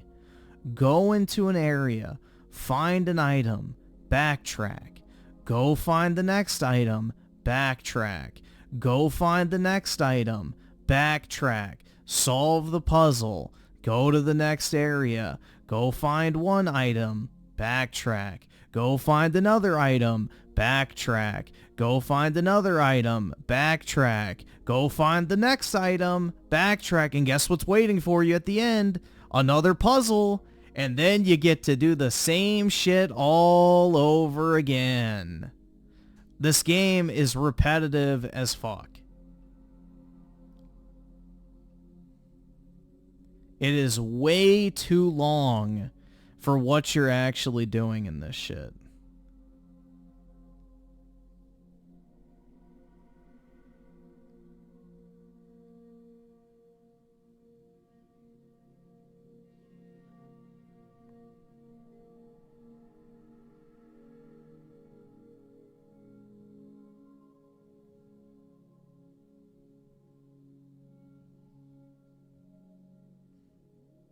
Like, at least with Alan Walk 2, there was only like 2 sections of the game that revolved around that. The retirement home, and then that one part where you have to build the parade float. Which even then, the backtracking wasn't that extreme. So... like, there was some, especially in the retirement home, but, like, when you compare the scale of those 2 areas, it's not even close. Not to mention, enemies didn't respawn. But yeah, this just feels way over bloated. It has way too much bloat. This would have been fine as like a 7 to 8 hour experience. But it is way too long with you doing absolutely nothing. I can't afford this shit! Neonverse animations with the 5. Yo, Griffin, I need your help. YouTube has taken advanced feature. What is advanced features? Away from some reason I don't have any videos on my channel and haven't uploaded.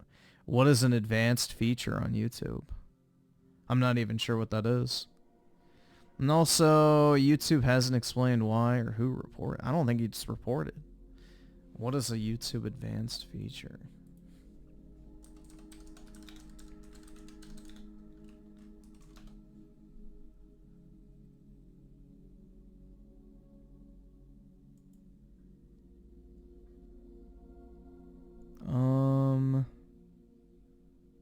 Ability to pin comments or higher daily upload limits. Well, that's probably why you don't have any videos on your channel. That doesn't sound like anything bad. Creator student with the 2. You think this is boring? Play Call of Cthulhu? Yeah, I'm good. I'm absolutely good.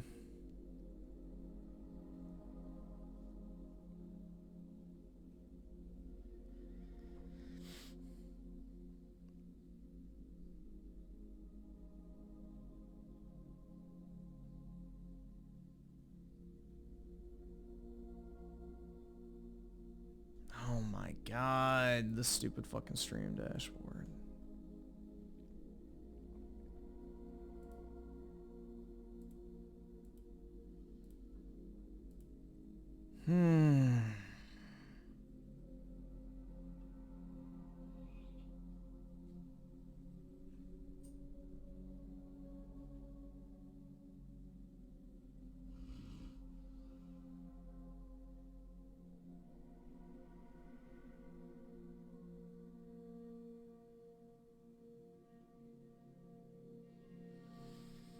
Bruh.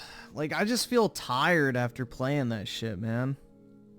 It, like, drains my will to fucking live.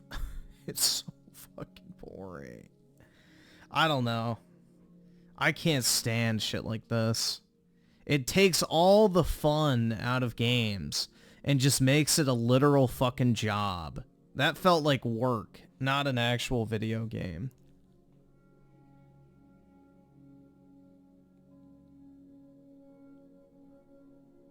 Like, that's the same feeling I have when I finish doing like 10 requests at work and I've been staring at an Excel spreadsheet for 4 hours. Like, that's the energy I have right now. It feels like I've just done a bunch of fucking work for like an hour. So, there's nothing enjoyable about it at all. Like, it just feels like a fucking chore. Like, oh yeah, you have to do this shit. Not because you want to, but because you have to.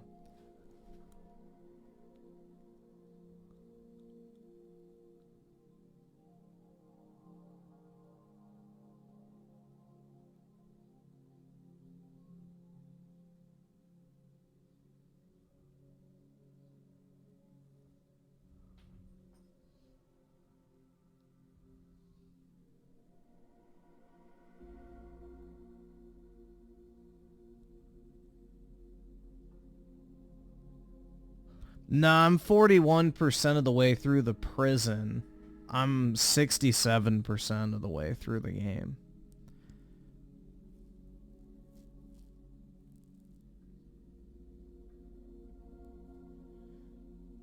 Yeah, I still have 2 more fucking doors to go through in the prison. So, like, I'm only, like, I think 2/3... Well, it says, yeah, 40% done, so 2/5. I still have 3 sections of the fucking prison to do. Like, it's just way too long. Way too fucking long, man.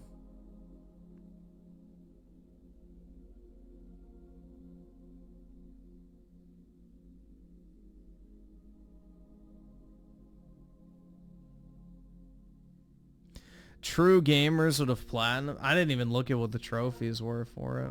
Here, let's see.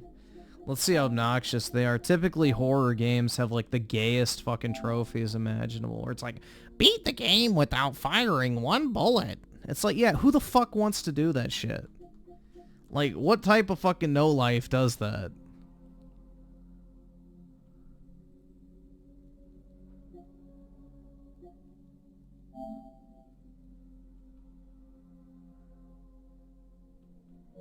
Shoot all the balloons in Woodside apartment. Let's see what this one is. Discover the secret of room 106. No clue. Find the pizza and Pete's Bolorama.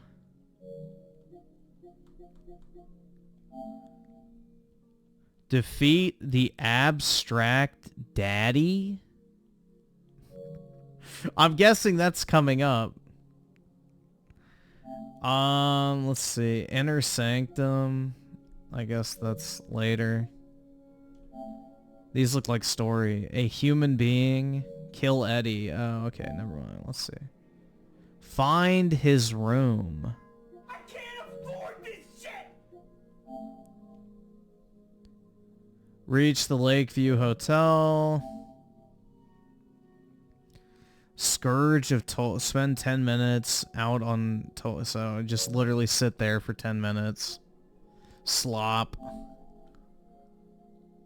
Reach room 312. I'm guessing that's in the hotel. It's bread. Okay. Interact with bread. Destroy what you don't need. Women. Defeat her. I'm guessing that's your wife. You gotta beat your wife one last time. Find the chainsaw. With the stomp attack. Yeah, I'm only 42% of the way done with that.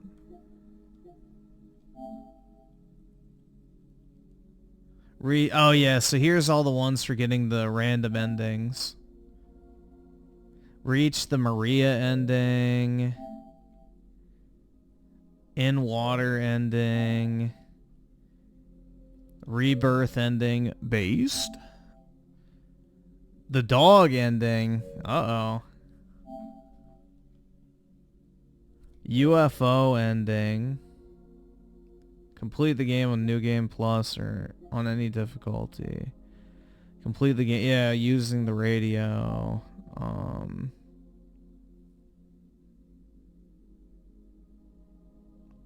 Okay, well, I'll get that if I ever use the rifle. Strange photos. Yeah, fuck that. Collect all memos. Finish the game in under 10 hours. Yeah, fuck that. Finish the game without killing enemies using range. Yeah, see? There you go. Like, literally, how fucking miserable would that be? Why the fuck would you want to do that? Yeah, play the entire game without firing a single fucking gun.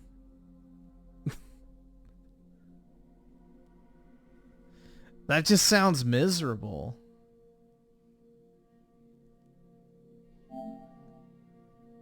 If you skip the cutscenes, you can probably beat it in under 10 hours. See all endings. Alright. Witness all glimpses of the past. Okay, yeah. So, yeah, these are cancerous fucking achievements. I don't think you can beat Dead Space without firing a weapon. I think that's, like, literally impossible. See, look. A truly based game. Space Marine, too. Fun. Lollipop Chainsaw, fun. Devil May Cry 5, fun. Stellar Blade, fun.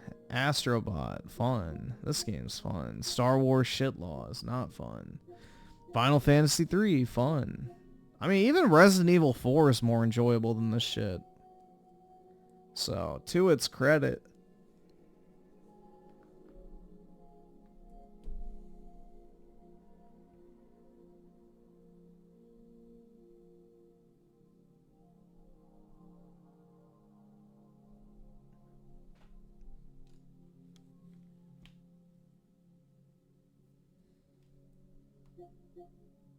Wu Kang's not fun. God of Snore, not fun. LA Noir's good. Final Fantasy, goated. This shit was trash. Great game. That game's good. Slop. These were decent. Oh no, man.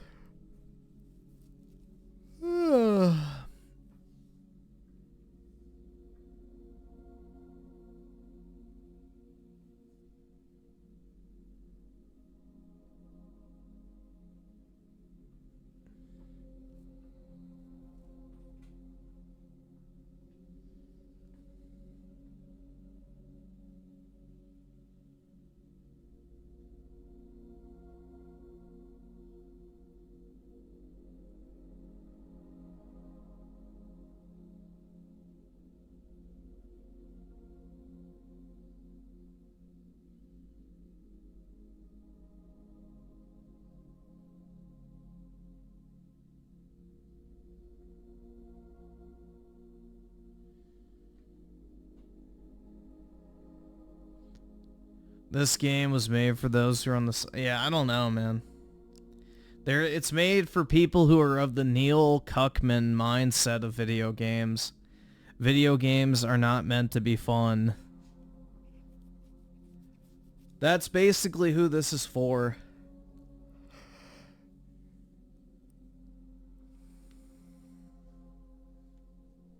That's what I did just tonight. Scrolled down my Steam library for about an hour, then just turned off. Dude, that's what I have that issue all the time.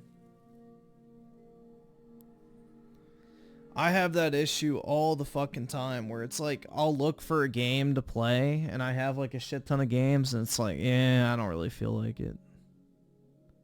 Because that's the thing, dude, is most people play video games not because they actually want to play the game. It's just because it's a way to fill the time.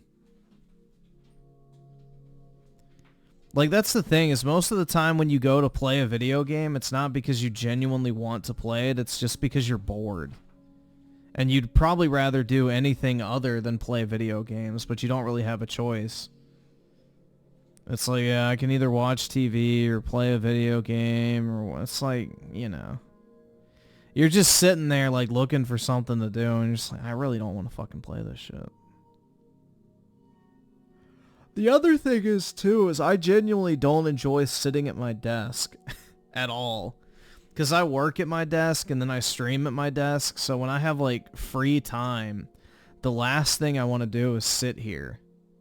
Because it's like, bruh, it's like I'm already kind of like a prisoner to this desk during most hours of the day. So I'd rather be, like, literally anywhere else.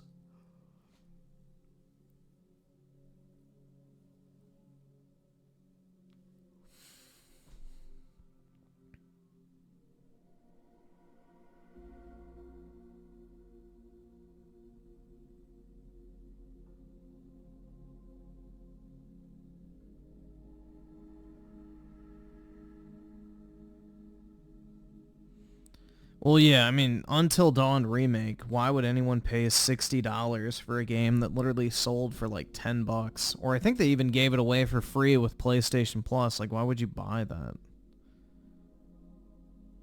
Why would you spend money on something like that for like $70 that literally is like $10 on PS4?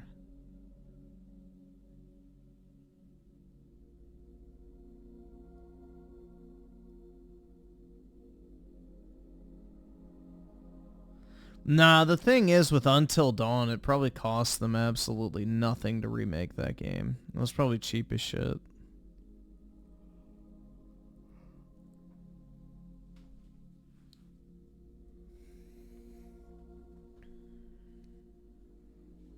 Yeah, these so-called remasters do not take a lot of money at all. So it's just free profit if people buy it.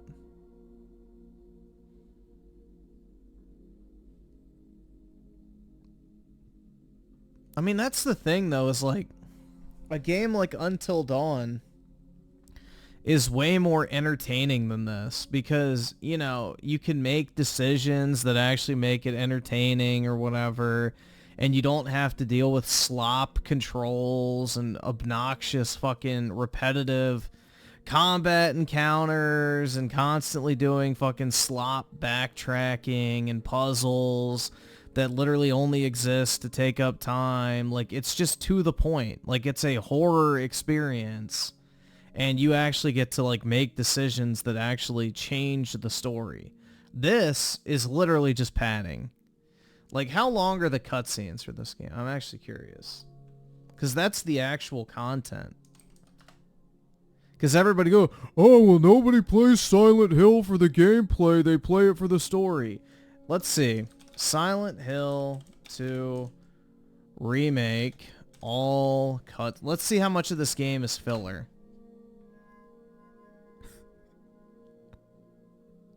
1 hour and 30 minutes. 1 hour and 30 minutes of content.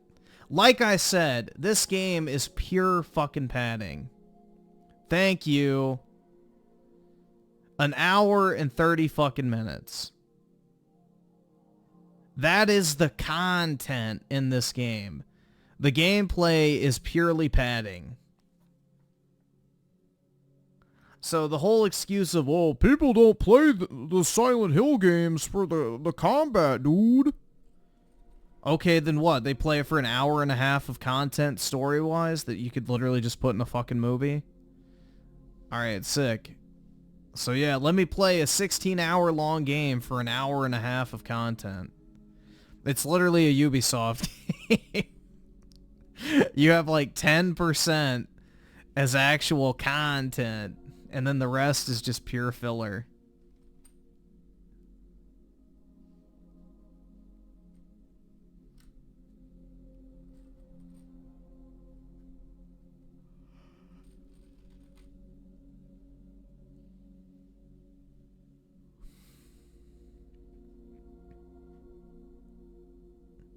Would you say this has more padding than Brie Larson's bust in the Marvel? I have no idea what she even looks like in the Marvels.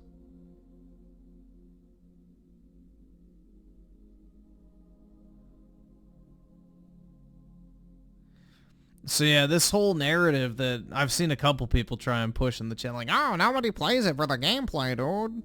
It's all about the story. It's like, oh, it's all about the story, huh? Well then, why is 10% of the game the actual story and the rest is fucking backtracking slop?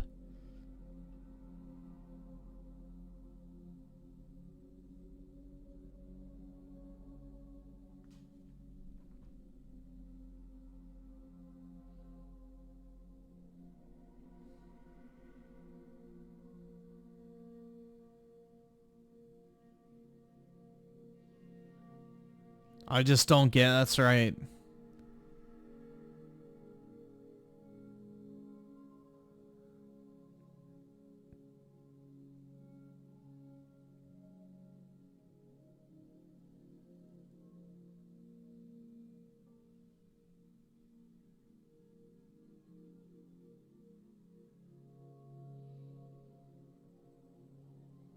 Death Stranding, yeah, Death Stranding 2 will be a walking simulator, but you know, at least it knows what it is.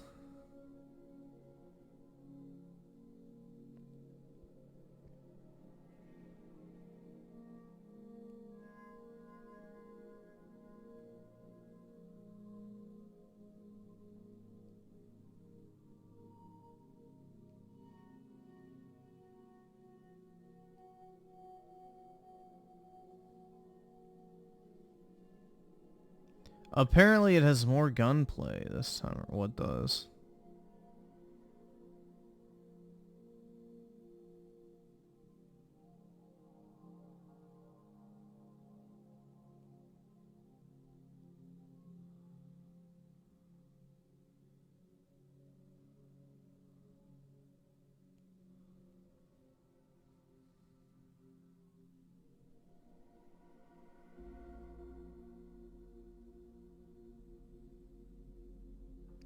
Griffin would be broke if his taste in video games was his smart in finance. Huh?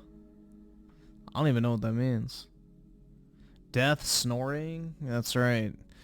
Yeah, Death Stranding is fucking trash, man. That's what happens when you let Kojima have free reign. He makes a fucking literal walking simulator where you balance boxes.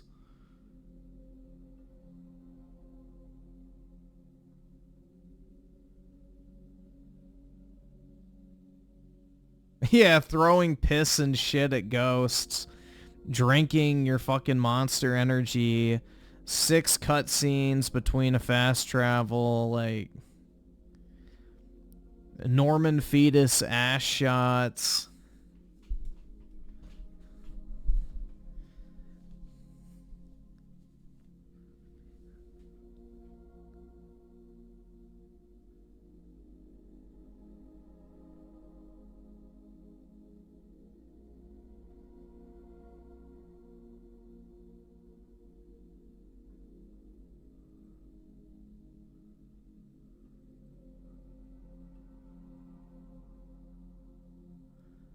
People play Silent Hill 2 to become or relate to James until they realize he's kind of not.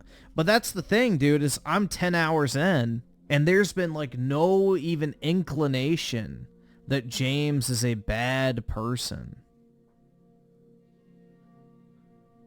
That's it. Like, there's nothing. Literally nothing has happened in the story other than, ooh, like fucking spooky shit and, you know, Maria died.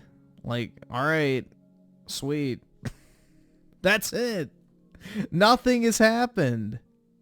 There's absolutely no progression at all in the story. It's like so boring, dude. Like, oh wow, you're in this place and there's monsters and oh look, there's Maria. She looks like your wife. And oh look, there's this little girl and the fat guy and okay. Did I feel anything when Maria died? No. I didn't care at all.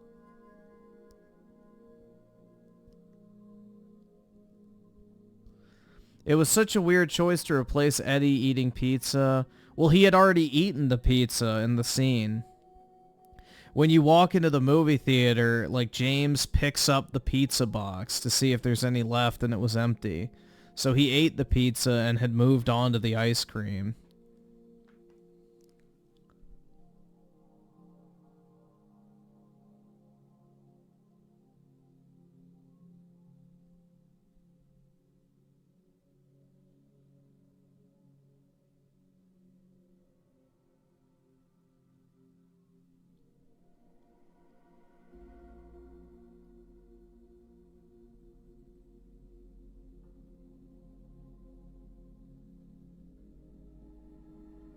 Yeah, I mean, I would give this shit the same thing as I gave Alan Walk 2, which I think was a 6.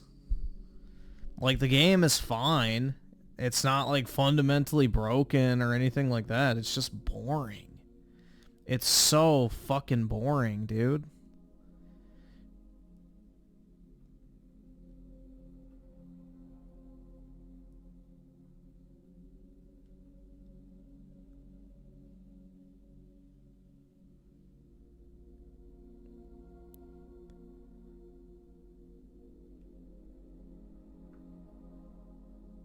Nah, I won't give a game a 4 unless it has absolutely, like, horrible issues. Like, I already know this genre is not for me.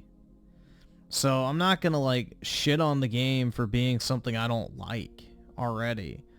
But I will say it's incredibly fucking boring, because there are survival horror games that I actually do like.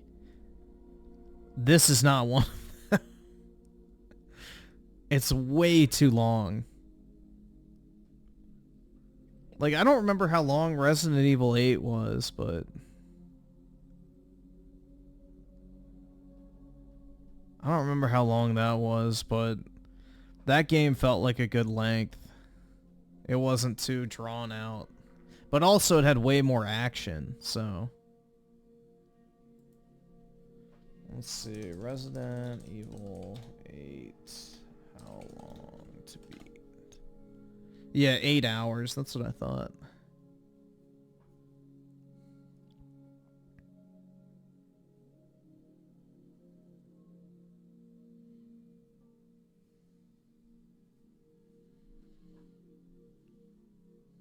But yeah, that I think is like a perfectly fine length.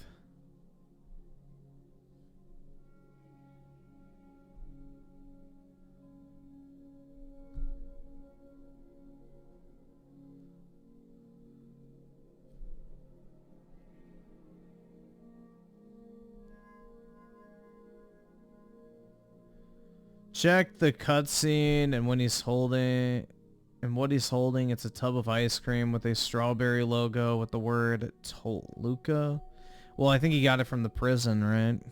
Because that's where he was. In the prison cafeteria when you get there.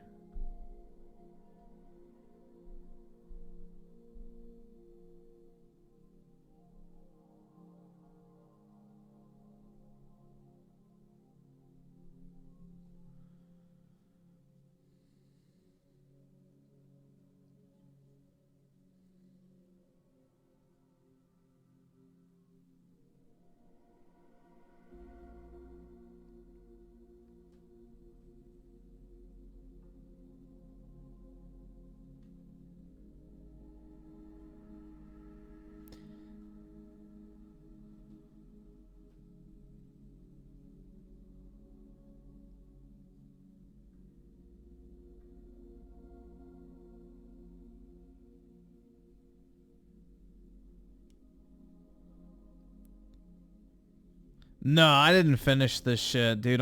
Still in the prison. And it's just like... My progression has come to a creeping halt.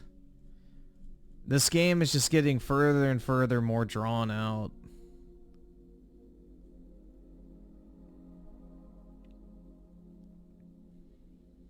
Like, let's see. I'm just curious. How long is, like, the labyrinth sections compared to the prison?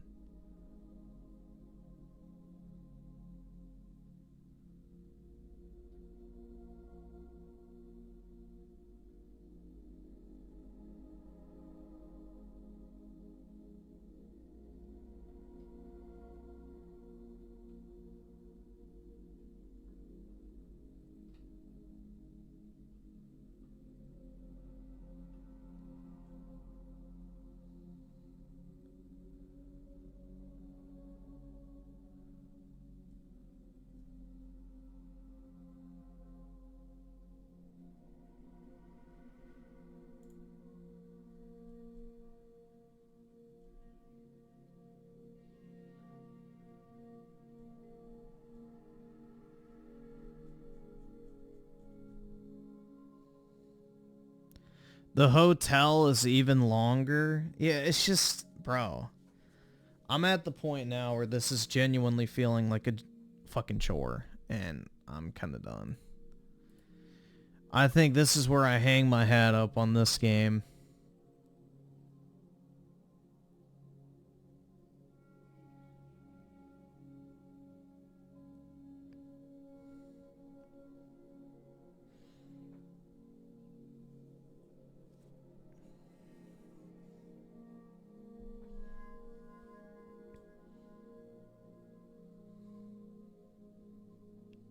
But yeah, it's already 4. Damn, man.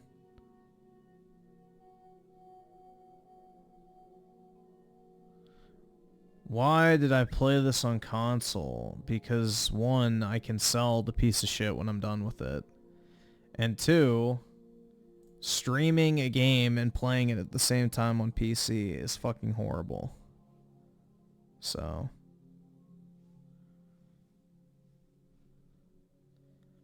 But yeah. An actual good game came out, so at least I have that.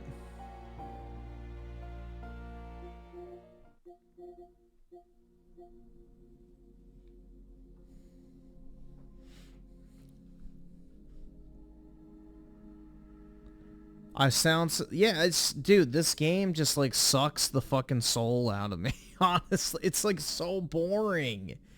I cannot stress that enough. This game is just boring. It's absolutely fucking boring.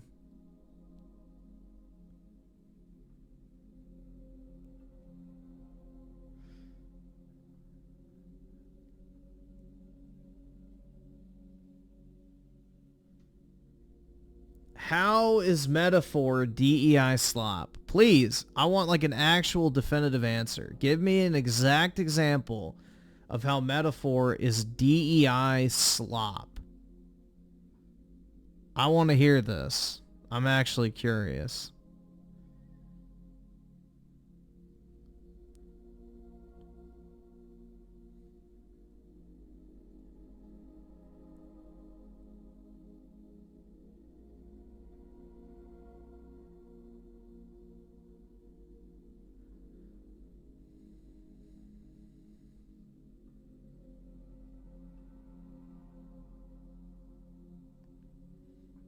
Yeah, like if somebody said, oh, well, there's black care, like, no, that doesn't count. I don't care. That is completely stupid. I want like an actual example of how it's DEI slop. Like, are they promoting fucking transing kids? Like, is the entire plot white people are evil? Are women the only competent people within the like entire game? What is like DEI slop about it?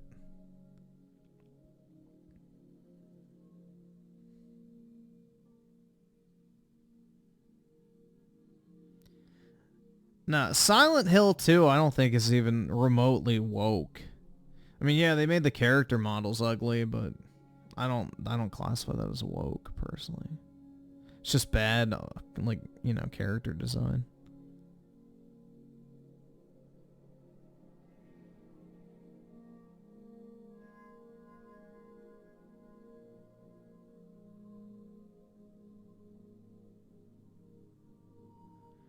Metaphor as a pegging scene? Ooh. When and where?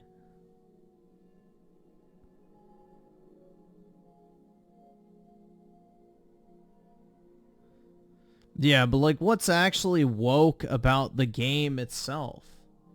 Like what woke theme is Silent Hill 2 promoting? I can't think of any. The game's just fucking obnoxious. POC characters, that's not woke.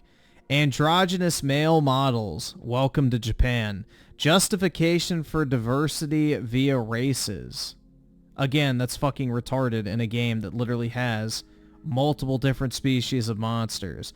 The messaging of the obsession for equality. My guy, have you never watched anime before? Like, serious question. Have you never watched anime before? Because that is quite literally the most repetitive fantasy setting messaging of any fucking anime you will ever watch. Is equality and fucking, you know, androgynous males. Like, I hate to break it to you. Like, literally every anime deals with those exact same fucking issues. That's quite literally every fucking fantasy anime you can think of. Like the evil, oppressive ruler, and then somebody has to rise up in order to bring equality and justice to the realm. Like, that's literally the most tropey shit of all anime. Yeah, slavery is another one, too, that's pretty prominent in anime. So basically, what we just described is an anime plot line where all the characters just don't happen to be white. Got it.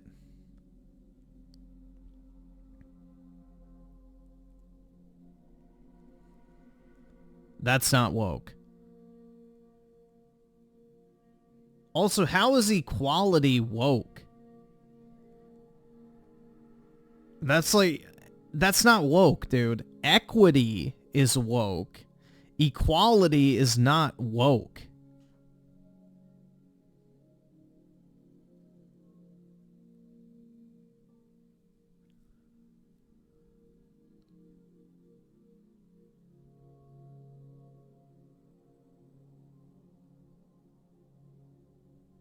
That's not even the equality metaphors talk. The game literally talks about a utopia where everything is equal. No, retard. If you... oh my god. I've only played the demo and I already know this. Literally, the utopia they're talking about is the modern world, where everyone, whether you're poor or a noble, has the same rights. That's not fucking woke. That's an end to classism. Oh my god.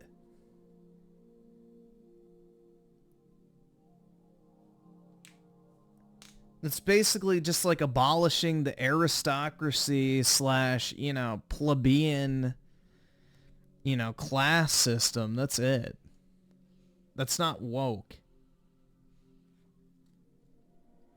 That is literally woke. What are you talking? So basically what you're saying is you want a group of individuals to rule over you who have more rights than you do, and you can be a little serf tilling the land to pay your taxes so they can live in luxury. That's not that's I guess woke to you, is to get rid of a system like that.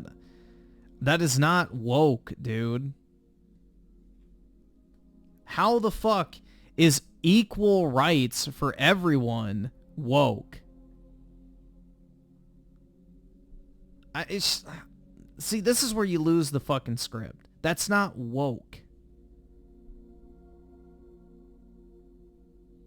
Ending fucking class divides is not a woke mentality.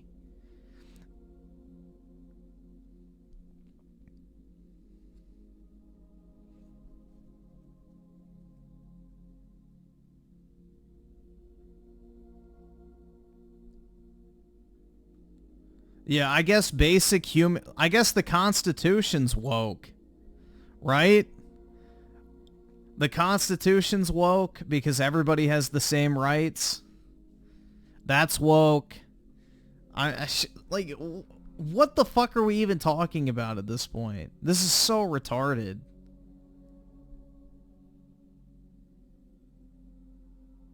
I mean, this dude, like, you know, I guarantee you he's probably one of the, you know, Jewish overlord believers.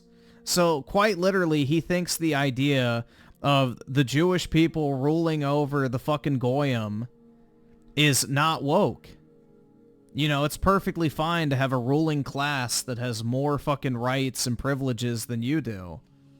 Because, hey, we wouldn't want to be woke, right? I mean, that's what you're advocating for, man. That's literally what you're advocating for, is to have a ruling class that has more power and wealth and rights than you do because you're born into the wrong class. I don't understand how that's considered woke to want equality for everybody. No, that is what you're arguing, you fucking dipshit, because that's the plot of the game. It's a game set with a monarchy and an aristocracy and then a general population, and the aristocracy has more power and wealth than the normal civilians. That is what they mean by equality, you fucking dunce. Holy shit. It's a fucking fantasy setting. We're not in 2003 fucking Britain. Or the fucking US. It takes place in medieval times, basically, where there were two classes of people. The nobles, who had the privileges and rights to do whatever the fuck they wanted, and then the general population that was widely oppressed. How the fuck is it woke to want everybody to have the same rights and access to the same opportunities? That is the fucking antithesis of woke.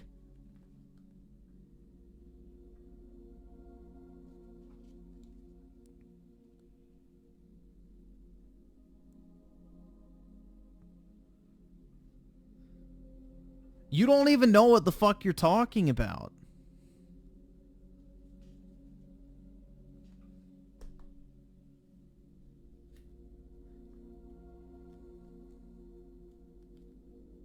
Someone said the main character is trans. No, the main character looks like a fucking Japanese femboy. Welcome to anime and welcome to Atlas games. All of their characters look like fucking soyed out men.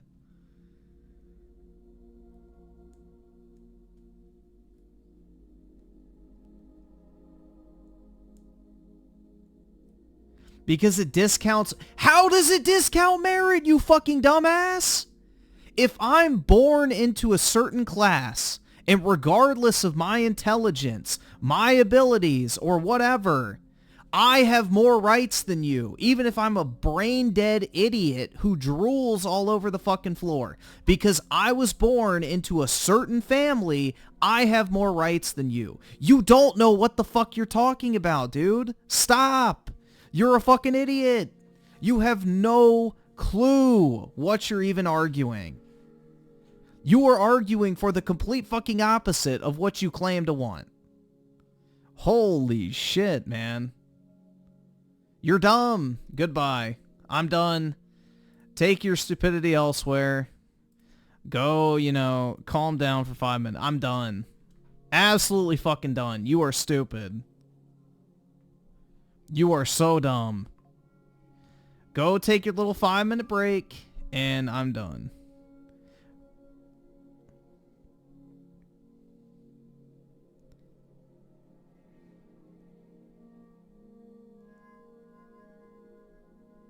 I mean, how fucking stupid can you be? Yeah, I think woke is when literally everyone has the same access to rights and, opportunity. But it's not woke for one group of people to be prioritized above everybody else. That is literally what woke is. Like, trans people have more, privileges and rights and protections than normal people do because of the fucking woke shit. Like, he's literally arguing for woke mentalities by saying that he doesn't want woke mentalities. It's so fucking stupid. Oh my god, man. I really can't. The average intelligence is just dropping very quick.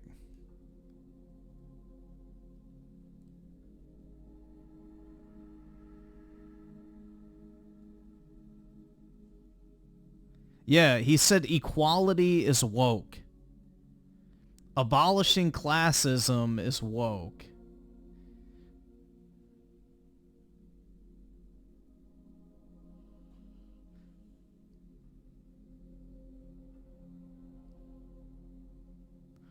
Everyone being able to earn their success in life instead of being born into it is woke. It's just, like, insane. Absolute insanity.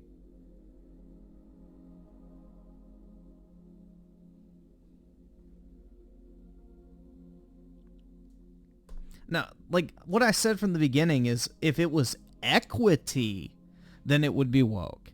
That is woke. The concept of equity is woke, where everybody gets the same thing no matter what. That's woke. Equality is equal access to opportunity, not outcomes.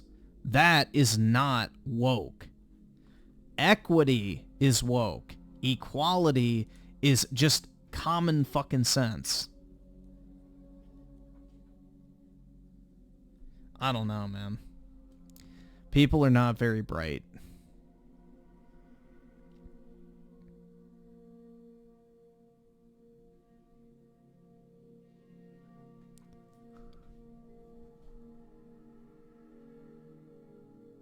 Like, there's a reason why you say diversity, equity, and inclusion, not equality. Equity is the woke shit. DEI. Diversity, equity, and inclusion. Not equality. This is not fucking hard to figure out.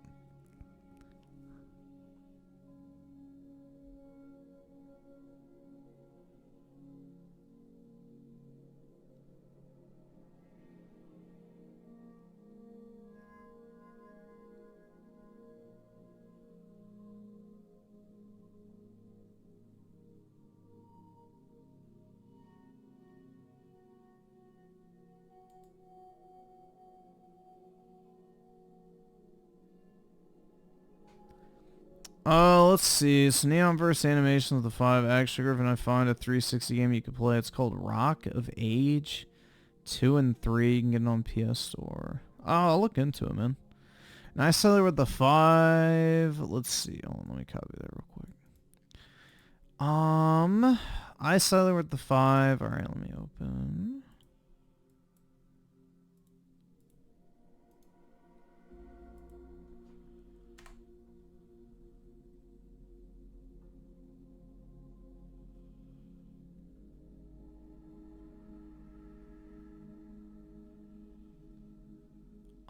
Where's the tab? It's my other tab. Oh, God. The Middle-Aged Men podcast.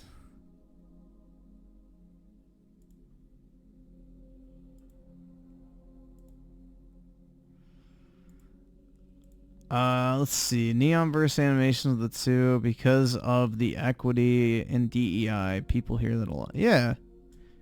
But there's a very distinct difference between equality and equity.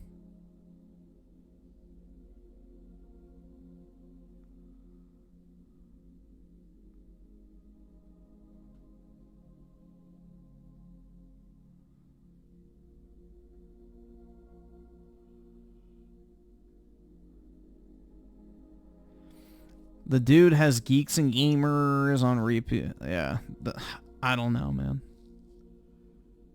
Like, that is one of the most common themes in if you've ever watched like fantasy animes or whatever the fuck, every single one of them deals with the theme of equality or abolishing the oppressive aristocracy and shit. Because in post-imperial, wait for it, imperial Japan, which is very similar to a monarchy, the average person wants equal rights to the ruling class. Crazy. I don't know, bro. This should not be rocket science. I like how I purposely got misread. No, I read your fucking messages, you dumbass. You're lucky I don't fucking just ban your ass, dog.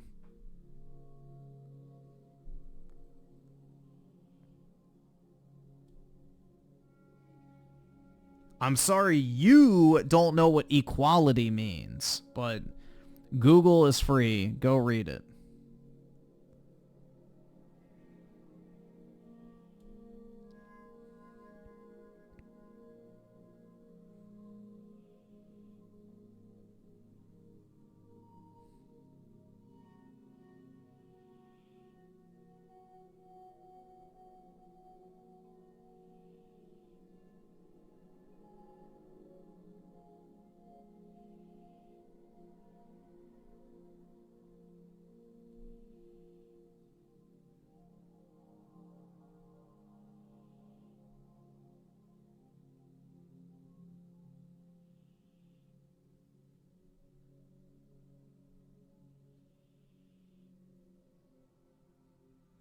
Let's see. Ferrex of the 2. I'm playing Sparking Zero listening to this, by the way. Yikes.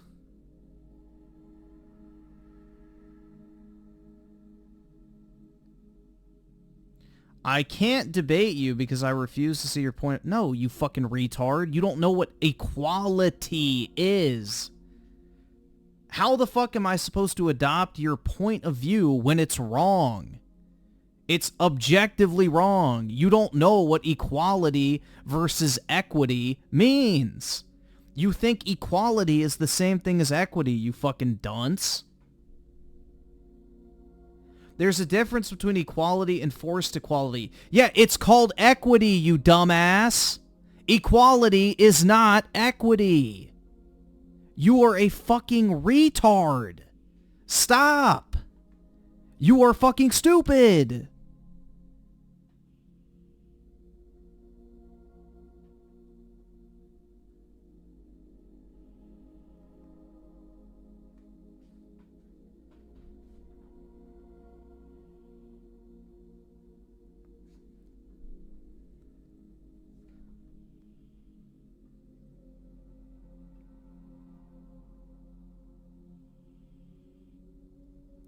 The game once forced equality via this little fairy tale book. The protag wants to reflect upon the current... Oh my god. No, it does not. Give me the exact... Alright, you know what? Give me the exact screenshot or whatever of where we can find where it says they want a communist utopia where everyone has the exact same amount of money, everybody gets the exact same resources, and everyone gets equality of outcomes, aka equity. Because I played through the fucking demo, it's not there. But please, provide the actual source. Just because someone says equality does not mean it equates to equity. Those are two very separate and different ideas. Equality is the fucking equal access to opportunity, and equity is the equal outcomes. Two very different concepts. That's not woke.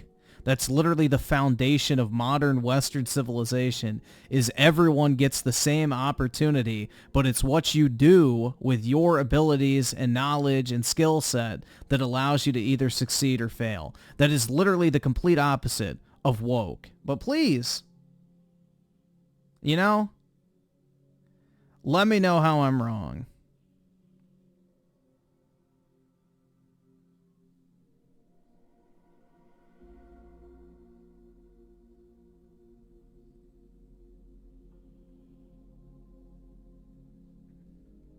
Nope, it was not part of what the founding... yeah, they literally used the words, all men are created equal. But... I don't know. Yeah, I don't know why this dipshit can't just admit, like, oh yeah, I got the definition of equity and equality wrong. No! Instead he goes, well, I meant forced equality! That is equity. Forced equality is literally equity. I just...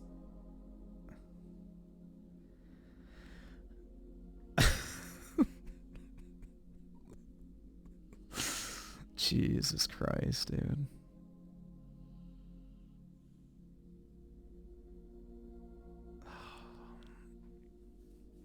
Wild. This is why the anti-SJW movement will never succeed. It's because motherfuckers can't even agree on what the fuck they're arguing over. They don't even know what they're arguing for. We're now at a point now where the word equality is evil.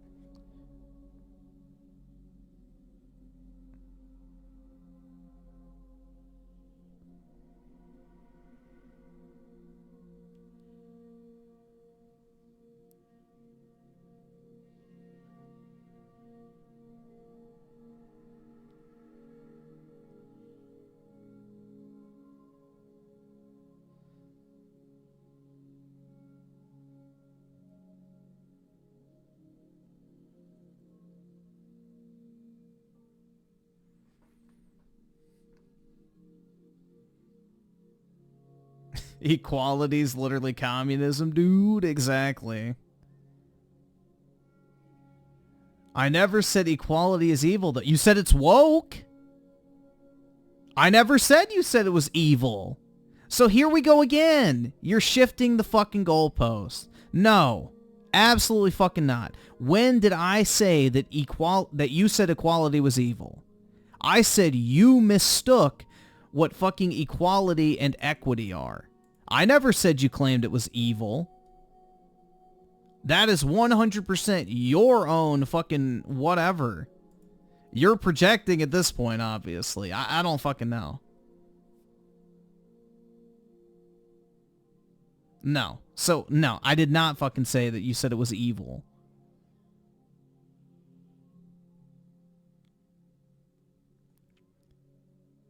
See, this is what I mean when I say you're misrepresenting, misrepresenting my... No! Bro, you're shadow boxing. You're literally fucking shadow boxing. You're accusing me of saying that I said what you said was evil. No! I never did. So how am I misrepresenting you on a basis that I never even fucking said? You're putting words in my mouth and then using that as proof that I'm misrepresenting you? My guy, you're misrepresenting me in your accusation of me misrepresenting you. Oh my God. No, absolutely fucking not.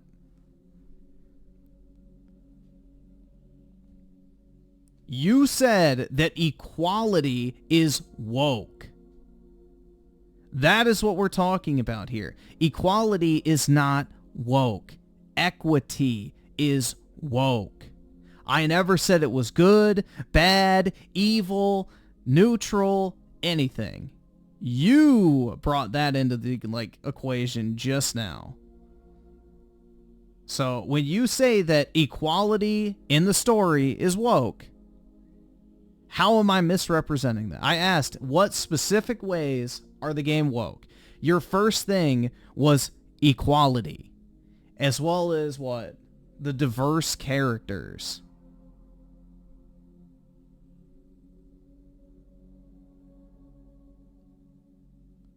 So, no, I'm not misrepresenting what you said. You're just wrong. The concept of equality is not woke. The concept of equity is woke. That is what this entire thing has been about. You're the one changing the topic now. So I don't really know what to tell you, man. I can't misrepresent you when I literally read your comment.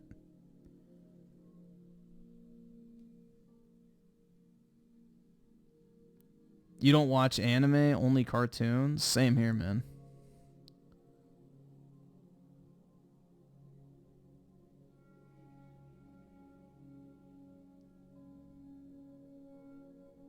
But yeah, this is why the anti-SJW shit will never be effective. Is because people don't even know what they're arguing for.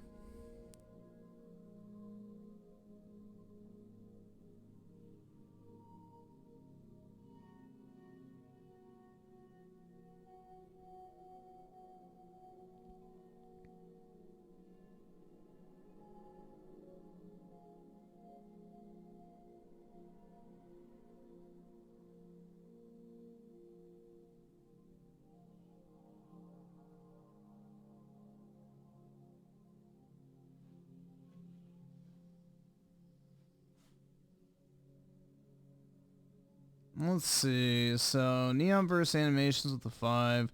Griffin, calm down. Otherwise, me, Oski, FBI will have to give you special counseling. Talk about your obsession with Aerith.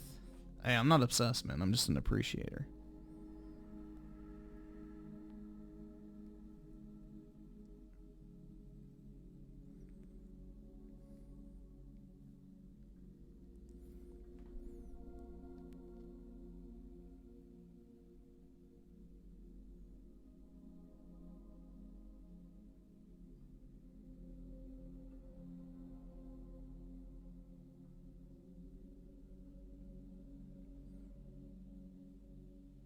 Let's see.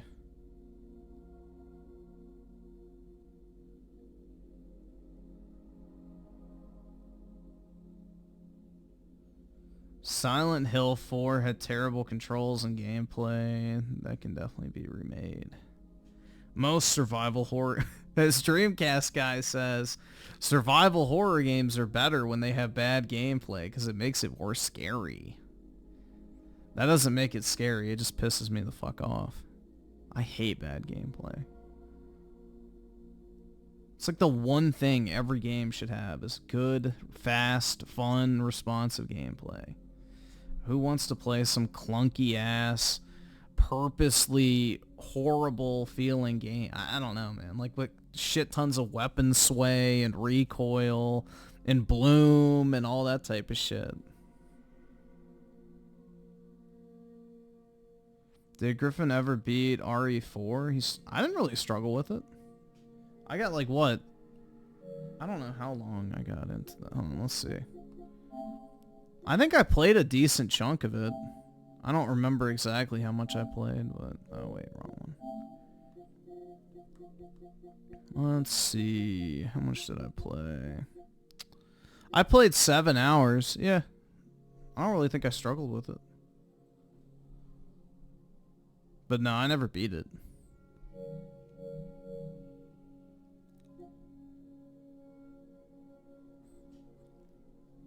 Alright. So first we'll just do this because it's short. Oops. Wrong display port.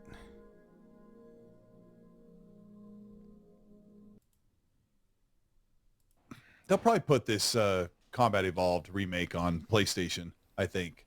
And man, Colt, a lot of the chat, they're going after you in those freaking podcasts, man.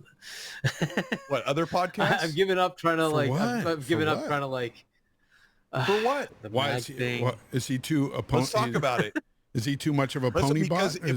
if people I have a don't think it's problem that specific I'm to not running Cole. an echo chamber, then I don't want to have that conversation with them.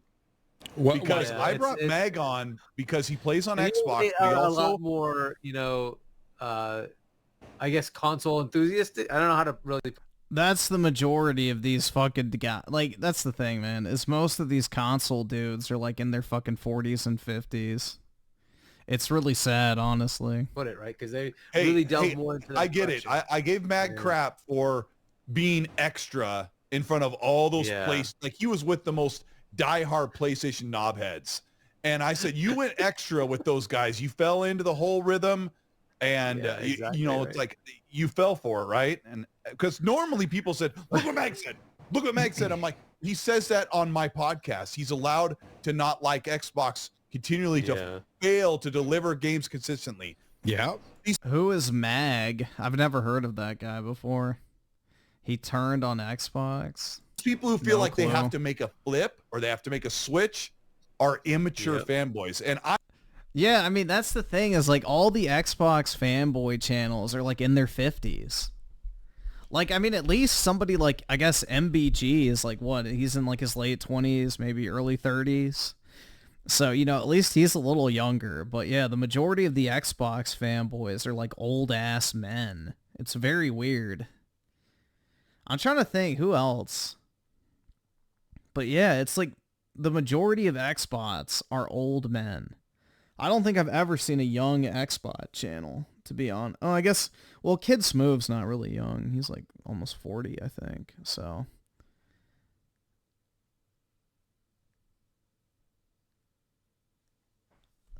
I've been one for many years, and I've made many mistakes over these years. And these people that feel like they have to change the color of the shirt they're wearing, they have to change which deity they pray to every day. You're probably going to see me on podcasts where they make fun of both of you, and they make fun of a lot of other of my friends, and I'm like, and I don't even know what to do anymore. I'm like, Hargy does especially not Tim. feel Tim, like, you- oh Hargy, my you god, I don't don't feel even know what to drama. say with Tim. I'm like, Tim's not on the podcast. I'll tell you another thing, and I'm not going to bring this up anymore about Mag, but it's just like Fonz. Mag just bought a PS5 Pro and a brand new killer monitor. He wants to play games the best they can play. Yeah. He's got a brand new console that is going to play every multiplat better than the one Series X, and he's got a killer monitor that he can't wait to plug into that thing. If he says he wants to play Indiana Jones on that thing, how can you make fun of him for that? Because it's not on Game Pass. I don't know. No clue. Yeah, I heard, like, apparently they're pulling Xbox out of the Middle East. I saw a tweet about that. They're just giving up on the region. Which, I mean, probably not a huge market for them anyway, but kind of interesting. Let's see. Mag is on Colt's Monday streams co-host 2 weeks ago. He said he canceled Game Pass and that his Series X collects dust and plays on PS5 mostly. Yeah, my Series X collects dust. The only reason I would use my Series X at this point is to play a Goy Pass game and then also to maybe play 360 games. That's about it. MAG stands for middle-aged gamer guy. At least he's self-aware. Hopefully he's not a 50-year-old man shilling for Xbox who only plays Fortnite. That is wild to me, bro. Being a 40 or no, I think 50 something year old man, and the only thing you do on your Xbox after you shill for every single fucking first party game that comes out is just play Fortnite. Like, bro, I couldn't imagine being a 50-year-old man playing Fortnite anyway. But, I mean, say what you will about me. I actually play video games that I talk about for the most part. For better or for worse, I at least play games. So nobody can say that I don't play video games. You can say that I play them poorly or whatever, or, you know, I should like a certain genre that I don't, which I don't know how the fuck that works. But you can't say that I don't play games. I do play them. I actually form an opinion based off of what I play. So I'm not like a Dreamcast guy where I play the game for 10 minutes and I'm like, oh my god, it's a 10 out of 10, dude.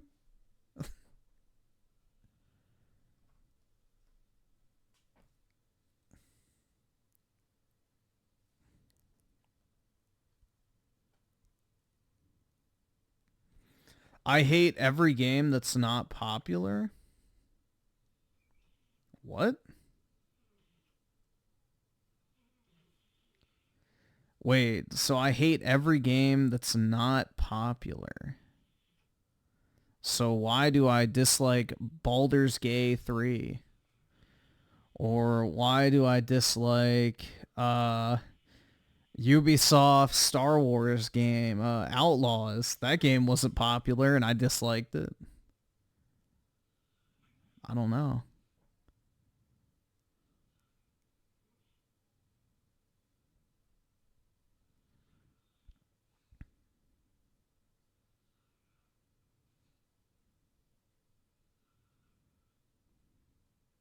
There's plenty of popular games I don't like. For Tango Plays says you don't give anything a chance. I mean, I literally stream almost every single fucking game I play, so I don't really know what the fuck that's supposed to mean. Does that dude even play video games? I don't know. But like, where is his, like, you know, gaming streams or talking about games he's beaten or any of that type of shit, so that's kind of rich. I stream video games every single night, so I don't know how the fuck you can say I don't give things a chance when literally every single night consists of me playing games. But whatever. I don't know, man. Dude also claims I'm apparently the biggest whatever PlayStation shill on YouTube, which, again...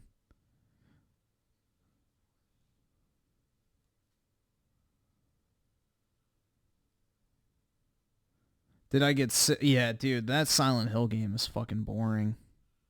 It's so boring.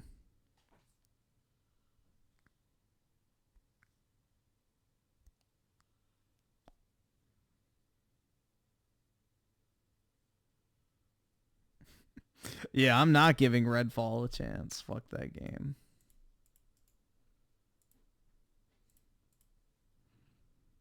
Alright, we'll see how this goes. And how Trump will make it worse.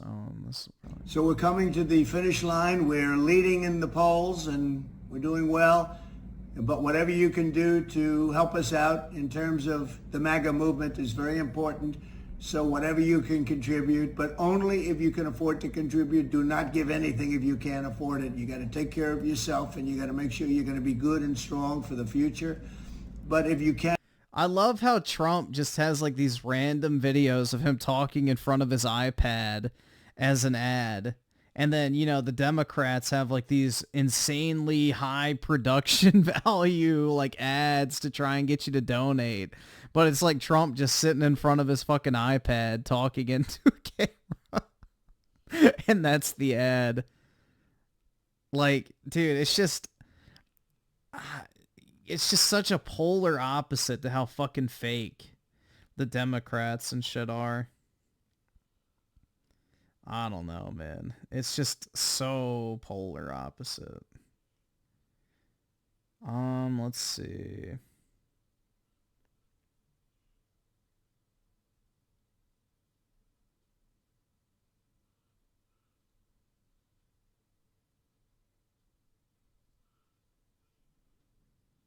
I'm trying to get the link. There we go.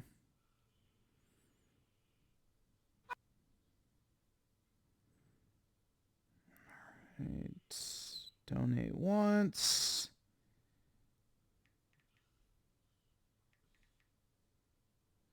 Donate with Apple Pay. There it goes. All right. Y'all could hear that, right? So I sent another $47. I don't think I need to pull it up, but yeah, y'all could hear that.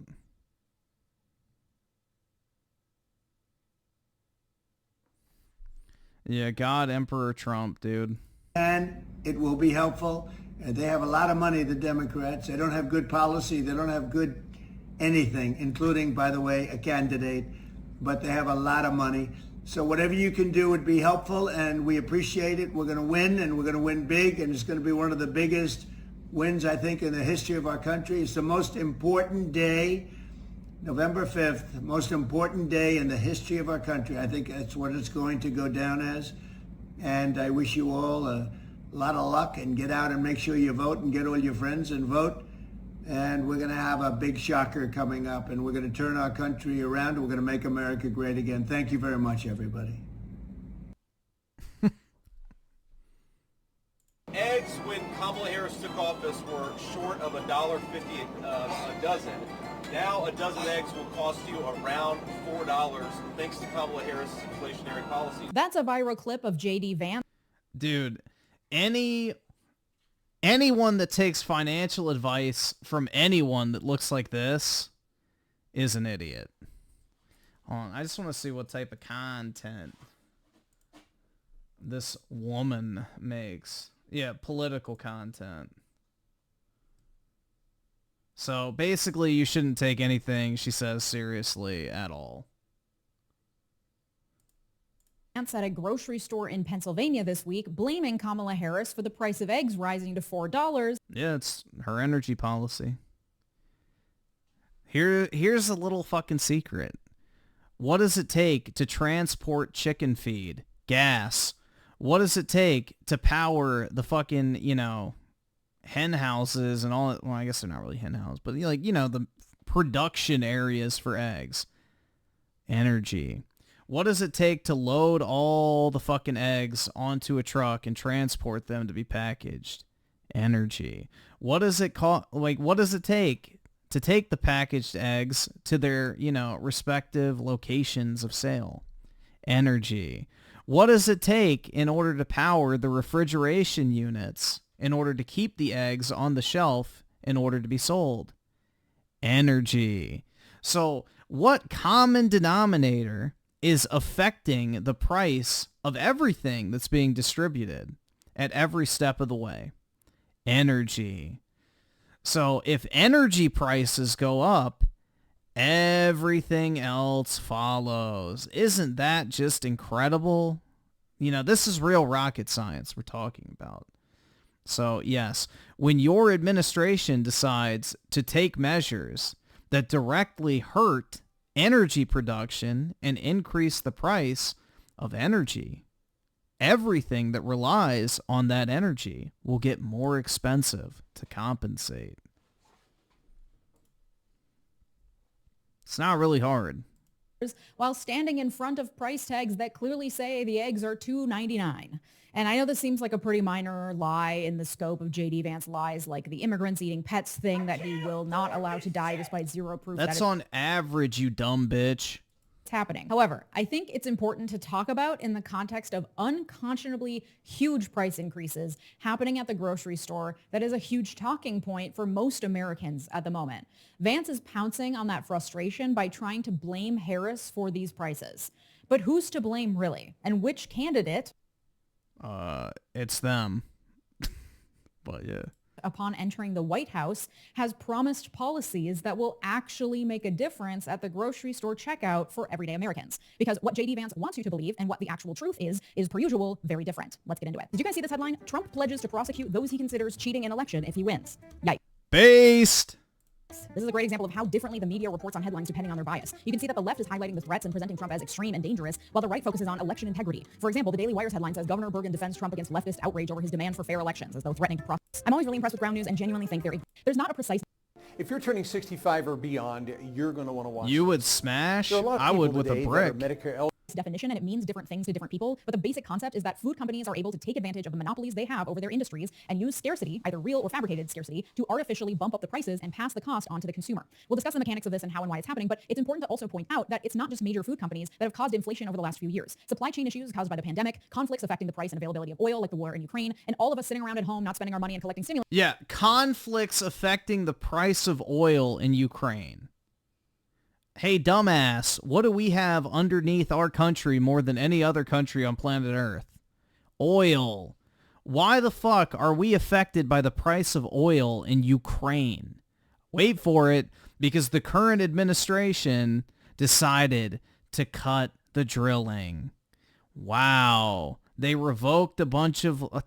the licenses and agreements with oil companies to go and extract oil domestically, which made us further reliant on external providers, which, yes, then we become affected by the war in Ukraine.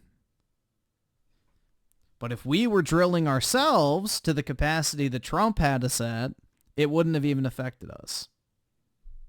Stimulus checks during the pandemic sent inflation soaring. As I've said in past episodes, much of what happens in the economy is out of the control of the president. Presidents tend to be given far more... Not true. more credit or blame than they deserve. If you take a complete hands-off approach, then sure, but there's absolutely things you can do as president to influence the economy.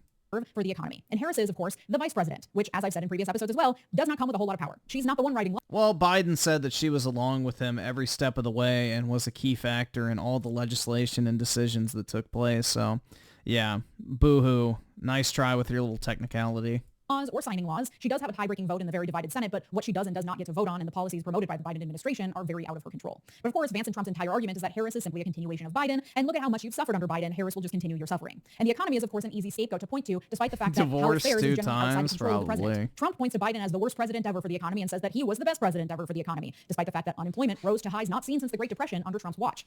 Oh my God. Look at this. That he was the best president ever for the economy. These dishonest shit libs literally think COVID was like, it's so irritating. Despite the fact that unemployment rose to They're not real people. Like, yeah, I wonder what happened in 2020 that caused unemployment. You mean all the Democrat states shut down and didn't let people work? Crazy.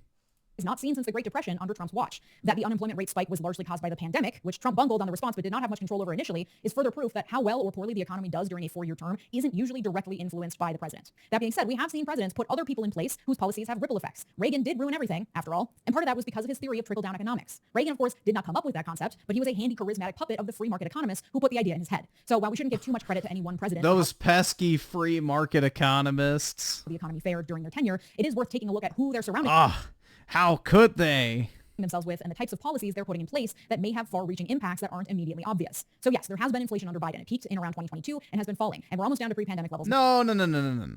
Inflation is not falling. Inflation has a compounding effect. The only way inflation falls is with deflation. No, inflation is still going up and up. Yeah, the rate of inflation's not as high, but inflation is still increasing. Just because it was 6% last month and now it's 4% this month, that's still a 6% increase and then a 4% increase after that on prices. So no, inflation is not decreasing. Inflation is always compounding. It never decreases. Now, but the prices at the grocery store remain high, and that's something we all feel every day. So it is... Yes, because inflation is still going up. We have inflationary effects regardless of how low the rate of inflation drops comparable to what it was previously. As long as it's positive, inflation, aka average price levels, continue to go up. is the most obvious indicator of continued issues with inflation, which is why J.D. Vance went to a grocery store in Pennsylvania this week and tried to blame imaginary $4 eggs on Harris. Eggs are $4 in some places, but in that grocery store they were not. He's tapping into the most tangible indicator of inflation that we interact with. Yeah, so literally, oh, they are $4 in some places, but right there they're not. Yeah, he's talking about averages, dumbass. Every week. And during the same time that inflation was soaring to 13% or more, major companies were reporting record profits and bragging about how much they're able to charge us. Researchers at the Liberal Groundwork Collaborative in Washington produced a report in January calculating that corporate profit margins accounted for about half of American inflation in the second half of 2023. Yikes. And corporate apologists will say, well, that's just how economics works. Demand went way up. That's economics 101. Low supply plus high demand equals people will pay a premium. And we're all supposed to say, well, that explains it. It's just how economics works. And I'm a big dum-dum for being mad about that. And then the conversation ends there for people who rest cozy in the arms of unfettered capitalism. The problem with the grocery price question specifically is that corporations were recording major profit margins because people were buying food, because of the demand for food. People were like, please, sir, can I have some eggs? And corporations were like, haha, gotcha. Free market economics, baby. Now, despite what some commenters on these episodes seem to think about me or wish for me to believe in, I'm not interested in demolishing the entire system and participating in a full socialist revolution. I'd say I'm a democratic socialist. Capitalism isn't great, but no other system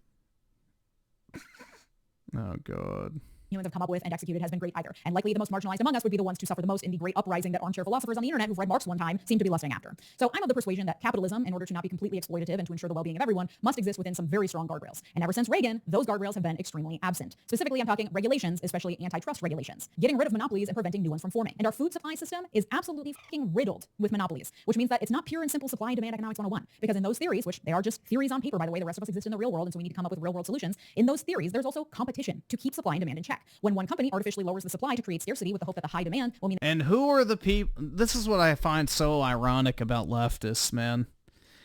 Who are the people that own these monopolies? Why, they're your wonderful allies in the Democrat Party. This is why I always find this very funny. Is all the big businesses, all the major companies, all the conglomerates, you name it, you know, literally are the biggest donors, contributors, advocates, and make up the very party that these people align with, that claim they hate, but are just too stupid to realize it. But hey, man. Mean they can charge more for their wares, another company can pop up and say, hey, we can produce these wares for cheaper and pass the savings on to the consumer. But over the last 40 years, without the guardrails of antitrust legislation being effectively enforced, anytime that new company pops up with the promise of reasonable prices... Yeah, Democrat socialist, Hitler was one of those, exactly. Products, the existing company can just buy them up. So the competition that's supposed to keep everyone in check no longer exists, and they can do whatever they want to do. And monopolies are bad everywhere, but they're especially egregious and sinister when the monopolies involve the things necessary for sustaining human life, like food and shelter. Another common corporate apologist argument is that as inflation has gone up, so too have worker wages. And the cost of labor is just so high, you guys. They have to pass the expenses on to the consumers because our CEO needs $10 million so bad right now, you guys. This despite raging income inequality, leaving CEOs with salaries 344 times higher than the typical worker as of 2022. Yeah, because what a CEO does is probably way more than 344 times more complex than what the average worker does. But, you know, again, disingenuous shitlib take. You know, how much money are you making from YouTube per hour compared to what the average worker makes? I wonder. Comparison, in 1965, CEOs made 21 times more than the typical worker. Since 1978, CEO compensation has gone up 1,209% compared with a 15.3% increase in the typical worker's compensation since 1978. According to the Economic Policy Institute, the overall economy would suffer no harm if CEOs were paid less or taxed more, and most workers would see gains. And I would venture a guess most grocery store shoppers would also see price decreases at the checkout line. And this is just one example of many I could throw at you where we have it so incredibly twisted in America when it comes to businesses versus consumers, workers, and everyday people. The business is always seen as... Wait, hold on. Let me read that again. The overall economy would suffer no harm if CEOs were paid less or taxed more, and most workers would see gains. If CEOs were paid less or taxed more, and most workers would see gains. And I would venture a guess most grocery store shoppers would also see price decreases at the checkout line. And this is just... What? How would paying a CEO less affect prices at the grocery store?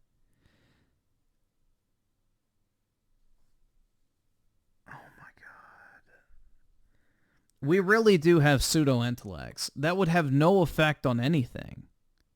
If anything, if you taxed CEOs more, they would be encouraged to raise prices even further in order to generate more money for the company so that shareholders and management would be able to make more money to compensate for the higher taxes. Like, are people really this dumb? Oh my God. Yeah, I made $100 million, so now I'm only making 50 million, so now I'm going to lower prices. So that now my company can make even less money and I'll get paid even less, but still have to pay just as much. Like, oh man, we've got a real genius on our hands. We got a real fucking genius here.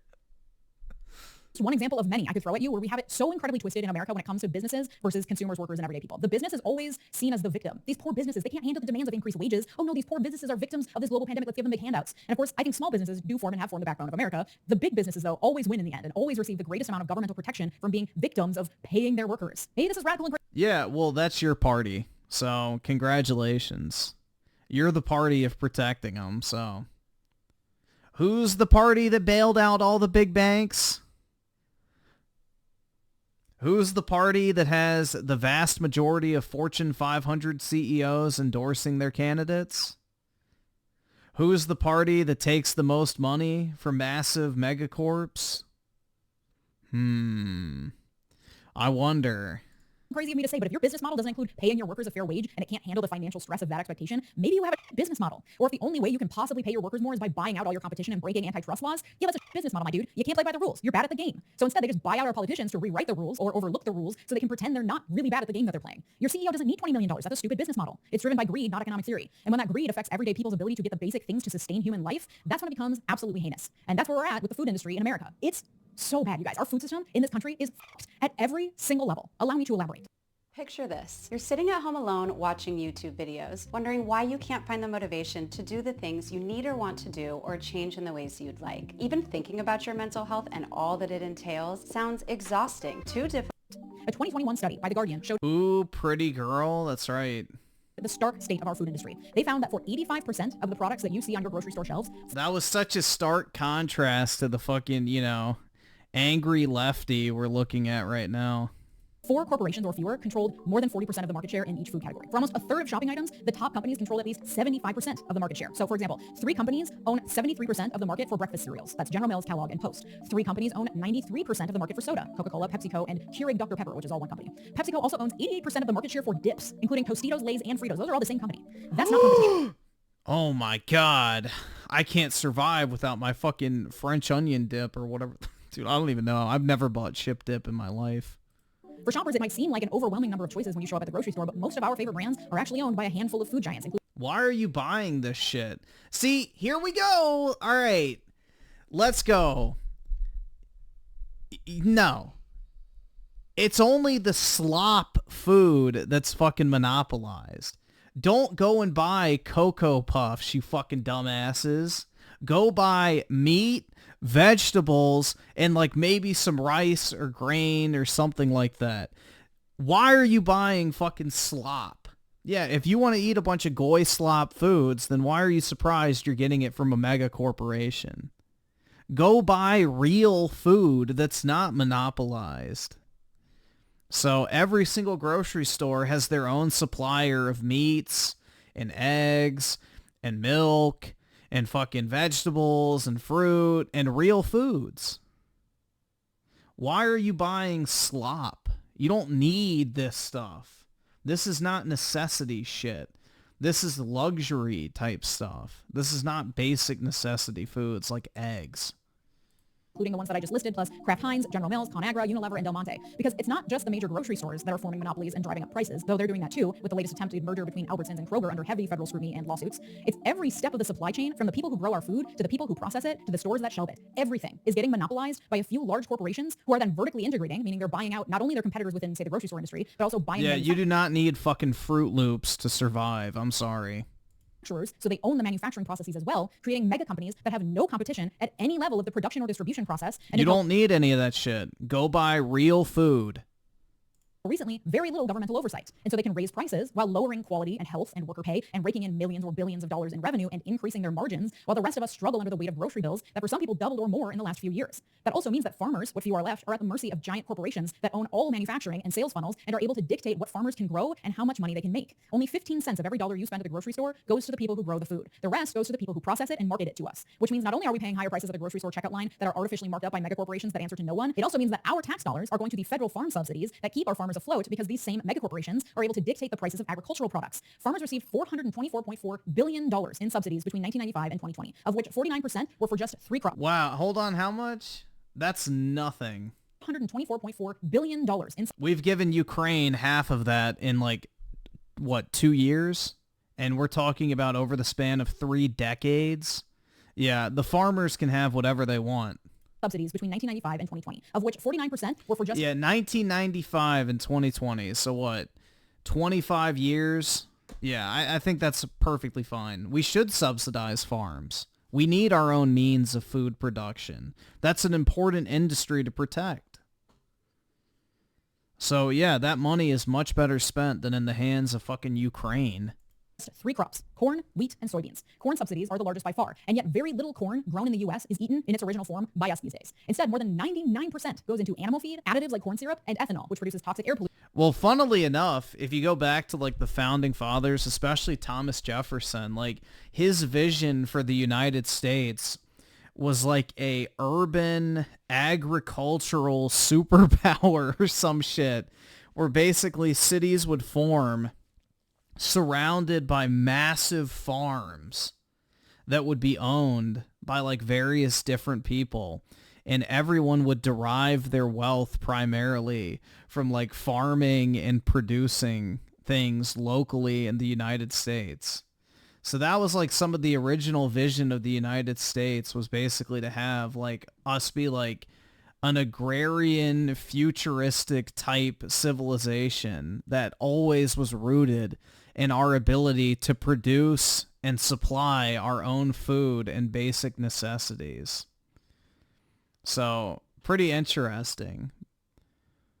But yeah, no, they always viewed that as important, because if you're reliant, like Australia, for example, like Australia is in the situation it's in right now because they threw off the shackles of the British, but then they had to find a new master to bring them supplies, because their island does not produce what they need or what their population is used to having. So they had to find basically a new master in the form of the Chinese that they're reliant on right now. So yeah, it's a very valuable thing to protect within your own country, is your ability to supply and produce food for not only your own people, but for the rest of the world as well, because it becomes very profitable in times of necessity. So,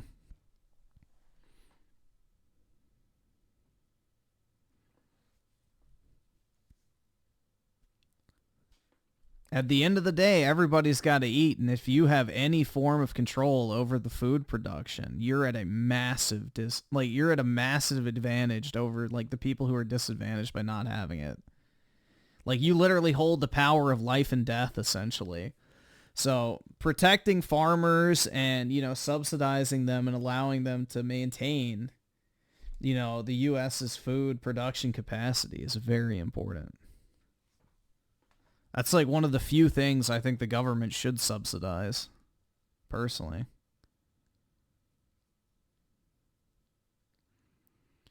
I saw her with the 5. All right, we'll take a look real quick.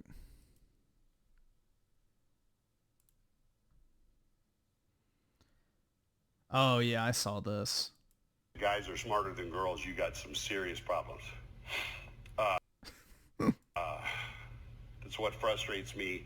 There are going to be some males in our society that will... Dude, he's definitely just trying to bone some fucking desperate 20-something-year-old who needs, like, you know, her D turned into an A. Will refuse to vote for a potential female president because they don't think females are smart enough to be president. Well, they would be correct, obviously, dude. we could line all those guys up and shoot them. They clearly don't understand the way the world works. Did I say that? Scratch that from the recording. I don't want the deans hearing that I said that. Guys are smart. Yeah, rip. The university is aware of a classroom video in which an instructor made an inappropriate reference to violence. The instructor's being, administratively further investigate. Yeah. They're not going to fire him. His intent was to emphasize his yeah, they're defending him. They're not going to fire him. They're not going to fire him because it's perfectly okay to say you want to kill Trump supporters. That's fine. That's an acceptable call for violence. Pollutants when burned with gasoline. And don't even get me started on the environmental degradation we all must live with on this planet because of the horrific effects monocropping, fertilizer, and livestock has on our land. Well, let me just go ahead and read the rest of these. So Neonverse Animations with the 5. Oski Woski, if you're a mod, why did you mute the person? Or wait, why did you mute the person that was annoying Griffin? I muted him. And Buff Garfield with the 20. Appreciate it, man. Thanks for that positivity, man. But yeah, appreciate it, bro. Thanks so much. And Raging Boar with the 5. Grabbed 4 PS5 Pros yesterday. Well, I'm off to bed. Have a good one. Have a good one. And Even Star TV with the 5. There's rumors that all Greek God of War games are getting a remaster for the 20-year anniversary if they get the Metroid Prime remaster visual treatment. Yeah, that'd be cool. I don't know how much weight I would put behind that, but I definitely would love to see it. It would be a very welcome addition to, you know, PlayStation's non-existent good game library, so that'd be cool. It'd be nice to be able to have those all available on a modern platform. Water and air, all egged on by the megacorporations that control our food system from farm to grocery store. And on top of that, less than a third of farms, mostly big ones, even benefit from USDA subsidies, in part because the system has a long history of discrimination against farmers of color and small farms without the time, resources, or expertise. Oh, God. We was farmers and shit. Oh, God. Of course. Is in part because the system has a long history of discrimination against farmers of color. Man. Really? Oh my God. And small farms without the time, resources, or expertise to dedicate to online applications. Man, why did bruh, what if it was like a weed farm or some shit? That's the discrimination. They burned a weed farm or something. Who fucking knows, man? So instead of these megacorporations paying farmers fairly, we're left with the bill in the form of our taxes going to farm subsidies. And even those subsidies don't go to small farms and are instead gobbled up by the mega farms that have been allowed to conglomerate and push small farmers out. But it doesn't stop there. Isn't it always interesting how one group always has to be the fucking victim? Always. Constantly. And it's by design, too, because, you know, they want basically black people to constantly have the victim mentality so they never feel the desire or necessity to rise and, you know, actually, you know, take their destiny in their own hands. It's a form of control. You know, if you victimize people enough, you basically ingrain in their head that they're perpetual victims. They can never get ahead. They're constantly at a disadvantage. So what's the point in trying? I'll just keep voting Democrat so I can get my fucking, you know, government benefits and never actually try to make anything of my life. It's a form of control, and it's pretty fucking sad.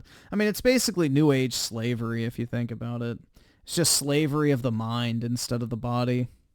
Our tax dollars are further subsidizing these megacorporations because they underpay their workers, who are then forced to go on food stamps and other government programs to make ends meet. And then those food stamps go towards paying for groceries that are artificially jacked up by the same corporations. In 2020, 82% of all food stamps were spent in supermarkets and superstores like Kroger's, Walmart, Costco, and Sam's Club, which means the taxpayer contributed $64 billion to those megacorporations. Why does that matter? Why does it matter where people spend their fucking food stamps? Like, okay. Stop giving them food stamps then. Revenue. You see why I'm so mad? This one got me riled up today. We are getting... I agree. We shouldn't give food stamps. We should get rid of food stamps altogether. I agree. No more corporate subsidies. Abolish food stamps. 100%. Angle by these megacorporations in the food industry, and we are subsidizing them at every turn with our paychecks and our tax dollars. And that exactly. We need to get rid of food stamps. I'm glad we found common ground. Get rid of the fucking food stamps. 100%. by design, because these mega corporations also take their giant amounts of cash that they're earning off the backs of everyday Americans, and they buy out our politicians to ensure that oversight and regulation never happens. During the 2020 election cycle, the food industry spent $175 million on political contributions. The money... That's like nothing. 175 million? I'm sorry, that's not a lot of money. That is not a lot of money for an entire industry to spend. That's very little. Money came from every part of the food chain, including dairy, eggs, poultry, meat processing, farm bureaus, sugarcane, crop production, and supermarkets. The 2020 total compares to just $29 million spent during the 1992 election cycle, which means lobbying by the food industry has increased by sixfold in less than 3 decades as consolidation across the supply chain has boomed. And 2/3 of those lobbying dollars went to Republicans, in case you're so confused about who holds up and benefits from the mega corporations that are royally f***ing us all. Yeah, do you know why they go to Republicans? Because they want the food stamps. And what do Republicans not want? Food stamps. Also, what do Republicans not want? People like Bill Gates, you know, buying up all the fucking food and farm industry. And then bioengineering, all this type of shit. So actually, you know, the reason you lobby people is not because they already agree with you. This is a crazy concept, guys. But usually when you pay people money, it's because you're trying to convince them of something. So if I pay someone to change their mind, it's obviously because they don't agree with me on something. And I'm trying to persuade them to vote a way they typically would not. So this is, you know, a little bit of a three-dimensional thinking here, but hopefully people can catch on. Harris has promised to ban grocery store price gouging, and that's a great start, but that's not really worth... There's no such thing as price gouging at grocery stores. The work needs to be done. But Harris's association with the Biden administration does help her in this instance, because under Biden, the Federal Trade Commission has become incredibly aggressive about enforcing antitrust laws in the food industry, but also across the economy. And this is because of one woman, Lena Khan. More Perfect Union just did some amazing reporting on Lena Khan. Oh God, that dumb bitch. Recommend checking out that video after this for a deeper dive into her, but we should be worshiping at the feet of this woman. She's 35 years old and is one of those women that make me question what I'm doing with my life. She's so smart and impressive, you know what I mean? And she's been on a crusade since a very young age to promote economic justice and regulation. And as current head of the FTC, she has been, as one industry head put it, waging war on businesses. The businesses, of course, are like, oh my God, Lena Khan is so mean, she's bullying us. Because again, big businesses like to paint themselves as victims while screwing us all over. Well, she'll be gone in a few months, so... Has a law degree from Yale, and while still in law school, gained national attention for her work in antitrust law by writing an influential essay called Amazon's Antitrust Paradox. She had already been doing great work before law school in the antitrust world, so getting the law degree was just a continuation of that work. So when she graduated from law school in 2017, she was poised to have a big career in that area. Her governmental career started in 2018 when she worked as a legal fellow at the FTC. Next, she served as counsel to the House Judiciary Committee's Subcommittee on Antitrust, Commercial, and Administrative Law, and she led a congressional investigation into digital markets. And that investigation earned her praise from Republicans and Democrats alike. Then in 2021, Biden nominated Khan to be chairperson of the FTC, and this had big businesses quaking in their boots. Apple wouldn't even let Jon Stewart have her on his podcast. Both Amazon and Facebook petitioned for her to recuse herself from ongoing FTC investigations into the companies, saying she'd been mean to them in the past, and she couldn't be impartial. We're like, yeah, her literal job is to enforce antitrust laws that you guys are probably violating, so she's just spitting facts at this point. She refused to recuse herself. Under her leadership, the FTC has pursued numerous antitrust lawsuits, including getting the price of insulin and inhalers reduced. They blocked NVIDIA from purchasing a major competitor. They filed lawsuits against Meta and Microsoft and Amazon, filed lawsuits addressing junk fees and subscriptions that are too hard to cancel, made a rule to ban non-competes in worker contracts, and sued to block the consolidation of Albertsons and Kroger's, which would be the largest grocery chain conglomeration in history if allowed to go through, among tons of other legal actions across pretty much every sector in the economy. This gal is dedicated to protecting consumers from the economic injustices that happen when monopolies and trusts are allowed to form. Not really. Why do I care if a grocery store merges and then saves money through distribution? In theory, that should pass, like, you know, cost savings onto the customer, but, you know, what do I know?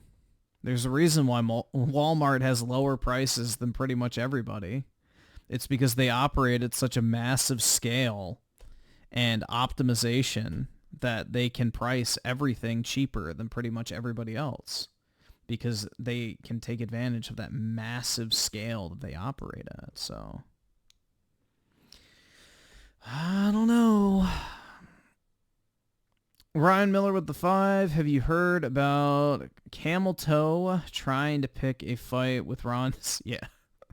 During the hurricane incidents, which she came across as massive hypocrite. Yeah, and then admits that she's never actually been involved in any of the hurricanes before. She literally admits that, oh, well, I called, like, yesterday. But not 3 years ago. Not 2 years ago. Not 1 year ago. Just all of a sudden when it's election time. So, yeah, I thought that was funny. Biden threw her under the bus, too. I saw there with the 10. My response is popping off. It's about the toxic chat down 67% by the new AI banning. Let's see. The mute button must be an illusion for the past 2. Exactly. Oh, wow, dude. You know, toxic chat's down because we ban everybody that uses a curse word. Wow. Crazy. Who would have guessed? Banning people and just removing their ability to speak reduces it. You know, wouldn't that be nice if our government used the same mentality for people who committed crimes? Just remove them. But that's another topic entirely.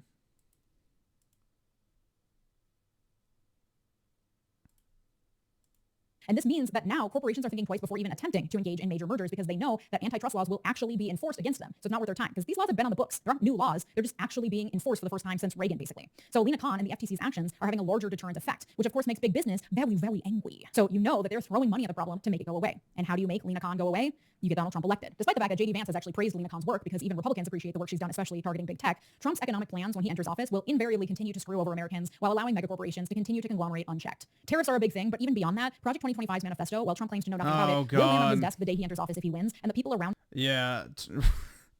This is definitely a delusional shit lib. him were involved in its authorship and have full intentions of making as much of the manifesto a reality as possible. The final chapter of the Project 2025 manifesto, Chapter 30, is entirely dedicated to the FTC. Interestingly, while the majority of Project 2025's agenda is to dismantle the administrative state, which the FTC as an agency is a part of, they actually see the FTC as a handy wing of government they'd like to keep intact and expand so that antitrust laws take on a whole new meaning. They're less concerned with monopolistic business practices and more concerned with big tech using its monopolies to censor the free speech of conservatives, meaning their ability to spread disinformation and conspiracy theories. So under a Trump FTC leadership, which most certainly would not be Lena Khan, would not be worried about protecting consumers across all industries, but would instead focus on targeting big tech companies that do not conform to conservative will. So Twitter's probably fine since Elon Musk is a right-wing shill at this point. And please imagine a world in which Twitter is the only social media platform left. I shudder to think. Of course, big That's the only one I use regularly, so I wouldn't care. tech should be regulated, but in the Project 2025 Trump version of regulations, the focus is less on protecting the consumer and more on punishing businesses that aren't in line with the conservative agenda. Another example of how conservatives claim to want small government, but really just want to get rid of all the regulations that don't serve their agenda while strengthening the ones that do. And if the amount of money that big food companies shoveled towards Republicans during the 2020 election is any indication, they're hedging their bets that having Republicans in power will benefit big food and big agriculture at the expense of all of us. So we need to vote in the one candidate that has already vowed to take aim at big grocers and who will likely keep Lena Khan's legacy intact at the FTC.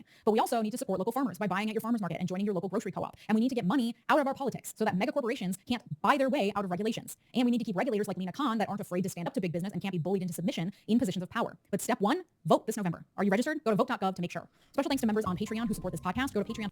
Good fucking bye. Alright, so what is this other video? Oh, Troon Sterling. I don't know if we're watching this entire thing. I gotta get off soon anyway. Oh, here goes. Okay, S.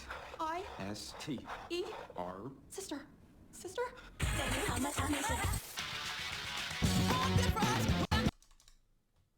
Even though it largely isn't theirs. Whoa, hey, why'd you do that? Anyway, today's video is one that I hope will be good. I feel awful. I am sweating like nobody's business. I'm not very well at all. The chronic pain is terrible. I slept on my neck weird, and now I've got some sort of pinched nerve or something. Uh-oh. That's an effect of HRT. Is back pain and the deterioration of the spine. Don't want to be here. On the plus side, my hair looks fantastic. It's always a thorny problem, isn't it, when something that deserves to suffer will inflict its suffering onto those who don't. Make no mistake, Ubisoft, of all companies, deserves a downfall. When you think of the slimiest, scummiest publishers in the game industry, the corporations that gaming would be a far better place without, Ubisoft skulks high among the very nastiest, holding shame of place among the likes of Electronic Arts, Activision, and Warner Brothers. For the too many years, this show has kept itself scraped together and dragging itself along like that bloke with wheels for legs in the Silent Hill film. Ubisoft has been one of the most common and most deserving targets of ire, righteously torn into for both its distasteful business practices and its appalling, fucking grotesque mistreatment of employees that's never truly been answered for. Yes, if Ubisoft were to burn to the fucking ground, it would be a conflagration well earned. Trouble is, that fire would most hurt those at the company who don't have golden parachutes and millions of dollars to fall back on. No, those are reserved for the people that do deserve repercussions. The ones whose fault this is. The company's going through an absolute shithouse time right now. One of the most historically successful and profitable publishers in the business is faltering to such a degree that investors are publicly unhappy, and there's a very real possibility of its owners, the Drimo family, finally selling up in a bid to reverse course. There's been quite a bit of pleasure expressed in the gaming community regarding this news, and such pleasure is understandable if it's derived from... No, they're not going to sell it off. The Guillemot family, however you say it, is going to buy the company completely with Tencent, and they're going to take it private. They're not selling it. They will be buying back shares from the general population along with Tencent. and then it'll be going private. Buff Garfield with a 2, been to Tampa many times, sad to see it get hit. Yeah, it is a shame, man. Especially because Florida in general is a great state, so it is truly unfortunate to see bad things happen to good people. But that is one of the risks of living in Florida, unfortunately. But yeah, this is a really bad one. Buff Garfield with the 5 gets a membership. Really appreciate it, bro. Thanks so much, man. Very kind of you. And Ryan Miller with the 5. I'm calling it right now. Trump has never planned for Project... No, he didn't. It was literally written by a group that just came out and endorsed Camel Toe, even. And those who are making that claim should go seek mental health. Yeah, it's just a talking point, essentially. But nobody even cares about it anymore. Even, you know, the Toe herself doesn't bring it up. From a mere surface-level perspective, if you see Ubisoft merely as a monolith, one that pumps out weak open-world games stuffed with predatory microtransactions and run by overpaid little monsters, then yeah, you're probably going to be pretty satisfied. Unfortunately, due to the economic system we have, which I'm going to refer to as sparkling serfdom, because calling it by its proper name upsets people for being too political, I can't stand here punching the air in celebratory joy. Either subscribe, donate, or get the fuck out. And thanks to the way big businesses operate, either subscribe, donate, or get the fuck out. Infuriating in its injustice. After all, Either subscribe, donate, or get the fuck out. In this case, such people are the programmers and artists, Either subscribe, donate, or get the fuck out. It's work that pays significantly less than men like Idrimo help themselves to from the profit said work brings in. And when a big company fails, while on paper the failure may be well deserved, those responsible will not feel that failure's sting. Basically, if Idrimo sold the company as a result of its failures, guess what happens to the guy who ran the business into the ground and oversaw an abusive corporate culture for which he was never His stock price goes to 0 and then he has no money left. held to account. Other than what he withdrew. In this just world, he gets lots and lots and lots of money to add to the lots and lots and lots of money the fucking... No, he would lose billions of dollars if the stock disappeared, so that's not true at all. Cretin already has. Oh, good things do go to good. If I own $100 million worth of shares in, let's say, Apple, and Apple shuts down tomorrow and the stock price goes to 0, I lost $100 million. So no, you're not just going to infinitely make money if you own a company. Your money is directly tied to the existence of that company.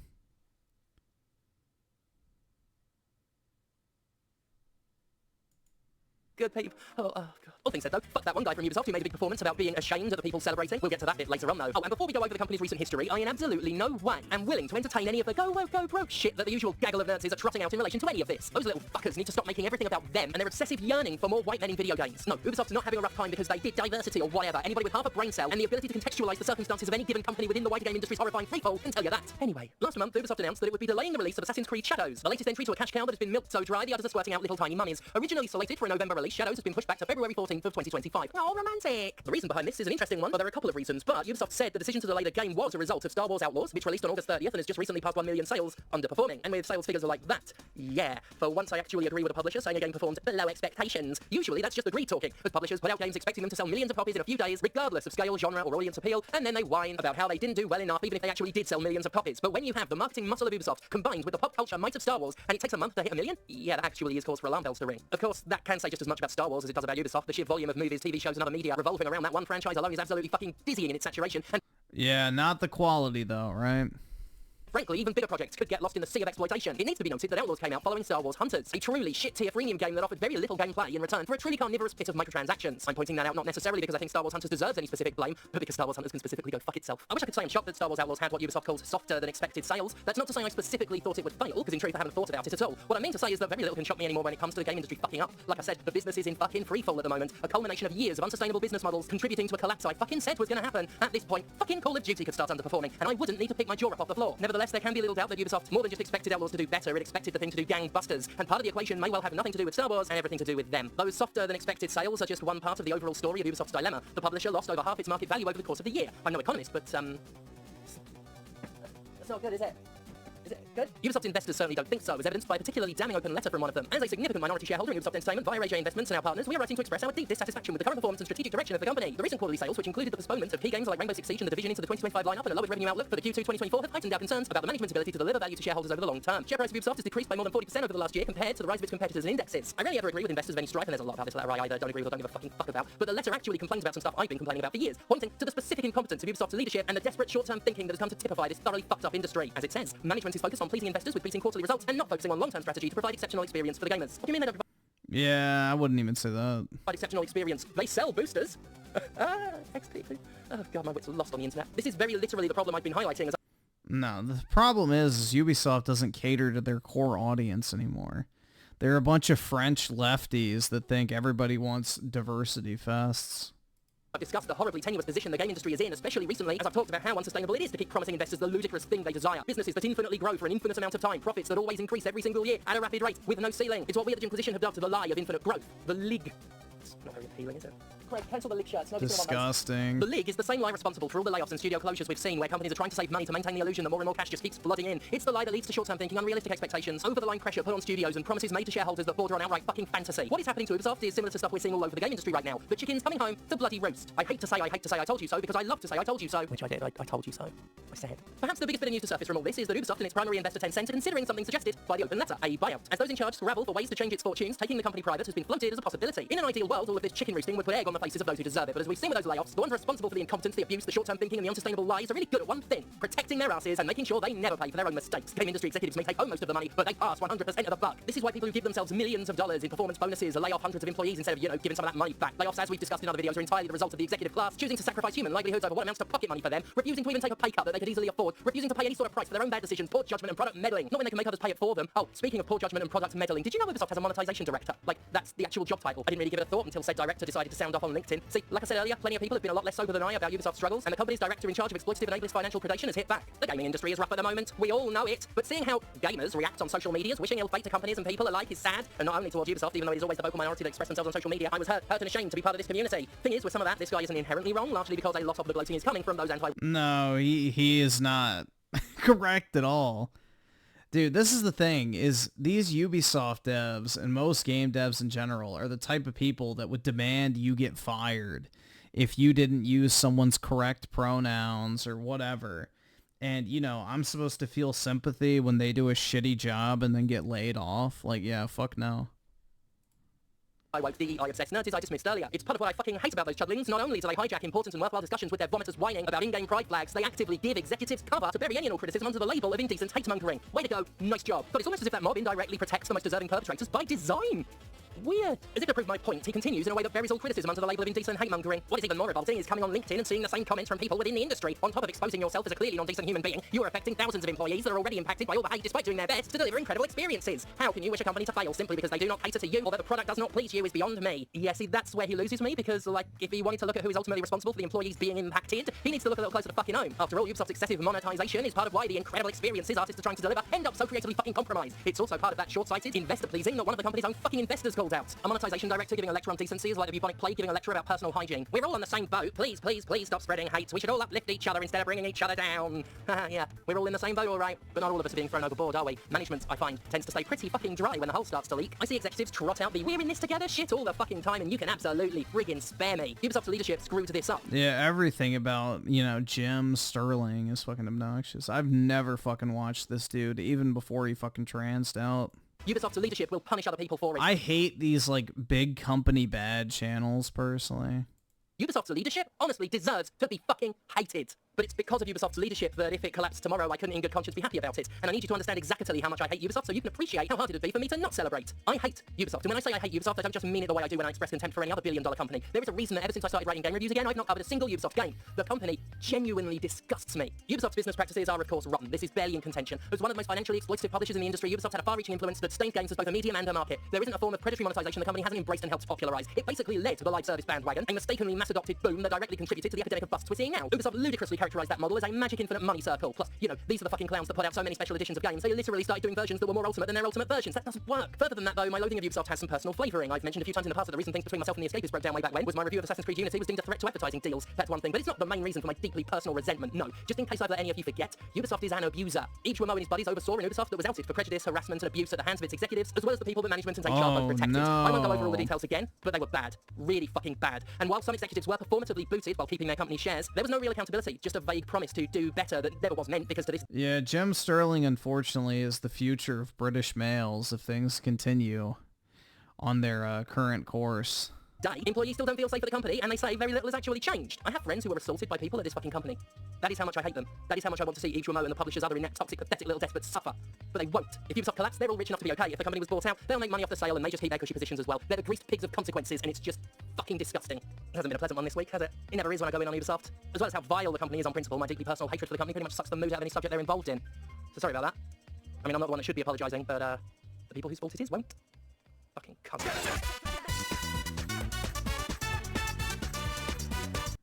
Goodbye.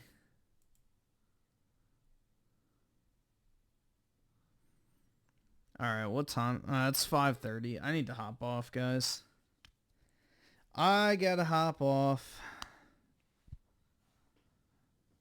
Yeah, I never watched like any of the fucking Jim Sterling types or Young Yeah types or what was the other dude who did like the anti-company videos? I don't remember, but yeah, I've never liked that genre. I don't know. I'm not a hater of capitalism personally, so I don't know, man. The loot box bad crowd is just kind of cringe for the most part, so. But anyways, I gotta hop off. Hope you'll have a wonderful Friday and a great start to your weekend. Appreciate everybody for hanging out. Big ups to everybody in the chat. And I will talk to all of y'all later. Peace out, guys.